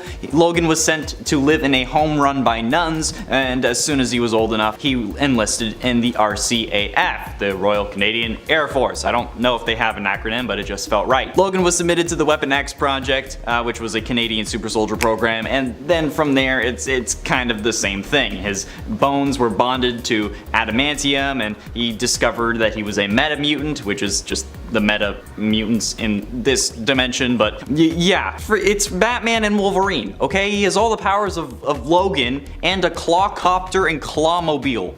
That's awesome. I want this in the MCU. If they're fixing the DCEU so that we can do this, that would be great. And at 10, T'Challa. In the year 1988, within the hidden nation of Wakanda, T'Chaka, the ruler, cautions his young son T'Challa against venturing beyond their borders, emphasizing the suffering and devastation that exists in the outside world. However, driven by curiosity, T'Challa defies his father's advice one night and ventures to the outskirts of Wakanda. Unbeknownst to him, though, the powerful force field that conceals the nation attracts the attention of Yondu Onata's subordinates, who mistakenly abduct T'Challa due to the cosmic energy emanating from Wakanda's vibranium meteorite. In space, Yondu then reprimands his crew for snatching the wrong person, but decides to welcome T'Challa nonetheless, recognizing his adventurous spirit. Impressed by T'Challa's exploratory nature, Yondu extends an invitation to join the Ravagers and explore the vast expanse of the galaxy. Fast forward 20 years, where T'Challa, now known as Star-Lord, successfully retrieves the orb from its chamber. However, his actions draw the attention of Korra the Pursuer and two Sakarans who are sent by Roman the Accuser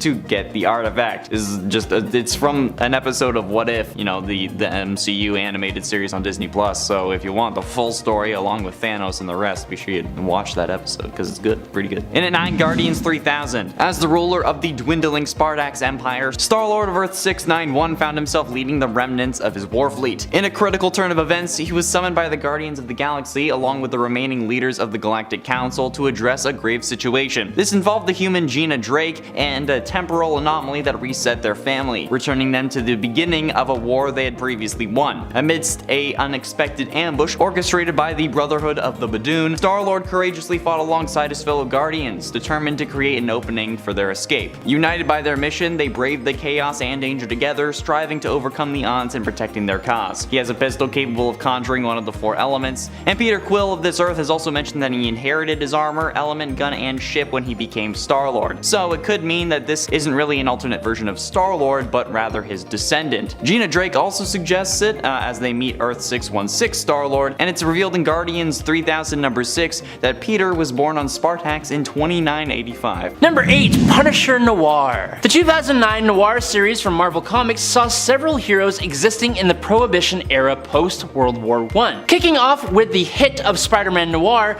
other characters like Iron Man, Daredevil, the X-Men, and of course, the Punisher soon followed. In this timeline, Frank Castiglione Sr. was a hero of World War I, who had a huge skull tattoo on his chest as a means of intimidating his German opponents in the trenches. And he was also like an American James Bond style hero going on missions against the Russians and Germans. Unfortunately though, when he returns from the war, he finds himself dispatched from life because of his previous government missions. I bet you thought he would be the Punisher here, huh? Well, you're wrong, because after finding his father's arsenal, Frank Jr. wears a skull emblazoned balaclava and hunts down his father's executioners, who turn out to be noir versions of Jigsaw, Bullseye, and Barracuda, before a final run-in with a fan favorite, the Russian. While some of the noir characters missed the mark in my eyes, Punisher Noir is actually pretty great. Number 7, 5 Ronin. While we're on the topic of historical versions of Frank Castle, I have to mention one of my favorite little stories. 5 Ronin from 2011 moves the Marvel Universe back in time to ancient feudal Japan, with 5 issues each focusing on samurai versions of the Punisher,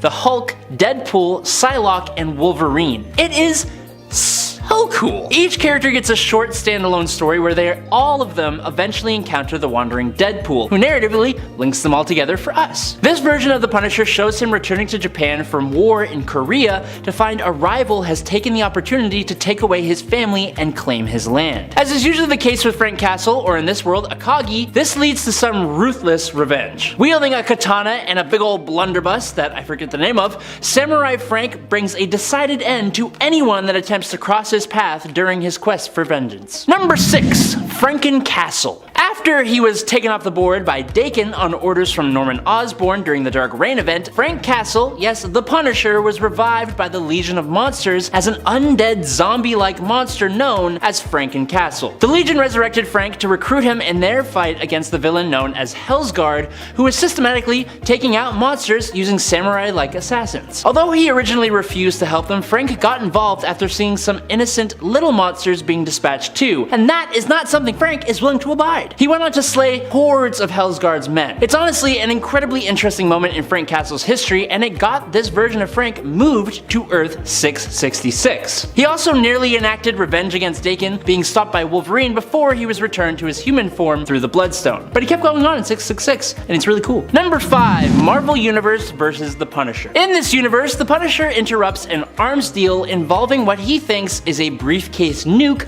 only to discover that it is in fact a man-made virus that, for Frank Castle, makes him immune to infection, illness, and disease. That's pretty good, but it didn't quite do this for everyone else though. Problem here is that the chemical weapon found its way into the water supply and then into the food and started in New York, spreading to the whole world through infected travelers. And then it started turning people and heroes into starting with Spider-Man. An outbreak spread and led to insane events, including a war against the cannibals, who then became the dominant beings of this earth. But the real star of the show is Frank Castle, the Punisher. This is one of the greatest and most brutal Punisher stories ever. It plays on many of his characters' flaws and strengths, but the story also shows him defeating so many different heroes who you and I have always wanted to see him face, and who we doubt he would actually be able to defeat, but he does it anyways. It's also a surprisingly deep story that has a ton of awesome moments. Definitely check it out. Number 4, Cosmic Ghost Rider. In the Thanos Wins story arc from writers Donny Cates and Jeff Shaw from Thanos Volume 2, one hero who ended up surviving the attack on the Earth by an alternate timeline Thanos was actually Frank Castle, but he did it in a bit of a different way. Frank was hit with debris and actually passed on pretty easily during the final stand against Thanos on Earth. Definitely a lame way to go. So once Frank made it to Hell, he made a deal with Mephisto to return to Earth for vengeance, and he was given the power to do just that as the Ghost Rider, the spirit of vengeance. Unfortunately, when this new Ghost Rider showed back up on Earth, everything was already lost. Being completely alone in the ruins of Earth, Frank went completely insane. Eventually, as he does, Galactus showed up, and being the only Earthling left alive, and a very powerful one at that, Frank made a deal. Galactus was allowed to have the Earth if Galactus made Frank his new herald, granting Frank the power cosmic as well as the spirit of vengeance. These two spent hundreds of years together until Thanos completely flattened Galactus. Then, Frank became King Thanos' #1 dude, going on time-hopping adventures and being completely awesome. Number 3. Space Punisher. In 2012, Marvel showed us a very different version of Frank Castle when they released a 4-issue run called Space Punisher. The series is nuts, super colorful, and heavily inspired by the pulpy sci-fi of the 1950s. There's an awesome robotic sidekick, insane versions of Marvel superheroes and supervillains, including an absolutely monstrous and terrifying version of the Hulk. But it's all centered around a ponytailed, laser sword, blaster-wielding version of the Punisher who finds himself facing space werewolves, space fascists, and space supervillains. It is worth noting, however, that this little weird Punisher story was divisive as hell. Very different from anything before it, Space Punisher was unique to say the least, but it's a comic book. If you can get past the weirdness, it's kind of enjoyable. Number 2. Netflix. We have had 3 movies of debatable quality that have brought Frank Castle to the screen, and while Ray Stevenson and Thomas Jane, and I guess Dolph Lundgren did decent jobs as Frank Castle, when Jon Bernthal showed up as the Punisher in the 2nd season of Netflix's acclaimed Daredevil show, he did it better than anyone before him. Or,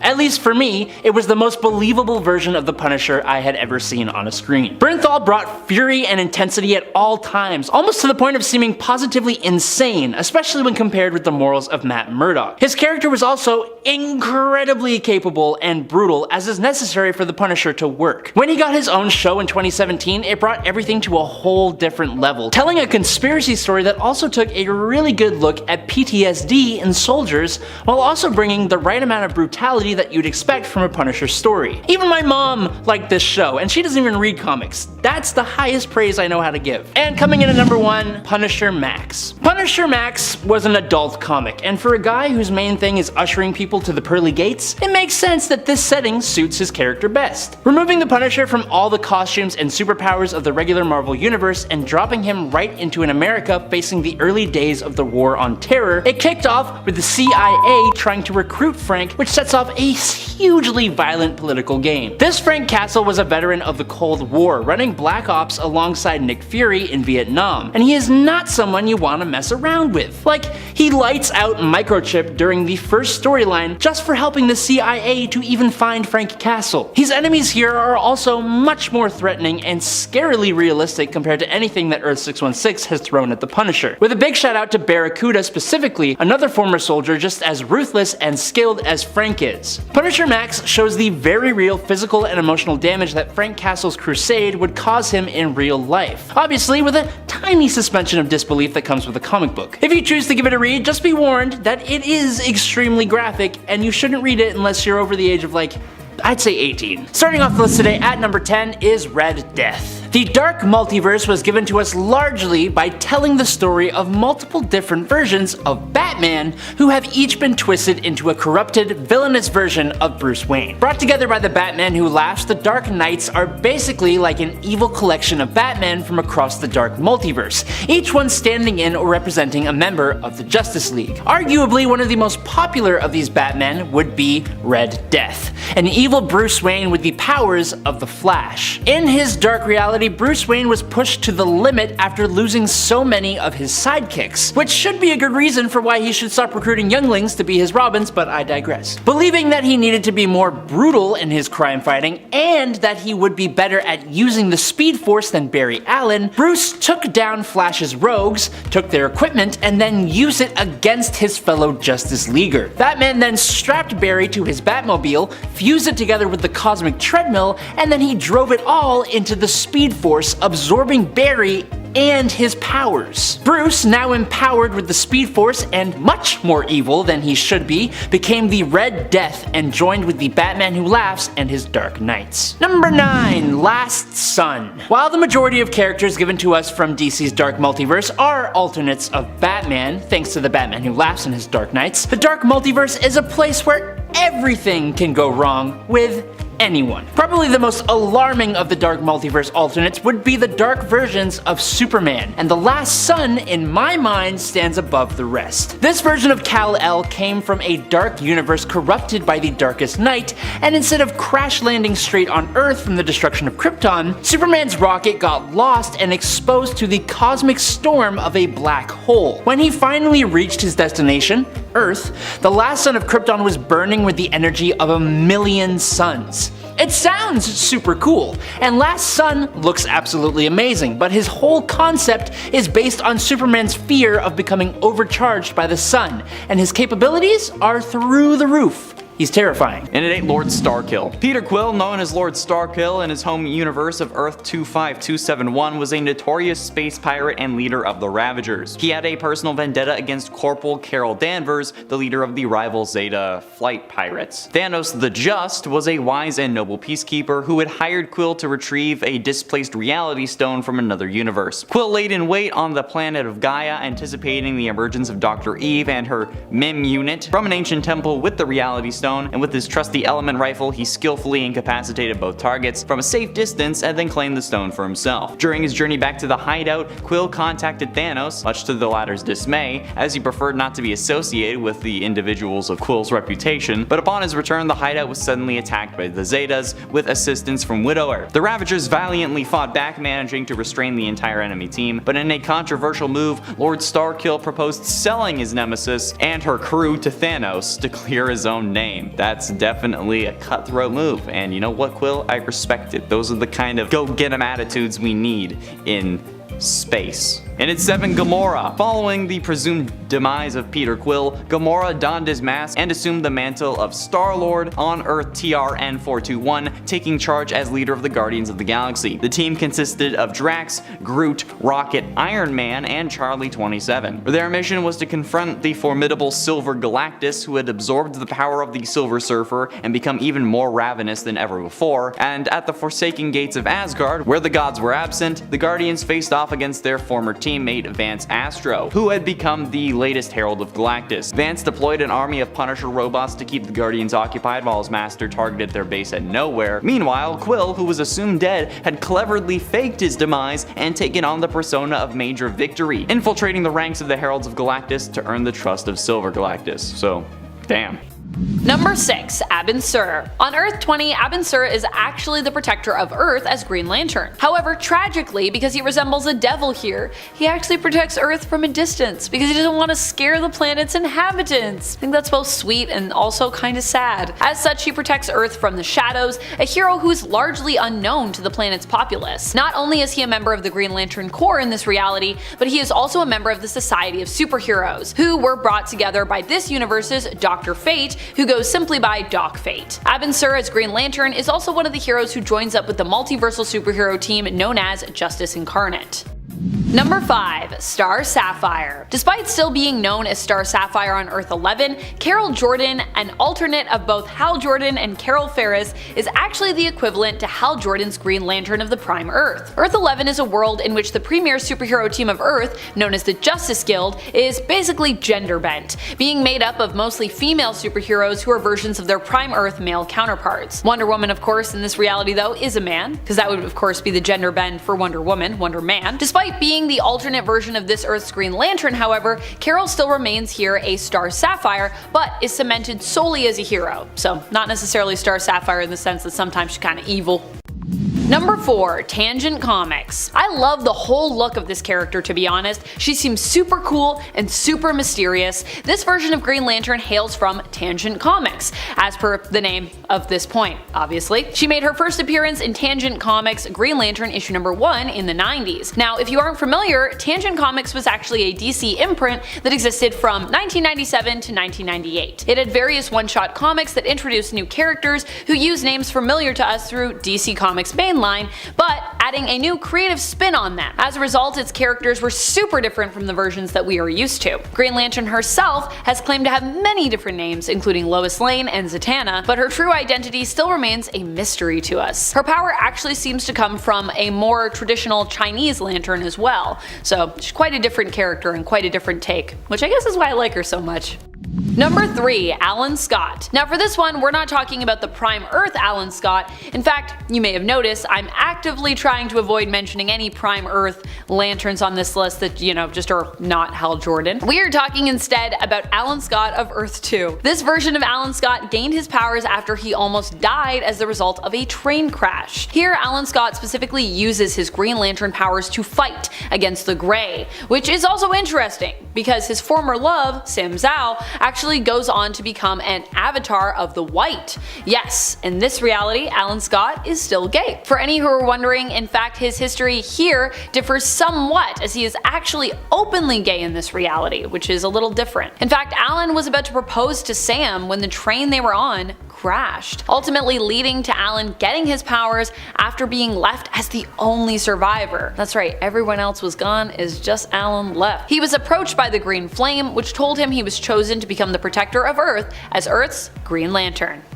Number 2. Emerald Knight. This alternate version of John Stewart hails from Earth number 3, the home of the crime syndicate. This version of John, however, unlike many others from this universe, doesn't seem to be exactly a supervillain. Although he definitely does kill people and has made some questionable choices for sure, but there's definitely people in this reality that are more villainy than him. Initially, this version of John Stewart was a father and policeman who made a deal with a crime lord in order to get his daughter an emergency operation on her leg that she desperately needed. Although he paid the crime lord back right away, as he obviously did not want to be in debt to him, one night the crime lord's son ran into John and basically mocked him for having ever even made a deal with his father. Furious, John beat the son of the crime boss out back in an alleyway. When his daughter begged him to stop, a ring appeared, presenting itself to him. Because the son was basically at this point threatening to tell his father and promised that John and his daughter would pay with their lives for their actions here, John chose to accept the ring and became an Emerald Knight, one of the overlords of Oa's soldier. A major difference between the Emerald Knights and the Green Lanterns of Prime Earth is that they can severely punish those who are deemed their enemy, often killing them.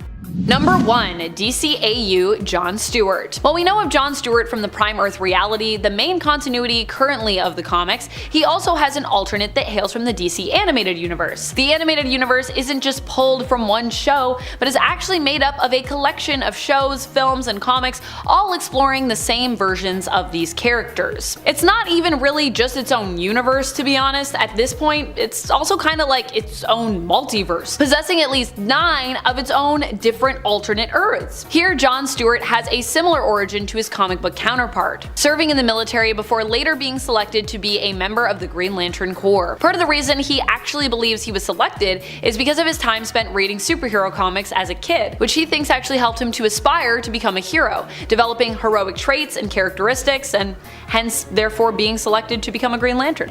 Number 10. What if Venom had possessed the Punisher? A great question. Well, as you can imagine, basically what would have happened is a lot of death. In issue number 44 of What If, we examine the answer to this question and see that Frank Castle ends up going on a killing spree as a result of joining with the symbiote. However, in the end, Frank realizes that Venom is attempting to fully possess him and resists, warning the symbiote that if not given back full control over his own body and his own actions, he will be forced to destroy the symbiote by taking his own life. This makes Venom reconsider its position, and Punisher is given back control over his body, with the two of them teaming up to become the new Punisher. And friends, before we move on to our next spot on this list, if you love what we do here at Top 10 Nerd, why not show us by clicking that like button? Number 9. Age of Apocalypse. While it's never explicitly stated who the host is, the Venom of the Age of Apocalypse is interesting in terms of their appearance. This version of the symbiote takes a host that appears to resemble Captain America. They have a similar or the same shield as Cap and appear to be wearing a Captain America costume. I don't actually think Captain America makes an appearance in the AOA reality explicitly, so it seems more than likely that this is actually meant to be him, because I don't think we see him anywhere else, despite it being unconfirmed. If true, I like how Venom mainly changes the appearance of Cap's face and his hands, and that's really about it. Number 8. Ultimate Spider-Ham. Spider-Ham is one of the most popular alternate versions of Spider-Man out there, but he is just an alternate version of Peter Parker. Luckily for us, his popularity coupled with the popularity of Miles Morales gave us Miles Morhames. Yes, that is his name, and he is the ultimate Spider-Pig. As is the case in seemingly all universes, Miles' uncle was secretly a masked criminal known in this universe as the Fowler. One of the items Fowler had stolen turned out to be a radioactive spider, which is the one that bit Miles, granting him his spider abilities. Following the passing of the original Spider-Ham when he defeated the Green Gobbler once and for all, Miles stepped up to take his mantle in order to become the ultimate Spider-Ham. The world that that Miles hailed from, Earth 14094, ended up actually being destroyed by Dr. Doom after the world was saved from Galactopus, who, he's not an octopus, but get this, Galactus is a platypus. I mean, come on. I feel like I'm way too excited about this. After the destruction of his reality, Miles traveled the multiverse, warning other universes of how to protect themselves against calamity until he arrived on Earth 1610, where he stayed. Number 7. Hulk. I wasn't done with the What If Miles Morales stories yet. I can't just give you guys one of those awesome Miles Moraleses. I can give you all the Miles Moraleses. Yeah, Miles Morales in this issue is very much like his normal self until the day that Uncle Aaron made a deal with Emil Blonsky. Aaron found himself in possession of a suspicious briefcase. Noticing a spider on said briefcase, Miles attempted to kill it, but instead accidentally knocked over the briefcase, which caused him to step on a nuclear cartridge, exposing himself to gamma radiation, and well, he got Hulkified in the middle of the night. Miles tries to keep his transformations on the down low and under control, enlisting the help of his friend Genki, who didn't believe him until Miles stepped on a Lego, which, as we all should know, causes a rage and turned him into the Hulk. Eventually, Miles spied on his uncle as the Prowler as he was dealing with Emil, which is when his uncle made an attempt at Emil's life. Now, during their kerfuffle, another briefcase was dropped and Uncle Aaron also found himself being exposed to gamma radiation, but this time he was turned into the Abomination. Number 6. Into the Spider-Verse. Yes, of course we have to talk about the version of Miles Morales appearing in the awesome animated Spider-Verse movies.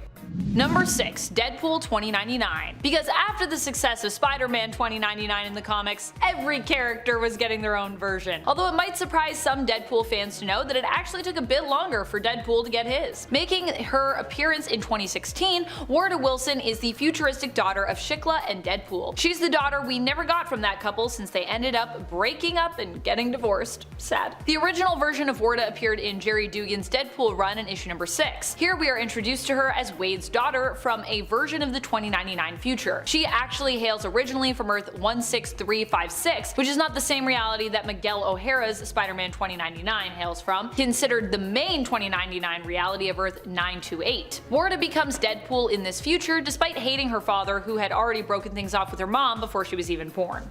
Number 5. MCU. It's weird to call Ryan Reynolds' take on the character the Marvel Cinematic Universe version, but truly, he is now officially. Deadpool will be joining the MCU with his next motion picture, and I honestly couldn't be more excited to see what that could mean for the character. I personally am wondering if this is the film that sees the X-Men properly and finally introduced to the cinematic universe now that the Fox merger is complete. I mean, we've been waiting for a long time. Just give us something. I know Wolverine will be there, but I need more. However, at the same time, technically the first MCU mutant may have been Kamala Khan's Ms. Marvel. We'll have to wait and see, though, as we hopefully learn more about Kamala and what is going on with her in the Marvels film. But based on what's happening with her in the comics, I'm thinking that's where we're headed. Why do I love MCU Deadpool? Probably because he was the version of the character who got me the most interested in diving deeper into Wade Wilson's tragic and often hilarious adventures in the comics. Seriously, I saw the movies, loved it, and then I was like, I gotta read all these Deadpool comics, and then I did it, and I loved it. It was a good time. You should do it too,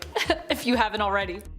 Number 4. Fox Original. Technically, there is another live-action version of Deadpool also running around in the Marvel Universe, played as well by Ryan Reynolds. Or well, used to be running around in the Marvel Universe, not so much anymore. This version of the character, however, was much less comic book accurate, appearing in the Fox X-Men spin-off film X-Men Origins Wolverine, which of course focused solely on Wolverine's origin story. In the film, Ryan Reynolds plays Wade Wilson, an overly talkative and jokey mercenary who later becomes the Merc without a mouth after being experimented on himself by Weapon X and becoming their pawn to be used in a fight against Wolverine. I know way too much about why this was all done and the plans for this version of the character and what was going to happen with it, but let's just keep going. Despite how inaccurate and goofy this version of the character ended up being, he still paved the way for the other, more comic book accurate adaptation that Reynolds would also later portray, also working once again with Fox. Although this time doing the character some very deserved justice, I think, especially after this version exists. In Deadpool 2, Deadpool also gets to travel back in time to clean up this completely weird mistake of an adaptation by killing this version of the character. So, yay!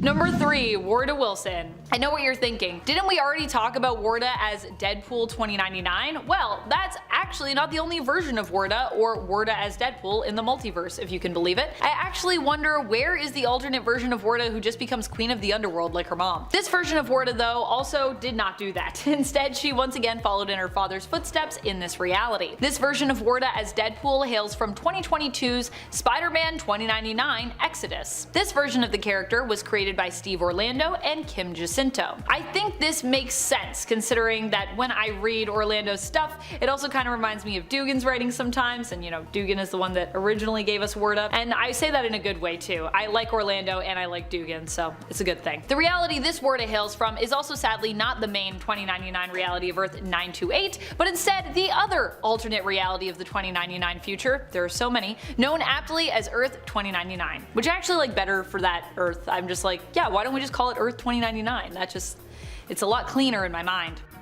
Number 2, Gwenpool. Technically an alternate of both Gwen Stacy and Deadpool combined. Gwendolyn Poole existed originally in a world where there were no superheroes, or rather, like in our world, where superheroes only exist in stories, comics, cartoons, and films. While never confirmed, her home reality, because of this fact, is actually suspected to be the same one that we exist in now, designated Earth 1218 in the comics. She eventually comes to Earth 616, and because heroes do exist here, she sets out to become one herself. However, due to a mistake on her form when she was getting her suit made, her codename was believed to be Gwenpool, when in reality, Gwenpool, with an E at the end, is really just her actual name. While she looks like Gwen Stacy, she acts more like Deadpool, although I'd argue she is less grating than he is, and has a bit more charm than the original as a Deadpool alternate. I also really love her suit. I gotta do a Gwenpool cosplay at some point. I love Gwenpool, she's so cool. That rhymes, so you know it's true.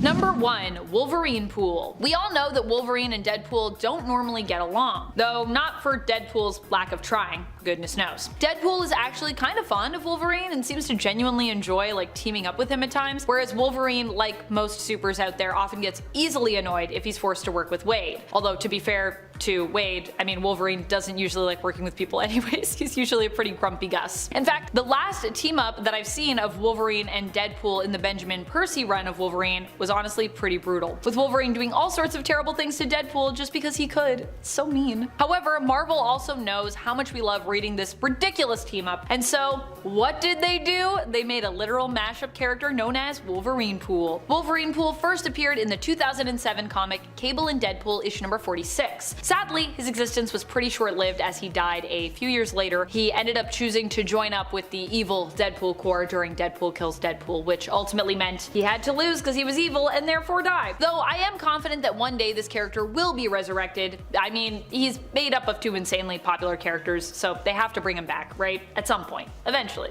We just gotta wait. I mean, he did die, I think, in 2013, so we might be waiting for a while, but I think he's coming back. Marvel, if you're watching this, do it for me. Coming in at number 10 is Ice Master. In the alternate dimension of Earth 13729, an older, like really old version of Bobby Drake has gone full Gandalf, sporting tattered robes and a cloak with the whole long gray hair and bushy ice beard. He now goes by Professor Drake, or even the name Ice Master. Ice Master traveled across realities to Earth 616 to warn Iceman about who to trust and about future decisions. He knew he was running out of time, but he got what he needed to be done. He disappeared into thin air pretty soon after the conversation was over, presumably going back to his reality, or maybe the conversation erased his reality entirely in a paradox kind of way. Maybe that's not how it works. Maybe it's Maybelline. We'll never know. Number 9, the movies. Yeah, I'm talking about the X-Men movies with Shawn Ashmore as Bobby Drake. Unlike a lot of other realities, including the main 616 universe, this version of Bobby Drake was not the youngest founding member of the X-Men. Instead, Bobby is introduced as a student at the Xavier School for Gifted Youngsters, and also as the immediate love interest for Rogue, similar to the Ultimate Universe. He even made her an ice crystal shaped like a rose. So cute. He doesn't actually do a whole lot in the first movie though, other than being impersonated by Mystique to get get Rogue to leave the school. In the second movie, he is definitely a bit more involved and he reveals his mutation to his parents, but again, he is kinda treated like a kid and a side character, and so is Rogue, and they don't really do much. In the third movie, by the final battle, Bobby is finally standing as an official X-Man. It's here that he comes face to face with his rival slash former best friend, Pyro, and completely overpowers him, headbutting the Hotshot after taking on his ice form for the first time in those movies. It only took 3 movies, but he got there. And then, lastly, in Days of Future Past, which opens in a post-apocalyptic 2023, actually, I didn't know that, Bobby is one of the last surviving X-Men and Free Mutants, and he participates in the team's attempt to change the past, defending them alongside the other surviving X-Men. He dies twice in this movie, but thanks to time travel, he's all good, so let's hope we get to see him again, maybe in Deadpool 3. Number 8, King Ice. Yeah, you know we're talking about an amalgam comic yet again. When Doctor Strange Fate, aka a mix of Doctor Strange from Marvel and Dr. Fate from DC, attempted to merge the Prime Marvel Universe and the DC Universe to reform the Amalgam Universe, he took both the X-Men and the Justice League of America and slapped them together with some sticky tack, chewing gum, and some duct tape. This created a whole slew of really awesome amalgamated characters, one of which would be King Ice, aka a blending of both Iceman and Aquaman. He and the others were used to confront Access and Doctor Strange, but were pretty much ineffective. Once Doctor Strange Fate was defeated and the Amalgam Universe restored, the combined people were split, but I still can't help but think this makes a whole lot of sense with Iceman using the moisture around him to fuel his powers, and Aquaman, well, he's Aquaman. Number 7, 1602. In a dystopian and alternate future, the villain Purple Man used his powers to become president and take control of America. Trying to eliminate any opposition, he decided to send Captain America to the Elizabethan times instead of just, I don't know, putting him 6 feet under, I guess. Whatever the silly reason was, this had an unexpected effect. When Cap wound up in the 1600s, it created another divergent timeline, one in which present-day heroes already emerged in the 17th century, the year 1602 to be precise. Mutants in this timeline were referred to as Witchbreed, and as such were feared and hunted by the Inquisition. Just as Iceman is a mainline original X-Man, he is also part of this alternate timeline's X-Men team as well. The counterpart of Iceman was called Roberto Trefusis, and despite his young age, he showed a great control over his power. Roberto managed to encase an entire sailing ship in a block of ice and was able to turn rain into an ice storm. Roberto also claimed to have served as cabin boy for the famous Sir Francis Drake, who happened to be his uncle. With the whole Drake last name, that kind of makes sense. Number 6, Age of Apocalypse. In the Age of Apocalypse reality, it was Magneto who originally founded and trained the X-Men, thanks to some tomfoolery by the mutant Legion. Bobby Drake, being among the first mutants Magneto recruited, was pushed by the Master of Magnetism much harder than Xavier would have, making the youngest X-Man drop his joking, kid-like attitude and tap into his full potential. And he really did tap into it. Iceman in this universe was responsible for defeating Eunice, freezing him, then shattering the leader of Apocalypse's Infinites. And he played a big part facing Apocalypse's Horsemen. Later, Iceman revealed himself as Sinister Iceman, and united with Archangel, who had become the new Apocalypse. Bobby was as cold as ice in this universe, and that pun is intended. And he had no qualms about ending lives. As a villain, he began going around taking out X-Force members, like when he shattered Deadpool and was trying to delete Wolverine from life, but his actions were in vain because Warren Worthington, Archangel, regained his real personality. After that, Bobby, alongside Dark Beast and a few others from the Age of Apocalypse reality, traveled to Earth 616, where he specifically hid in Madripoor, enjoying his time away from his chaotic reality and hiding from his universe's Nightcrawler, who had joined up with X-Force and was hunting down the other traitors from his reality. It wasn't too long before Nightcrawler caught up with Bobby, and things got a little heated, shall we say. Number 6, Nathaniel Essex. While Mr. Mr. Sinister becomes Apocalypse in the Earth 1610 reality, this isn't the only version of Nathaniel Essex that exists in this continuity. In fact, there is another that appears 3 issues earlier in Ultimate X-Men issue number 46. Initially known as Nathaniel Essex, this version of the character originally worked for Norman Osborn and was working on creating a super soldier as a bioengineer. Not being allowed to run human trials during his time at Oscorp, he ended up using himself as a test subject.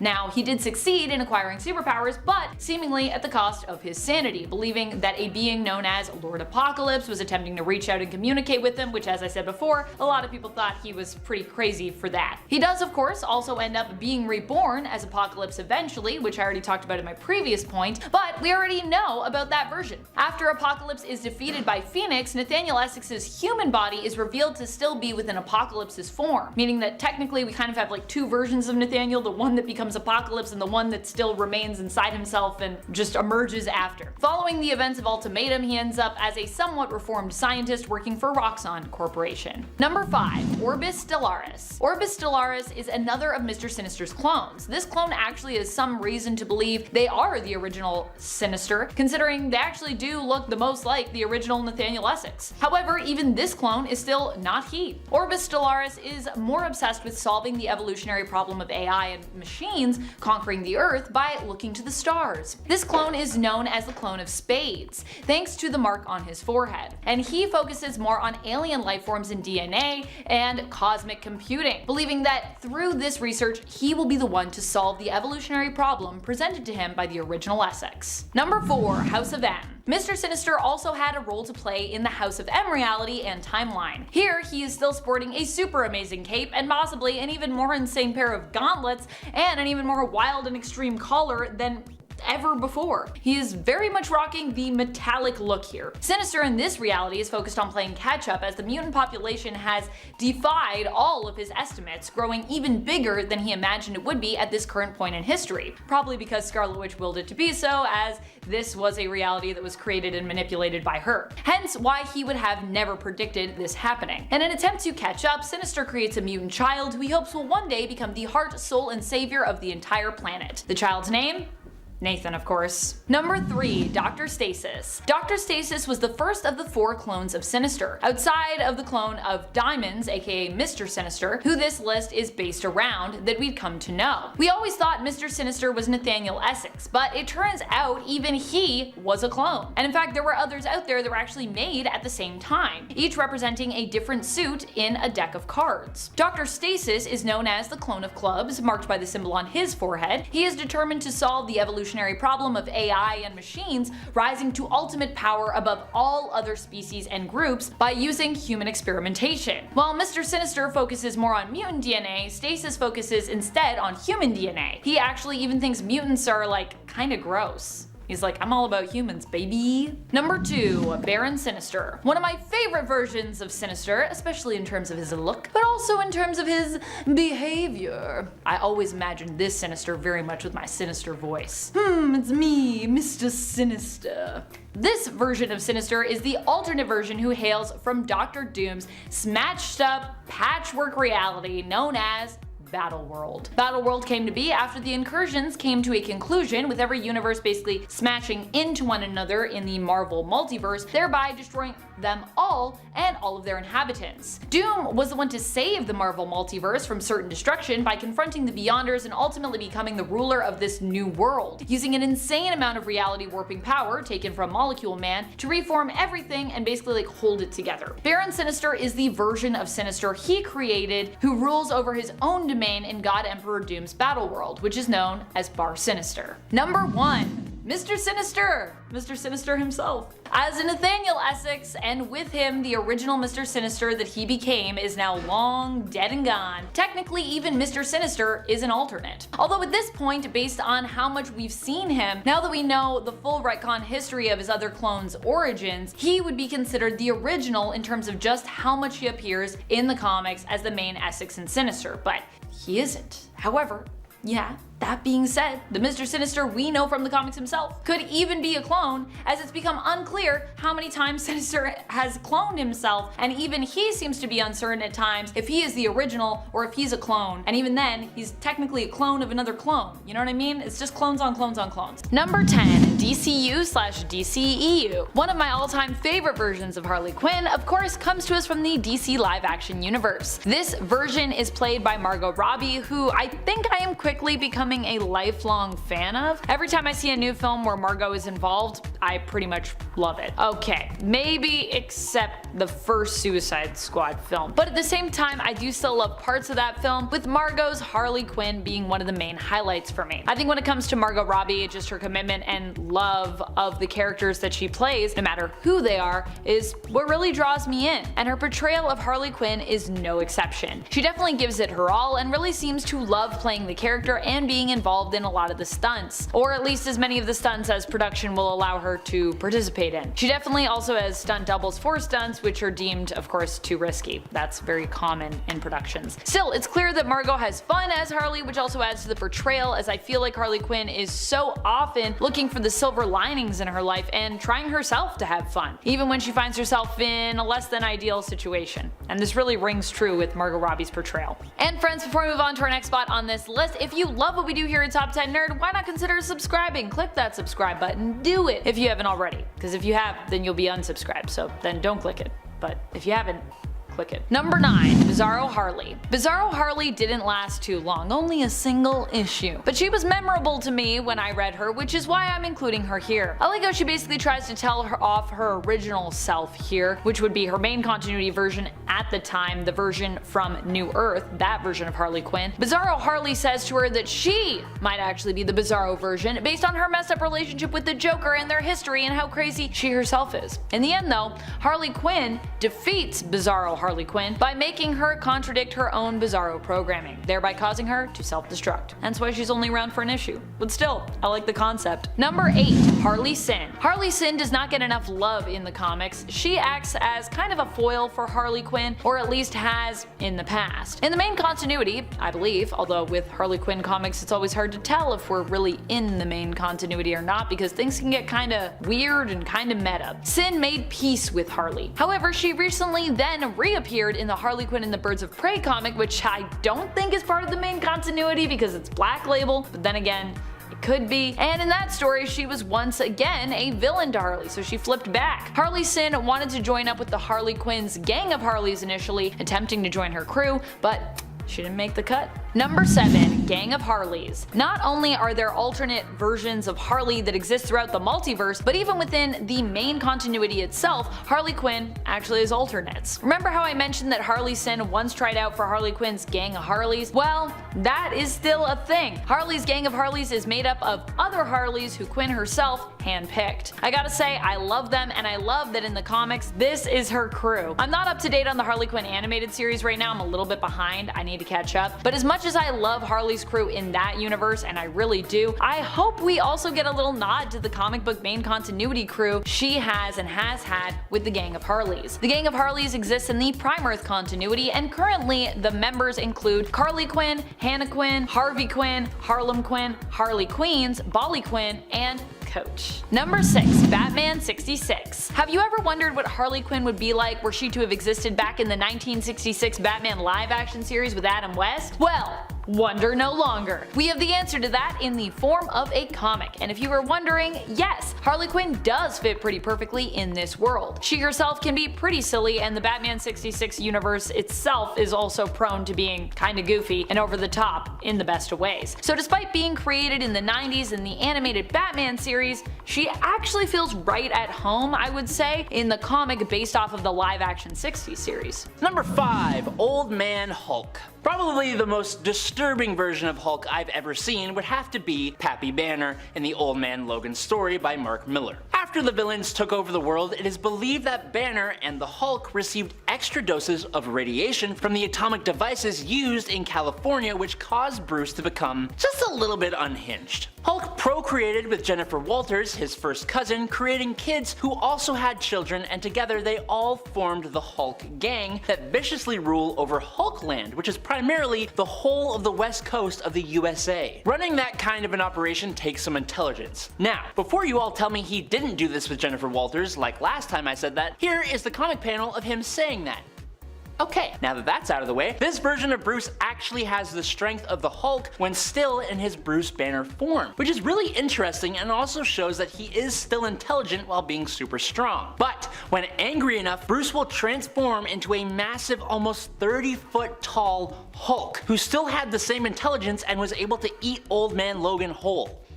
Before Logan regenerates and tears himself out from the inside, but he still manages to survive with his head being attached to a robotic body, which is also super cool. Number 4, She-Hulk. The lawyer Jennifer Walters is Bruce Banner's first cousin and probably the closest thing he has to a sibling. It just so happened that as Bruce was seeking some legal aid from Jennifer, she was nearly sent to the afterlife during an assassination attempt, and it's kinda crazy how much that seems to happen in comic books. Well, Bruce saved her life by giving her an emergency blood transfusion, but as a result, she became the She-Hulk. Although she started out as a bit of a savage She-Hulk, when she appeared in issue 1 of her comic in 1980, Jen's normal personality eventually became dominant when she was in her gamma-powered form, giving her access to her intelligence as an incredibly skilled and successful lawyer. In fact, she actually prefers being She-Hulk even in her day-to-day activities, and she puts her skills to use as an Avenger and member of the Fantastic Four. Number 3, Hulk 2099. This version of the Hulk, appearing in the awesome possible future of 2099, where Spider-Man 2099 makes his home, is a guy named John Eisenhart. He was a corporate lawyer for big movie studios who went to go and coerce a group called the Knights of Banner,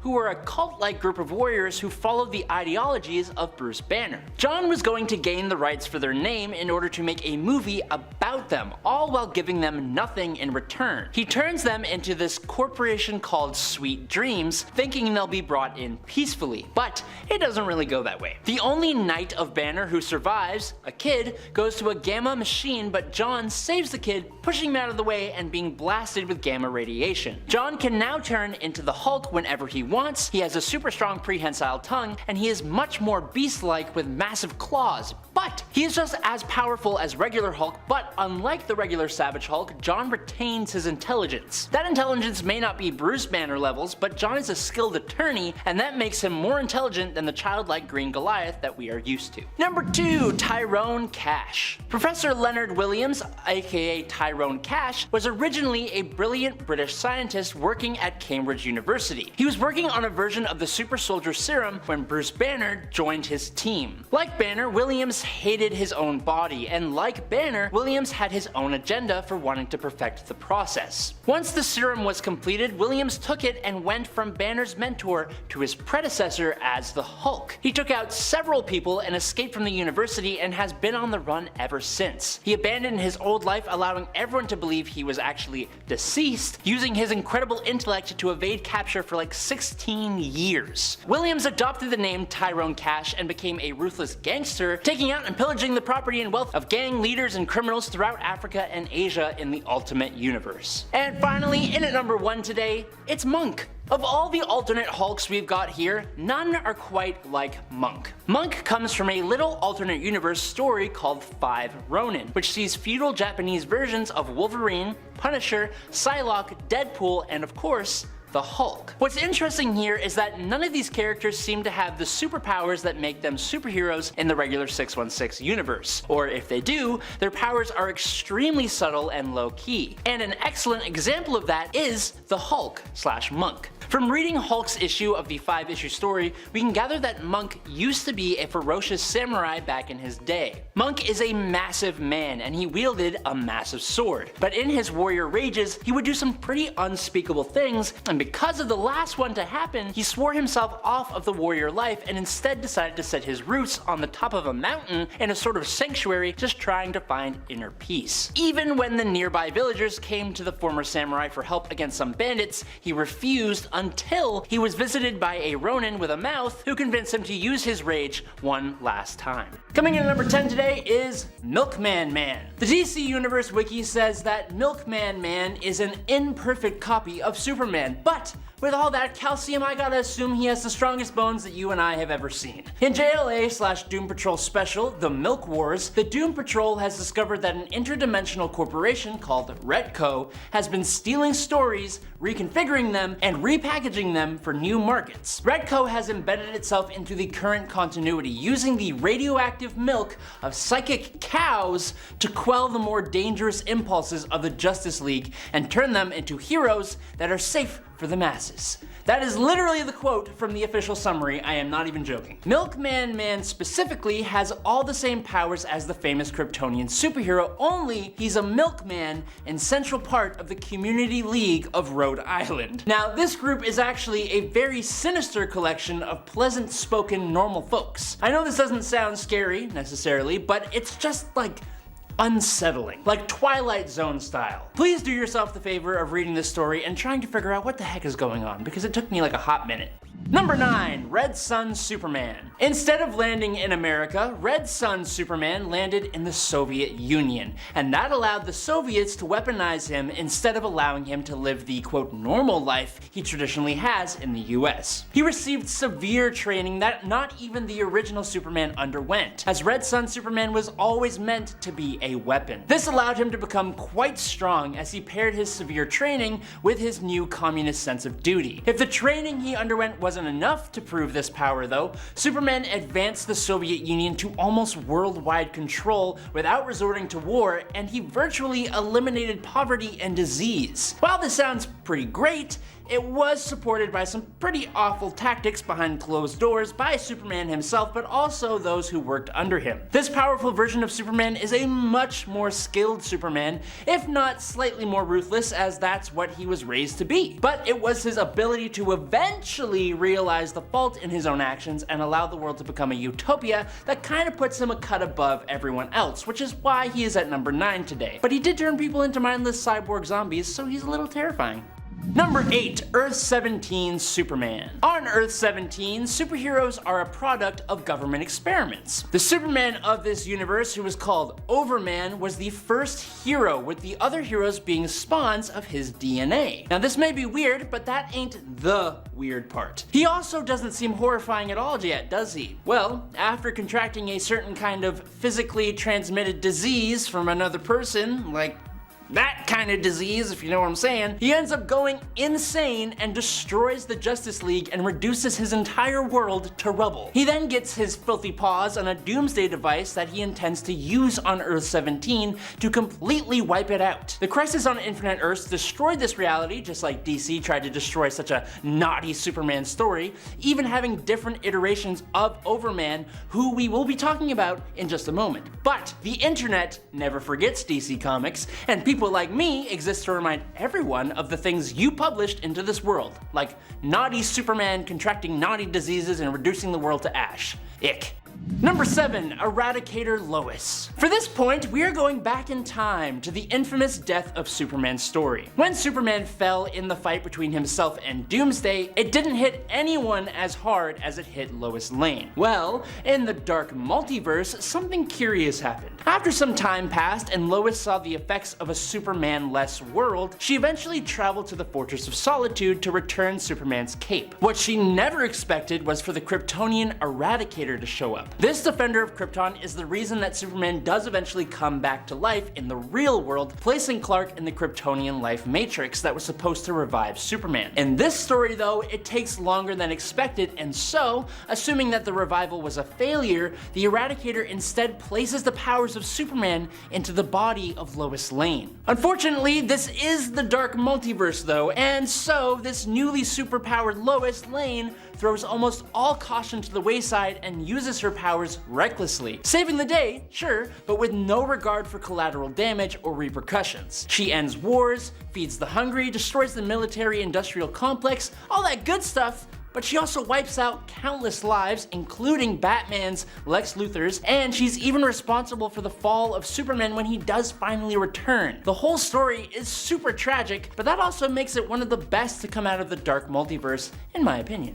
Number 6, Overman. I told you we would talk about another Overman. This version of our favorite red and blue boy didn't end up in Kansas when he was ejected from Krypton. No, this Kal-El found himself in Sudetenland, Germany in 1938, and he was acquired by a certain mustached fascist. With Kal and Kryptonian tech, the Reich were obviously able to win World War II and rule over the entire planet. Later, Overman would become disgusted with the stashed man when his annihilation of those he deemed lesser had been finalized. Although Superman still served that man's political party. Weird set of morals there, I don't know. Eventually though, he was cloned and received a romantic partner in the form of Overgirl. But after her passing, he was completely heartbroken and he supplied information to the freedom fighters who long opposed the fascists, which eventually led to the end of the new Reichman, this world's evil Justice League, and the city of Metropolis. With the grief of all those losses holding him down, he was overthrown by his own best friend. But I wouldn't feel too bad for him though, he was pretty bad. Number 5, Ultraman. Who would have thought that a Superman who is just a giant man baby would be one of the more powerful versions of the character? Ultraman is the Superman of Earth 3, where strength and power are held above everything else, even good and righteousness. Ultraman was born on the dying Krypton to Jor-El, who was able to secure a life pod for his incredibly powerful son, who he saw as his best chance of revenge. While in his life pod, Kal-El was given the ideology of becoming the strongest possible being, eschewing all weakness in himself and in others. His rocket crash landed in Smallville, right through the home of the dysfunctional couple, Johnny and Martha Kent, who he forced to be his parents until he was 7 years old, when he then took their lives and burned their home to the ground. He took the name Ultraman, took over the Earth, and created the crime syndicate of America. Unlike Superman, Ultraman actually gets more powerful from kryptonite, and the sun is what makes him weaker, which is fine because he will literally just move the moon to block out the sun. Number 4, Brutale. Brutale is a cloned version of Superman, but unlike a certain bizarre version of Superman, this duplication was done by none other than Darkseid himself. Darkseid raised the resulting clone into a weapon and unleashed him on the superheroes of Earth 2, along with Steppenwolf and the other Hunger Dogs. Now, when Steppenwolf tried to subvert his master Darkseid and take Earth as his own, Brutale ruthlessly, or some might say brutally, takes Steppenwolf from this plane of existence with his heat vision, establishing his devotion to his Lord Darkseid, being all like, "Let me make my intentions clear. Hail Darkseid," which is just a sweet line after you take down a general of Darkseid. Now the Earth became lost to Darkseid's minions, and eventually, after a lot of other stuff, Kal-Zod, Earth 2's really awesome Superman, faced Brutale in combat, and after a furious battle, showed that Brutale was just an imitation, and a cheap one at that, as his body began to deteriorate, all Spider-Man clone degradation style, and the day was finally saved. Number 3, Injustice Superman. The Superman of the Injustice universe has pretty much the same history as the baseline Superman, but when the Joker kidnaps the pregnant Lois Lane, it lures Superman into a trap of fear gas. In this fear-induced state, Superman hallucinates his wife as the villain Doomsday and instantly attacks, flying Lois and what would have been John Kent into space, taking their lives, and also inadvertently causing a nuclear detonation to destroy his city, Metropolis. After suddenly losing his city, wife, and his baby, Superman goes into a pretty honestly understandable rage, bursting into the interrogation room where Batman is learning the true intentions of the Joker, and he plunges his super fist straight through the clown's chest. Following these events, Superman takes control of the Earth and rules it as a tyrant. He turns on and destroys his friends, is manipulated by Wonder Woman, holds nothing back, and puts the entire Earth under the control of his regime. He is a seriously hardcore version of Superman who has actually been revisited recently in John Kent's comic book story, where he even took the life of Earth 3's Ultraman pretty easily. It was kinda nuts. Number 2, Super Doom. On Earth 45, Lois Lane, Jimmy Olsen, and Clark Kent are scientists instead of reporters, and they use their smarts to build a machine that can turn thoughts into reality, which, I gotta be honest, how the heck did they think that was a good idea? I can think of 10 things right now off the top of my head that should never become reality. Anyways, using the aforementioned thought to form machine, they tried to create a being called Superman, who would be capable of doing amazing things and who could save worlds. But when they are forced to give their idea over to Overcorp, these guys decide to rebrand and end up creating a monstrosity. Superman, the Last Knight of Tomorrow, or as he's better known to everyone else, Super Doom. With a corporate-fueled agenda of destroying all competition, Super Doom quickly becomes the strongest super being on its own planet, and then entered into the bleed space to take out all the other versions of Superman across the multiverse. Of course, bad guys never win forever, so after defeating and devouring multiple different Supermen of multiple different Earths, he was stopped by the Superman and Lex Luthor of Earth 22, who stranded him between universes. He's since been used in a few other storylines and remains one of the most formidable evil versions of Superman to this day because he didn't actually pass away. He's still out there, just like between universes. Crazy. And finally, in at number 1 today, it's Bump in the Night. For starters, DC's House of Horror is basically a collection of short stories featuring different characters. They are all equally interesting and horror themed. The Possession of Billy Batson and the Last Laugh stories are particularly interesting, but for today's video, I think we want to talk about the very first one, Bump in the Night. This short story follows Martha Kent on the night Kal-El arrives on Earth. Jonathan Kent has gone out to explore what exactly caused a big bang and trail of smoke on the Kent's farm, but he doesn't come back. As Martha worries about where her husband has gone to, she goes back inside, but Martha starts hearing bumping and thumping coming from upstairs in the house. All of a sudden, a demonic humanoid child crashes through the ceiling and begins attacking her. She tries to run to the barn, but fiery beams of energy fire from the creature, blowing up the barn. She takes refuge in her truck only for the creature to land on the hood, shrieking. It throws the truck across the yard and Martha gets out wounded only for the truck to explode. The tiny little creature then flies away with the symbol of an S emblazoned on its own chest. Coming in at number 10, it's Earth 32. Unexpected. That's probably how I would describe the Batman from Earth 32. Now, the original Batman of this universe was Bruce Wayne, who also became a Green Lantern. But when he left the Earth to serve in the Green Lantern Corps, it left the role of Batman open. And who would have guessed that of all the characters, Alexander Luthor would be the one to answer the call? First appearing in Lex Luthor Year of the Villain #1 from November 2019, this Batman was partnered up with Super Martian, a cross between a Martian like Martian Manhunter and a Kryptonian like Superman. As you can imagine, they were a powerful combo. They took up a base of operations in what looked like the Batcave mixed with the Fortress of Solitude and were assisted by Fred, their awesome robotic butler. Thanks to having the Martian as his partner, Lex Batman was well acquainted with telepathy, and while it caused him some pretty bad headaches, it was also instrumental in helping deal with the Prime Earth Lex Luthor when he showed up. Number 9. Blood League. Now, we have talked about the vampire Batman who appears in the Elseworld Batman Vampire Trilogy,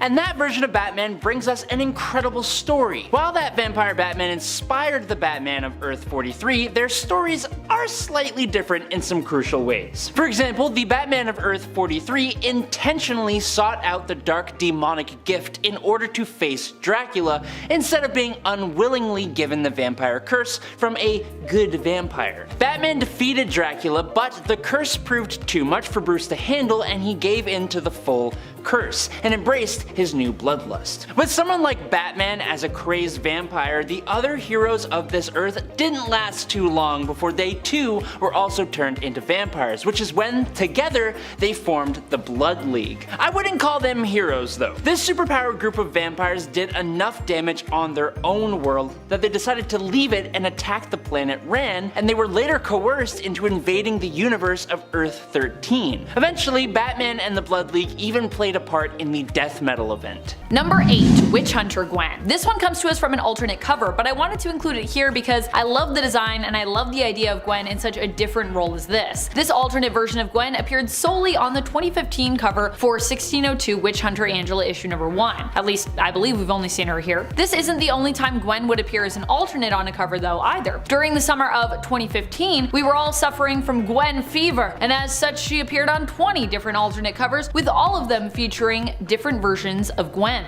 And since then, she's also had her own Gwenverse sort of come about, so there's a lot of Spider-Gwen out there running around, a lot of variants. Number 7, Ghost Spider. Not really a full-on alternate of Gwen, but another character that uses this same name, Ghost Spider. And I like Ghost Spider, so I thought I would include him. Ghost Spider is actually an alternate Peter Parker from Earth 11638. He is the version of Spider-Man who never lost his uncle. Instead, Uncle Ben helped Peter with his training, but also kind of turned him into a monster. Peter in this world was extremely successful, a wealthy celebrity scientist and philanthropist who also fought crime as the vigilante Amazing Spider. However, he started to use his technology to trap other Spider variants from other worlds so he could drain them of their powers, taking all that power for himself. Having never learned the lesson, with great power comes great responsibility, but instead, with great power comes a great responsibility to stay powerful from his uncle. However, when 616 Spider-Man was about to be drained, this alternate version had actually a change of heart and ended up sacrificing himself to free the main reality Peter, seemingly perishing but really becoming something new, becoming one with his regrets and the souls of the underworld. He was revived as Ghost Spider. No hyphen. And he's basically kind of like Ghost Rider meets Spider-Man, but he also uses the name Ghost Spider, so I just thought he would be an interesting one to include since he uses the same name that Spider-Gwen uses now currently in the comics. Number 6, Secret Wars. This version of Spider-Gwen is from the 2015 A-Force series. She was an alternate from the reality of Earth 16191, one of the protectors of Doom's Battleworld realm known as Arcadia, one of the patchwork domains from God Emperor Doom's kingdom that appeared during the 2015 Secret Wars event.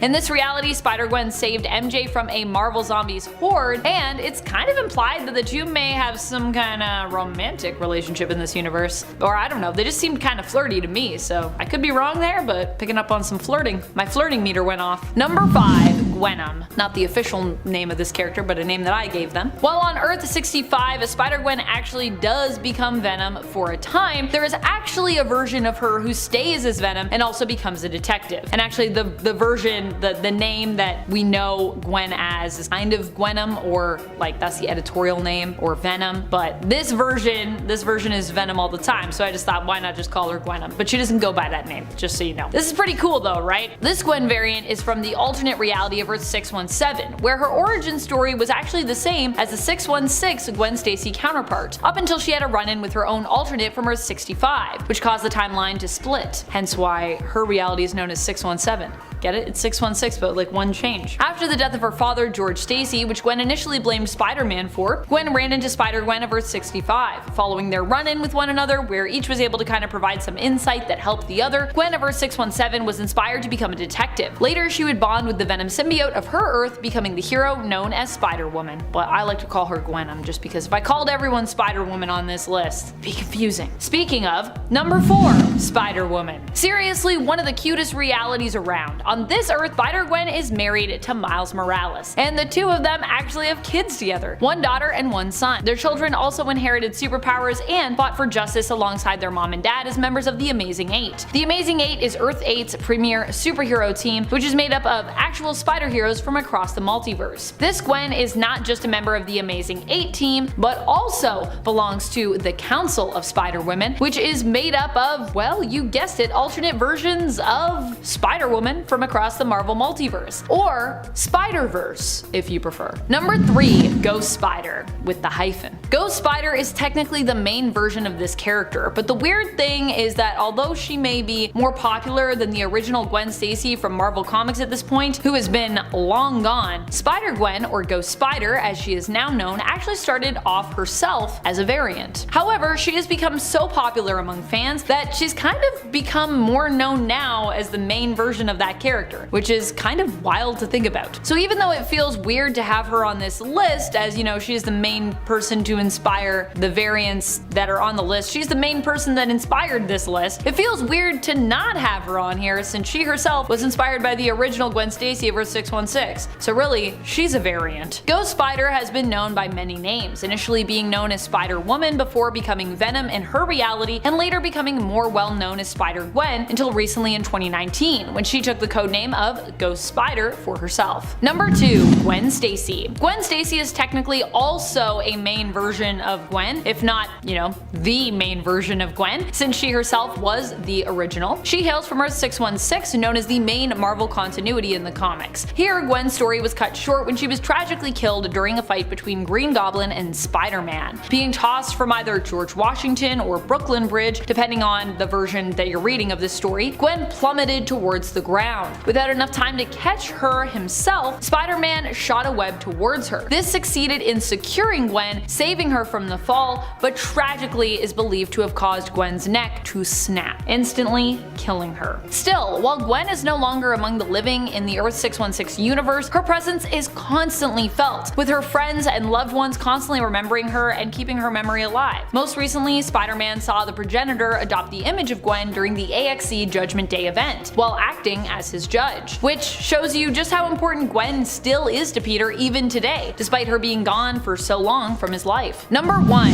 Gwenpool. Gwenpool is one of my favorite Gwen alternates. She is actually an alternate version of 2 different characters, a mashup of Gwen Stacy and Deadpool, hence Gwenpool. Gwenpool originates from a world where superheroes exist only in fiction, which has led many to believe that she exists in our universe, Earth 1218, the real world. However, Gwen doesn't actually have an official designated number for her Earth yet, so it's still kind of up for debate. Regardless, Gwen preferred to live in a fantasy world and eventually did end up in a fantasy world, coming to Earth 616. Finally existing in a world where superheroes were real, Gwen set out to become one herself, going out and getting a costume and ending up unintentionally with the hero name of Gwenpool. Number 10. Animated Spider-Verse. I love this version of Gwen, although really she is pretty similar to her comic book counterpart, but maybe that's why I love her so much. One thing she does have that her comic book counterpart does not is an audible voice. In both Into the Spider-Verse and Across the Spider-Verse, Gwen is voiced by Haley Steinfeld, who does an amazing job. I love how much we've gotten to explore her story, and I am hoping we get to spend a bit more time in her Earth, the animated Earth 65, going forward in the franchise. And friends, before we move on to our next spot on this list, if you love what we do here at Top 10 Nerd, and if you love alternate versions, we do have an alternate versions playlist, so you can click it, check it out. Number 9. Ghost Spider-Man. While only making a brief appearance in the comics, I have to mention this one. You know me, I'm a big Spider-Man fan, so any opportunity to talk about her, I am here for it, and I'm here for this one too. Unfortunately for me, she actually is an alternate that is both a combination of her and Ghost Spider. Ghost Spider-Man is one of the alternate heroic versions of May that appears in Spider-Verse issue number 2, when she summons the power of her alternates to defeat the Carnage variant. The costume Ghost Spider-Man wears is near identical to Gwen's, and for those who don't know, Ghost Spider is also the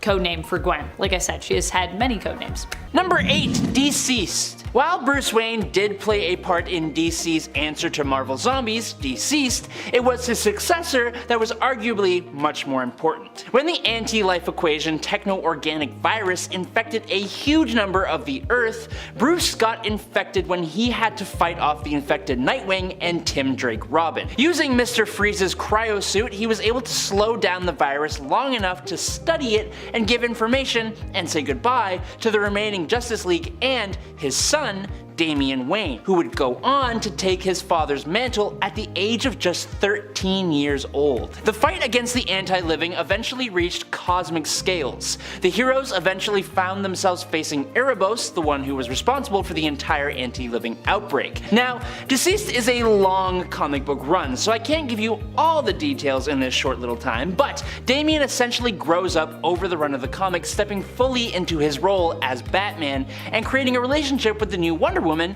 Cassie. Alfred Pennyworth eventually becomes the new Spectre and bringing a cure for the anti-living, but right near the end, Damian organizes the final attack on Erebos in Limbo. Now, in an all-white batsuit that looks amazing, Damian put the life equation, the opposite to the anti-life equation, inside of himself, and he decided to detonate it inside of Erebos to destroy him and the anti-living from the inside out. He makes the ultimate sacrifice, and it's pretty awesome. Number 7. B-Rex. Some of the coolest stuff has come from the Dark Multiverse, and of all the alternate characters to come out of it, a Bruce Wayne who transferred his consciousness into the mechanical T-Rex in his Batcave has to be one of the most awesome. Now, as a Batman T-Rex, Batmanosaurus Rex, or just B-Rex if you prefer, Batman decided that he has been wasting time, not just completely wiping out his villains, and so he goes on a dinosaur rampage through Arkham Asylum, chomping and crushing inmates and staff alike. B-Rex gets recruited by the Batman Who Laughs, just like a bunch of other Dark Knights,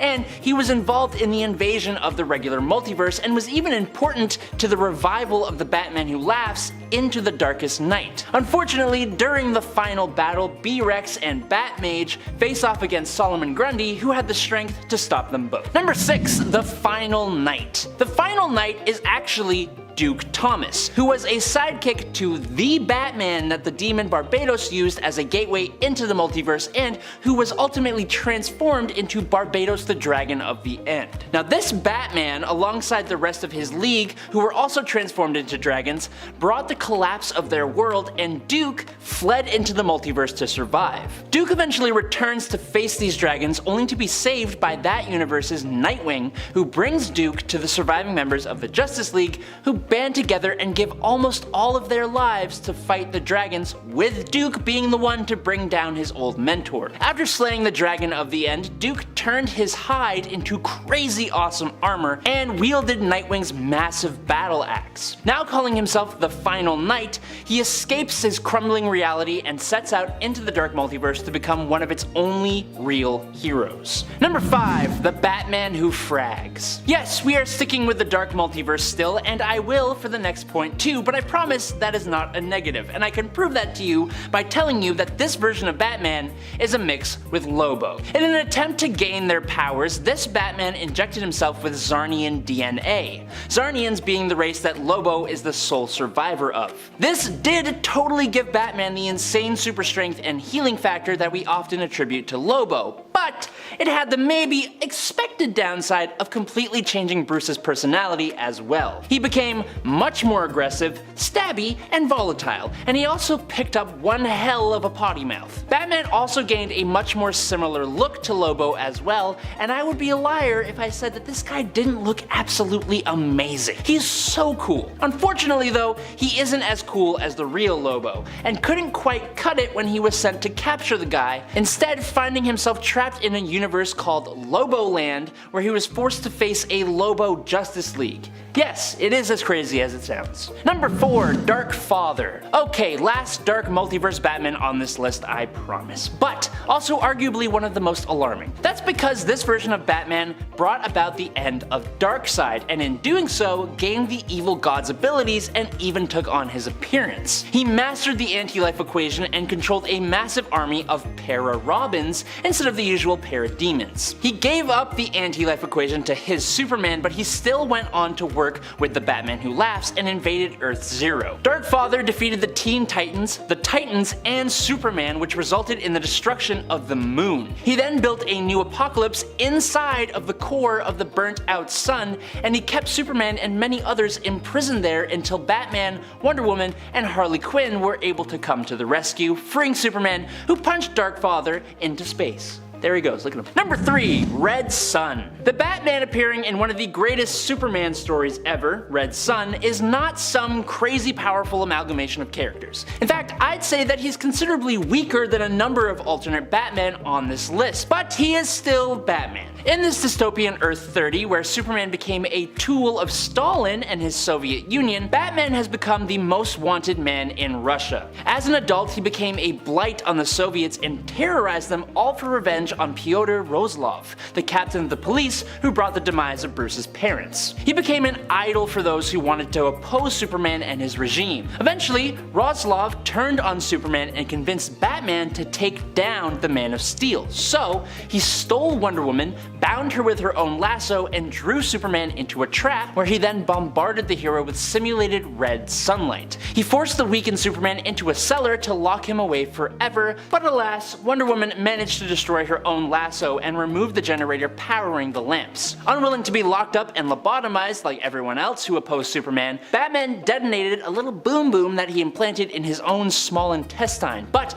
before he passed, Batman revealed to Superman the truth of Rozlov's treachery and got his revenge in a really roundabout way. Number 2. Flashpoint Batman. With the loss of his son at the hands of a mugger, in the alternate Flashpoint timeline, Thomas Wayne was driven to send criminals to the afterlife as the ruthless vigilante Batman. His first victim would be Joe Chill, the very mugger who ended the life of his son. Now, originally planning to poison Joe, Thomas went the much more reasonable route of pummeling with his bare hands. This act drove his wife, Martha Wayne, into insanity, cutting a grin into her own face and becoming this timeline's version of the Joker. Thomas has a more important mission to him than his war on crime though, restoring his son's life. He meets the Flash, helps restore his powers, learns of the alternate timeline where Bruce actually lived, and assembles an alternate timeline Justice League, and together they restore the original timeline. Thomas eventually enters into the current DC timeline, and wishing for his son to stop being Batman, he teams up with Bane to completely break Bruce. But it fails. Since his introduction in Flashpoint Volume 2 Number 1 in July of 2011, Flashpoint Batman, Thomas Wayne, has been a complex, interesting, and infamously fan-loved character. And finally, in at number 1, Owlman. The crime syndicate of America hails from the strength-obsessed Earth 3, and is a twisted, evil version of the main universe Justice League of America. The Batman of this villainous league isn't a Batman at all. In fact, he isn't even Bruce Wayne. No, he is Thomas Wayne Jr., also known as Owlman. Thomas Wayne Jr. was the eldest son of the Waynes, yes, the older brother of Bruce in this world. He believed that his parents were managing their wealth poorly, and for that reason alone, Thomas decided that they needed to go. He tried to convince his younger brother Bruce to help him in this endeavor, but when the time came to do the deed, Bruce was pretty hesitant and attempted to dissuade Thomas. Perceiving this as a sign of weakness, Thomas took Bruce to the afterlife, while his butler and servant, Alfred, who would become known as the Outsider, ended the lives of their parents. Becoming the villain Owlman, Thomas asserted power, dominance, and control over the city of Gotham, forcing it to be under his control. There is a lot more to this Owlman, but what we need to know is that he, alongside the crime syndicate of America, could not save their world from the Monitor, and so they fled it, invading the main DC universe and bringing us the Forever Evil story, which is probably one of the most awesome stories to come out of the New 52. Number 10. Young Justice. Earth 16 is the designated number given to the reality we see in Young Justice. Despite being an animated series, Young Justice is actually considered to be separate from the main DCAU reality, and is instead its own separate Earth. Here, Hal Jordan is Green Lantern. We first met Jordan in 2010 when the series started, but he continues to appear in the series up until its final season in 2021. This version of Hal here is one of the founding members of the Justice League. Like in the comics, he is also based in Coast City. One of the fun facts that I just find entertaining from this universe is that Hal Jordan is revealed as not liking Guy Gardner. Both he and John Stewart in this reality were very much against having Guy join the Justice League when they were considering adding new members to the roster. Also, I gotta say, I haven't watched Young Justice yet, and it keeps getting recommended to me, so I feel like I really need to watch it. If you have a favorite moment or episode, let me know, because I want to go back and watch all of it. And friends, before we move on to our next spot on this list, if you love what we do here at Top 10 Nerd, why not tell us that you love us by clicking that like button? Seriously, it really helps us out if you do that, so if you want to, then I would like that.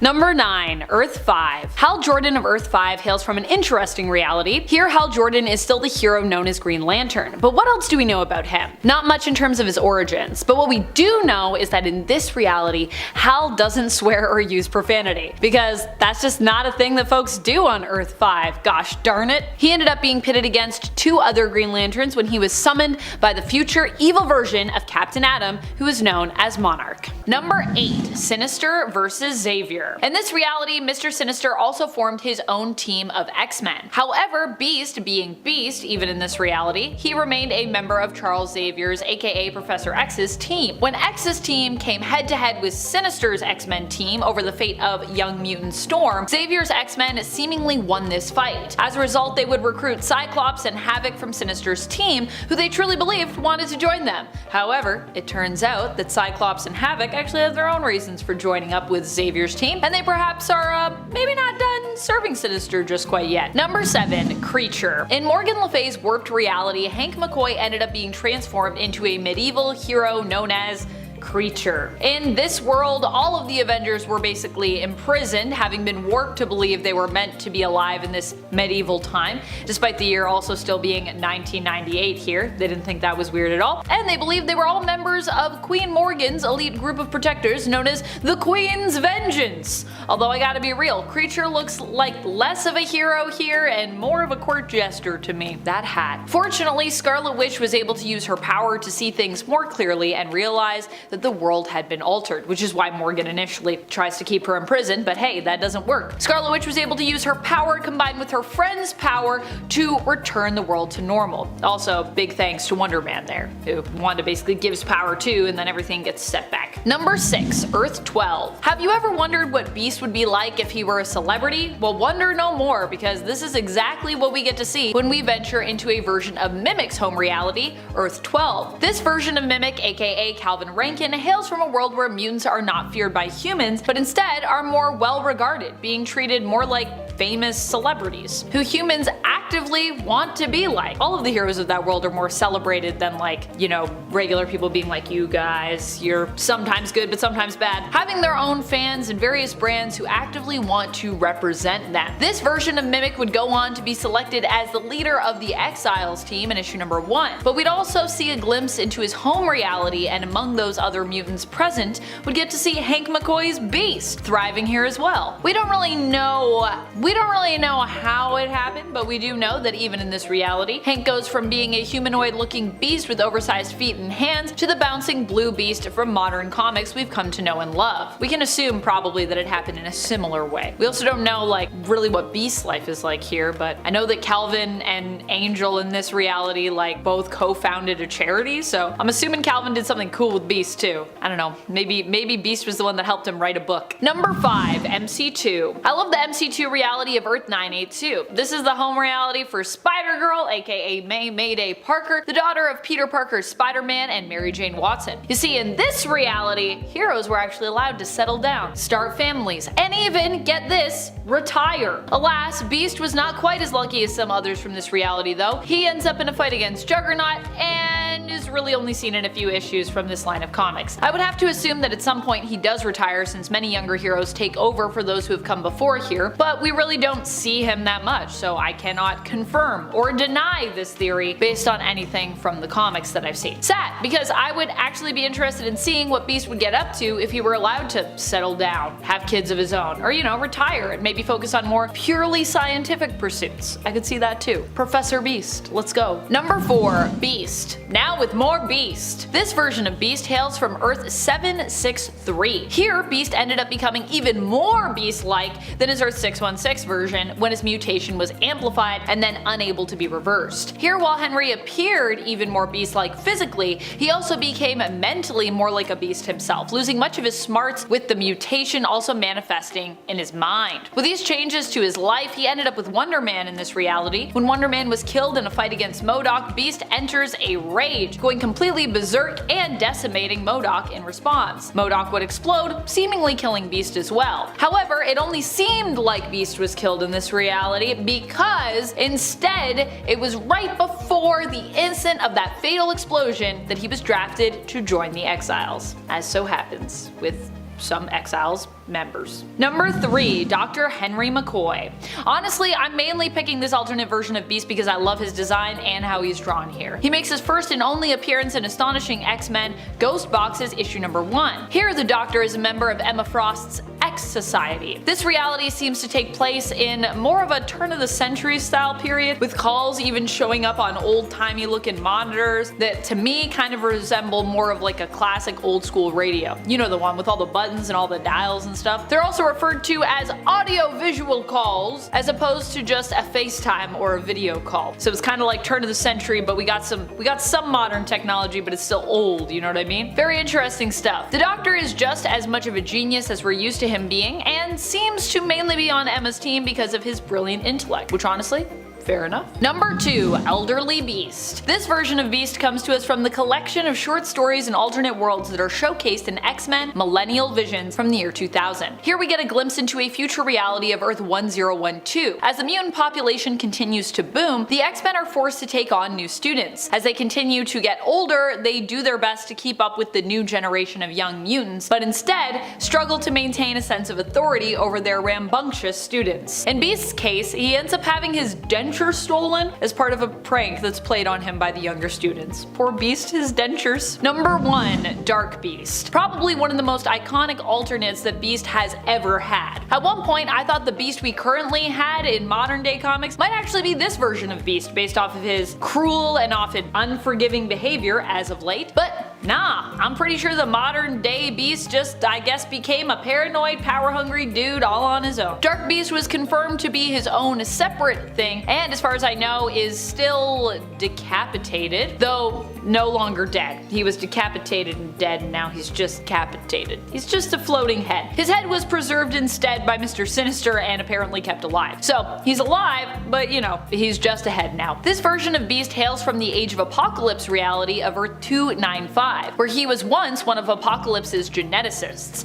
and in this world, Apocalypse ends up taking over the world. Ooh. Without Xavier's guidance, Beast became a mad scientist who was willing to follow through with even the most immoral and dangerous experiments, with many mutants becoming his test subjects against their will. Pretty scary stuff. Coming in at number 10 is Iron Man the Traitor. In one of the first ever What If comics, we get an answer to the question of what if Iron Man was a traitor? It picks up following his usual origin story with Iron Man being famously captured and forced to make the tools of his trade. Like normal, he still creates the Iron Man armor, but the change comes when instead of booting up and busting his way out, the boot up sequence takes just a bit too long, and Yinsen's sacrifice goes to waste as it doesn't buy Tony enough time like it normally would. Tony is found and restrained before he can do anything. Now that he has been found and this new weapon, the Iron Man armor, is discovered, the leader of the organization that had captured Tony, Chen Lu, plants a device in Tony's arc reactor that keeps Tony alive, but that allows Chen to shut it off remotely if Tony doesn't do what they say. Crucially though, Chen also implants a communication device in Tony's skull so that Chen Lu can spy on and control Tony. Then he lets him get discovered. Thanks to the fact that he can now control Tony, he forces him to become a hero like he would have anyways, gain the trust of the superhero community, and then learn secrets pertaining to S.H.I.E.L.D. Tony is ordered to dispatch Reed Richards and goes to complete this mission, but it's revealed that Tony has actually been recording an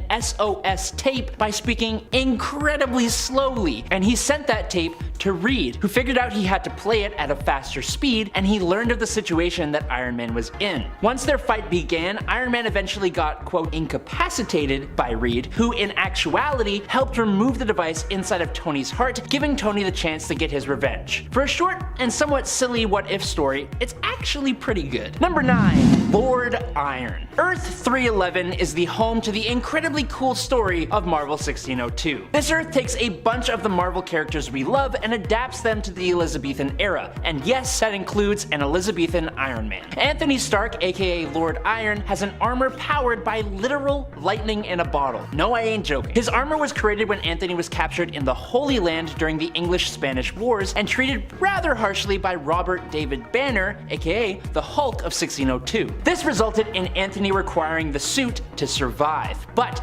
that's all backstory. Anthony is sent on a mission to hunt down Banner at the Roanoke colony in the New World with his technologically advanced suit. Now look, this suit, in comparison to other versions of Iron Man, is not the most advanced and powerful suit, obviously, but it is centuries ahead of its time, being nearly on par with the first ever Iron Man armors, only it has a super sweet lightning sword. Elizabethan Iron Man literally captured lightning in a bottle, and that says all it has to, really. And it ate Zombie Cap. Colonel America's life before the onslaught of the zombie plague of Earth 2149 remains largely undisclosed, but it is reasonable to assume that it paralleled the experience of Captain America from 616. Aside from the evident difference in rank, the only other deviation from 616 is that Colonel America assumed the role of President of the United States, akin to his ultimate counterpart. Although his presidency was cut short before completing a full term, tragically he succumbed to the zombie infection and became part of the Zombie Galacti, only to meet a gruesome fate when his brains were violently extracted by Red Skull. Here's a fun fact, such a high percentage of US presidents have been assassinated that it is considered the deadliest job in the world. Yep, Cap isn't changing that. However, his story took an unexpected turn as he found himself transplanted into the body of T'Challa, the son of Black Panther. The circumstances surrounding this transformation and the ensuing consequences for Colonel America in his new form are yet to be fully revealed, but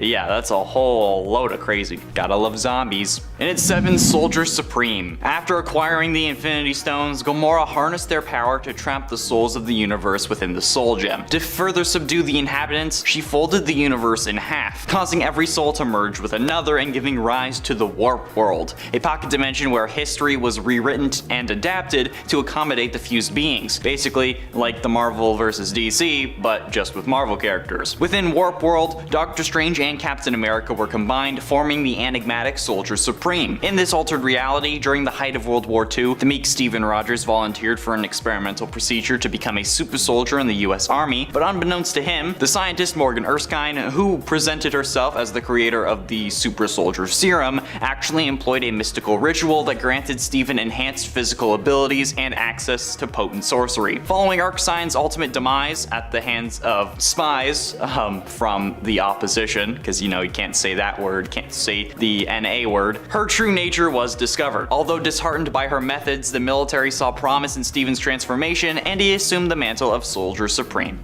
Number 6, Marvel Zombies. What makes the Marvel Zombies reality version of the X-Men so scary? How about the fact that most of them were killed off and those that did survive became bloodthirsty zombies? I think the idea of that should be enough to make your blood run cold. Marvel Zombies is a brutal reality known as Earth Z or Earth 2149. While we don't know much about what this world was like before the zombies arrived, it's expected that for the most part it was pretty similar to Earth 616, except for a few minor differences as far as I can tell. The X-Men end up getting attacked early on by Alpha Flight, and those members of the team that survive then go on to fight alongside one of the last standing mutants of the living, Magneto, who becomes sort of like their new leader in this reality. Also, I gotta say, you're in some bleak reality when Magneto becomes the leader of the X-Men. I feel like I have yet to see a reality where he leads the X-Men that is without some extreme element of darkness, other than of course the main continuity. Number 5, Dark Reign. During the Dark Reign event, we didn't just have a Dark Avengers team. We also had a Dark X-Men team as well. Dark Reign was an event that happened in 2009. It followed Secret Invasion. After Norman Osborn was broadcast on live television taking up the threat of the Skrull Queen, Varanki, who led the Skrull invasion of Earth, Norman was celebrated as a hero. Surprised? I know. He was made the head of the organization created to replace S.H.I.E.L.D., which at this time was fully debunked. Norman named his organization Hammer and created his own Dark Avengers team. As with his Dark Avengers team, the Dark X-Men team members were also selected by Osborn, for the most part anyway. The team included Mystique, Emma Frost, who was Black Queen at the time, Namor, Dawkins Wolverine, Mimic, Omega, Cloak, and Dagger, who have both been, I think, disputed mutants in the past, and the alternate version of Hank McCoy, known as Dark Beast, who hails from the Age of Apocalypse reality. Number 4, New Dark X-Men. Madeline Pryor leads this new team of Dark X-Men. The team was put together by her when she felt compelled to take action. As Madeline says to Havoc in issue number 1 of Dark X-Men, "You should know by now that I'll wage war against anyone if I think it's just." Donning her new Crown of Mercy. Yep, Maddie gets her own team of X-Men in the 2nd volume of Dark X-Men, which began just this year in 2023. As of issue number 2, the team has grown to include Havoc, Gambit, Maggot, Azazel, Monet's brother Marius St. Croix as M-Plate, New Mutant Feint from Children of the Atom, where she was formerly introduced as Gimmick, and Zero, who actually possesses Wolverine's android clone, Albert. What a weird, wacky series. I really need to add this one to my reading list. Sounds great to me. Number 3, Gamma Earth. The fate of the X-Men here was tragic, hence why I'm including them here on my list. They hail from the reality we get a glimpse into in Donny Cates and Ryan Ottley's Hulk series from 2021, and it's issue number 5. Here we get to see what a future world is like after it has been fully gamma irradiated thanks to gamma bombs that went off the world over. This is because in this reality, Banner was able to test the bomb, not needing to actually save Rick Jones. As such, the bomb testing continued to the point that the weapon was perfected, handed over to the US military. They used it to do things like wipe out all mutants, considering them a threat. Yikes. Number 2, Reichsman. The Reichsmen come from a world where Germany and Axis won during World War II. They made their first appearance in Excalibur Weird War 3, issue number 1, and they are about as weird and disturbing as you would imagine them to be. This reality, Earth 597, is also home to the disturbing alternate version of the Excalibur team known as the Lightning Force. The Reichsmen are led by Herr Moira McTaggart, Reich's Minister of Genetics, with the team including alternate versions of Havoc, Psylocke, Rogue, Storm, and Banshee. Number 1. Days of Future Past. This X-Men team did not fare so well, so they literally reached back into the past to get help so that their future could be prevented from ever coming to pass. In this reality, known as Days of Future Past, named after the story it appears in, or as designated reality number Earth 811, mutants end up being hunted down by Sentinels who take over. Not only are the X-Men almost all gone or dead or otherwise locked up and contained for being mutants, as well as all of the mutant population, stripped of their rights and freedoms, but non-mutant superheroes were also wiped out as well. It's truly a bleak reality. This team of X-Men is able to get a message back to their past selves thanks to the help of Wolverine, who breaks them out, giving Rachel Summers and Kitty Pryde in this timeline enough cover for Kitty to travel back in time through her own consciousness. At number 10, the Justice League.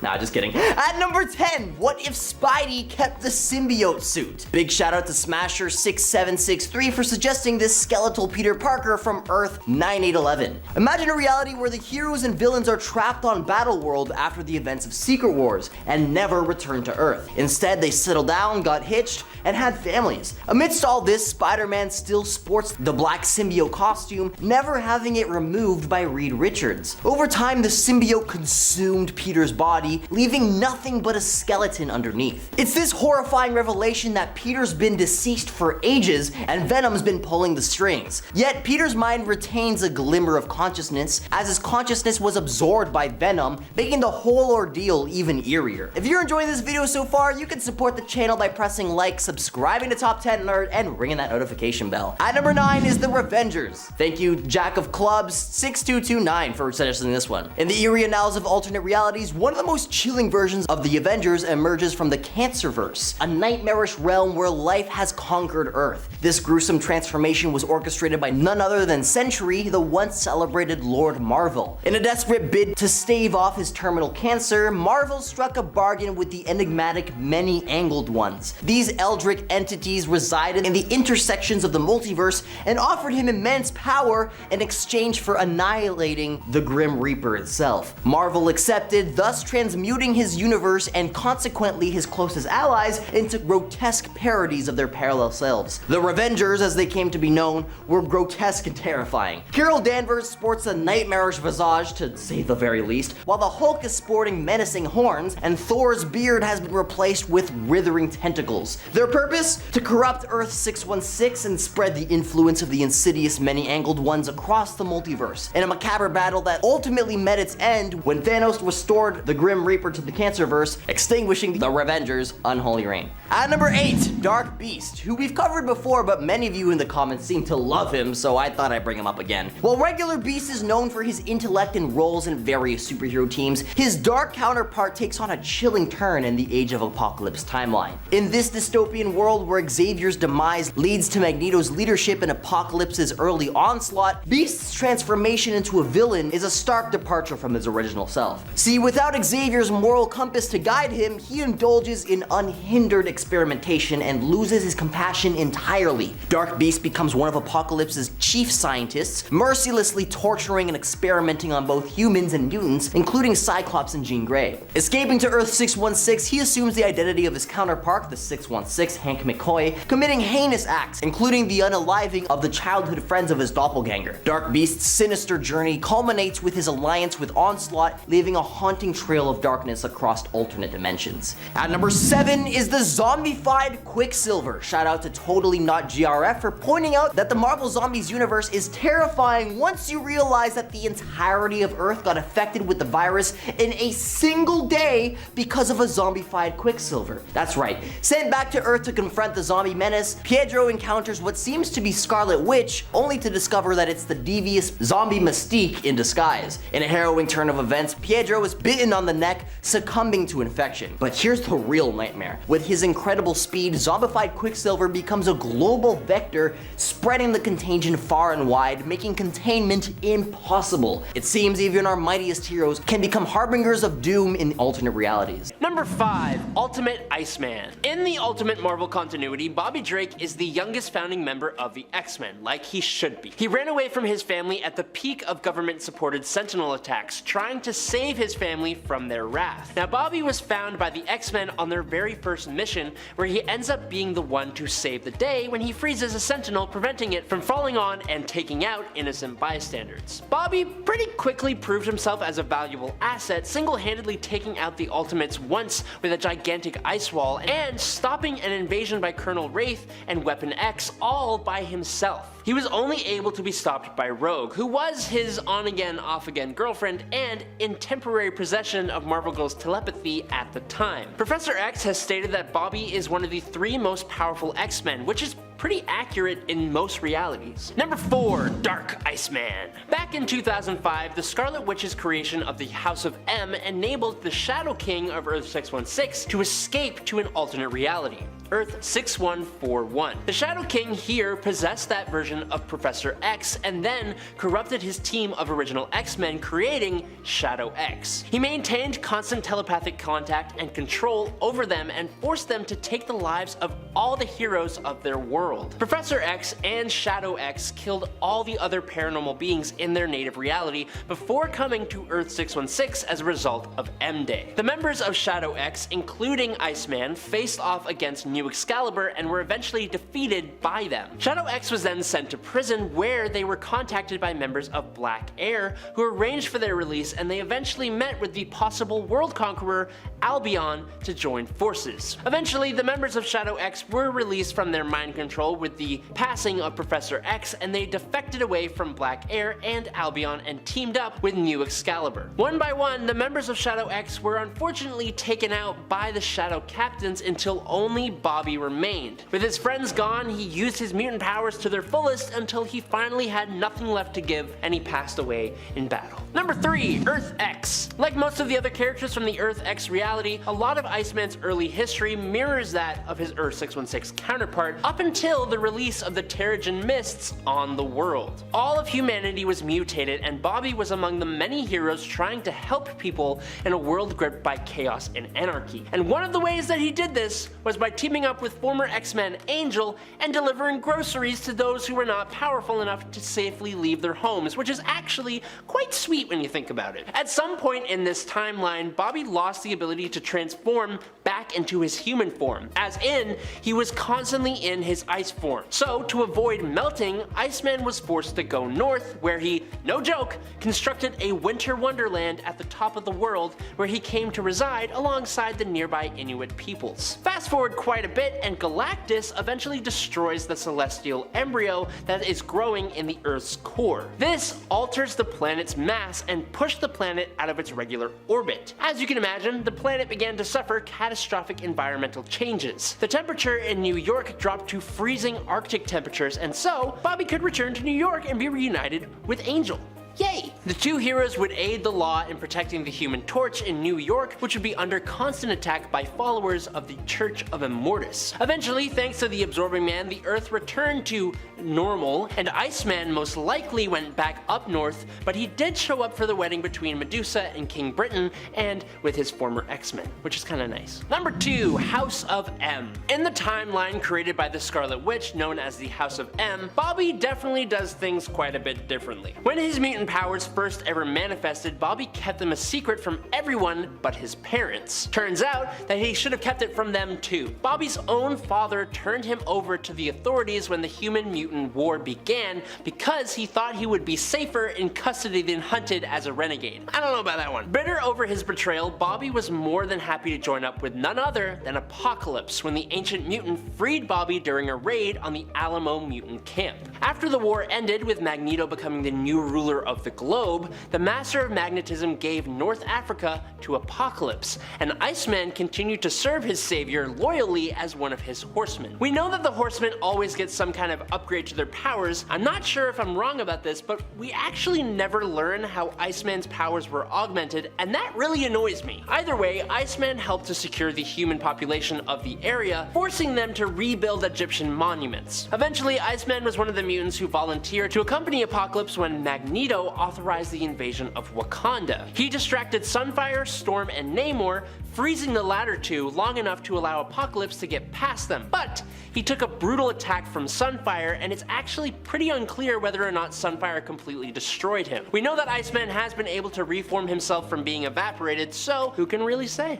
Not me. Number 1, Draka, King of Ice. Iceman is an original X-Men, the youngest of them, but he isn't exactly the most popular of them, so unfortunately that means that while he does have lots of alternate selves, they don't always really get a lot of focus, and they're kind of just there in the background. But that doesn't mean they can't still be totally awesome, and that is definitely the case with Draka, King of Ice. In Extreme X-Men from 2012, an X-Men team made up of Dazzler, Emmeline Frost Summers, General James Howlett, Kurt Wagoner, and a floating Charles Xavier head make their way to the alternate Earth 20329. Here, the Earth is ruled by Thor, God of Thunder, alongside and under the direction of 5 other mutant gods: Storm, Skybreaker, and Allmother, Warren, as in Worthington, the Herald, Sawtooth, Sabretooth, Lord of the Wild, Namor, God of the Sea, and finally, Draka, King of Ice. Draka, I'm assuming, is derived from Bobby Drake's last name, and now with such familiar names, you'd assume these gods would be friendly, but it turns out that they are being mind-controlled by their world's Charles Xavier, who is pretending to lead a resistance against them. As for Draka specifically, I believe he has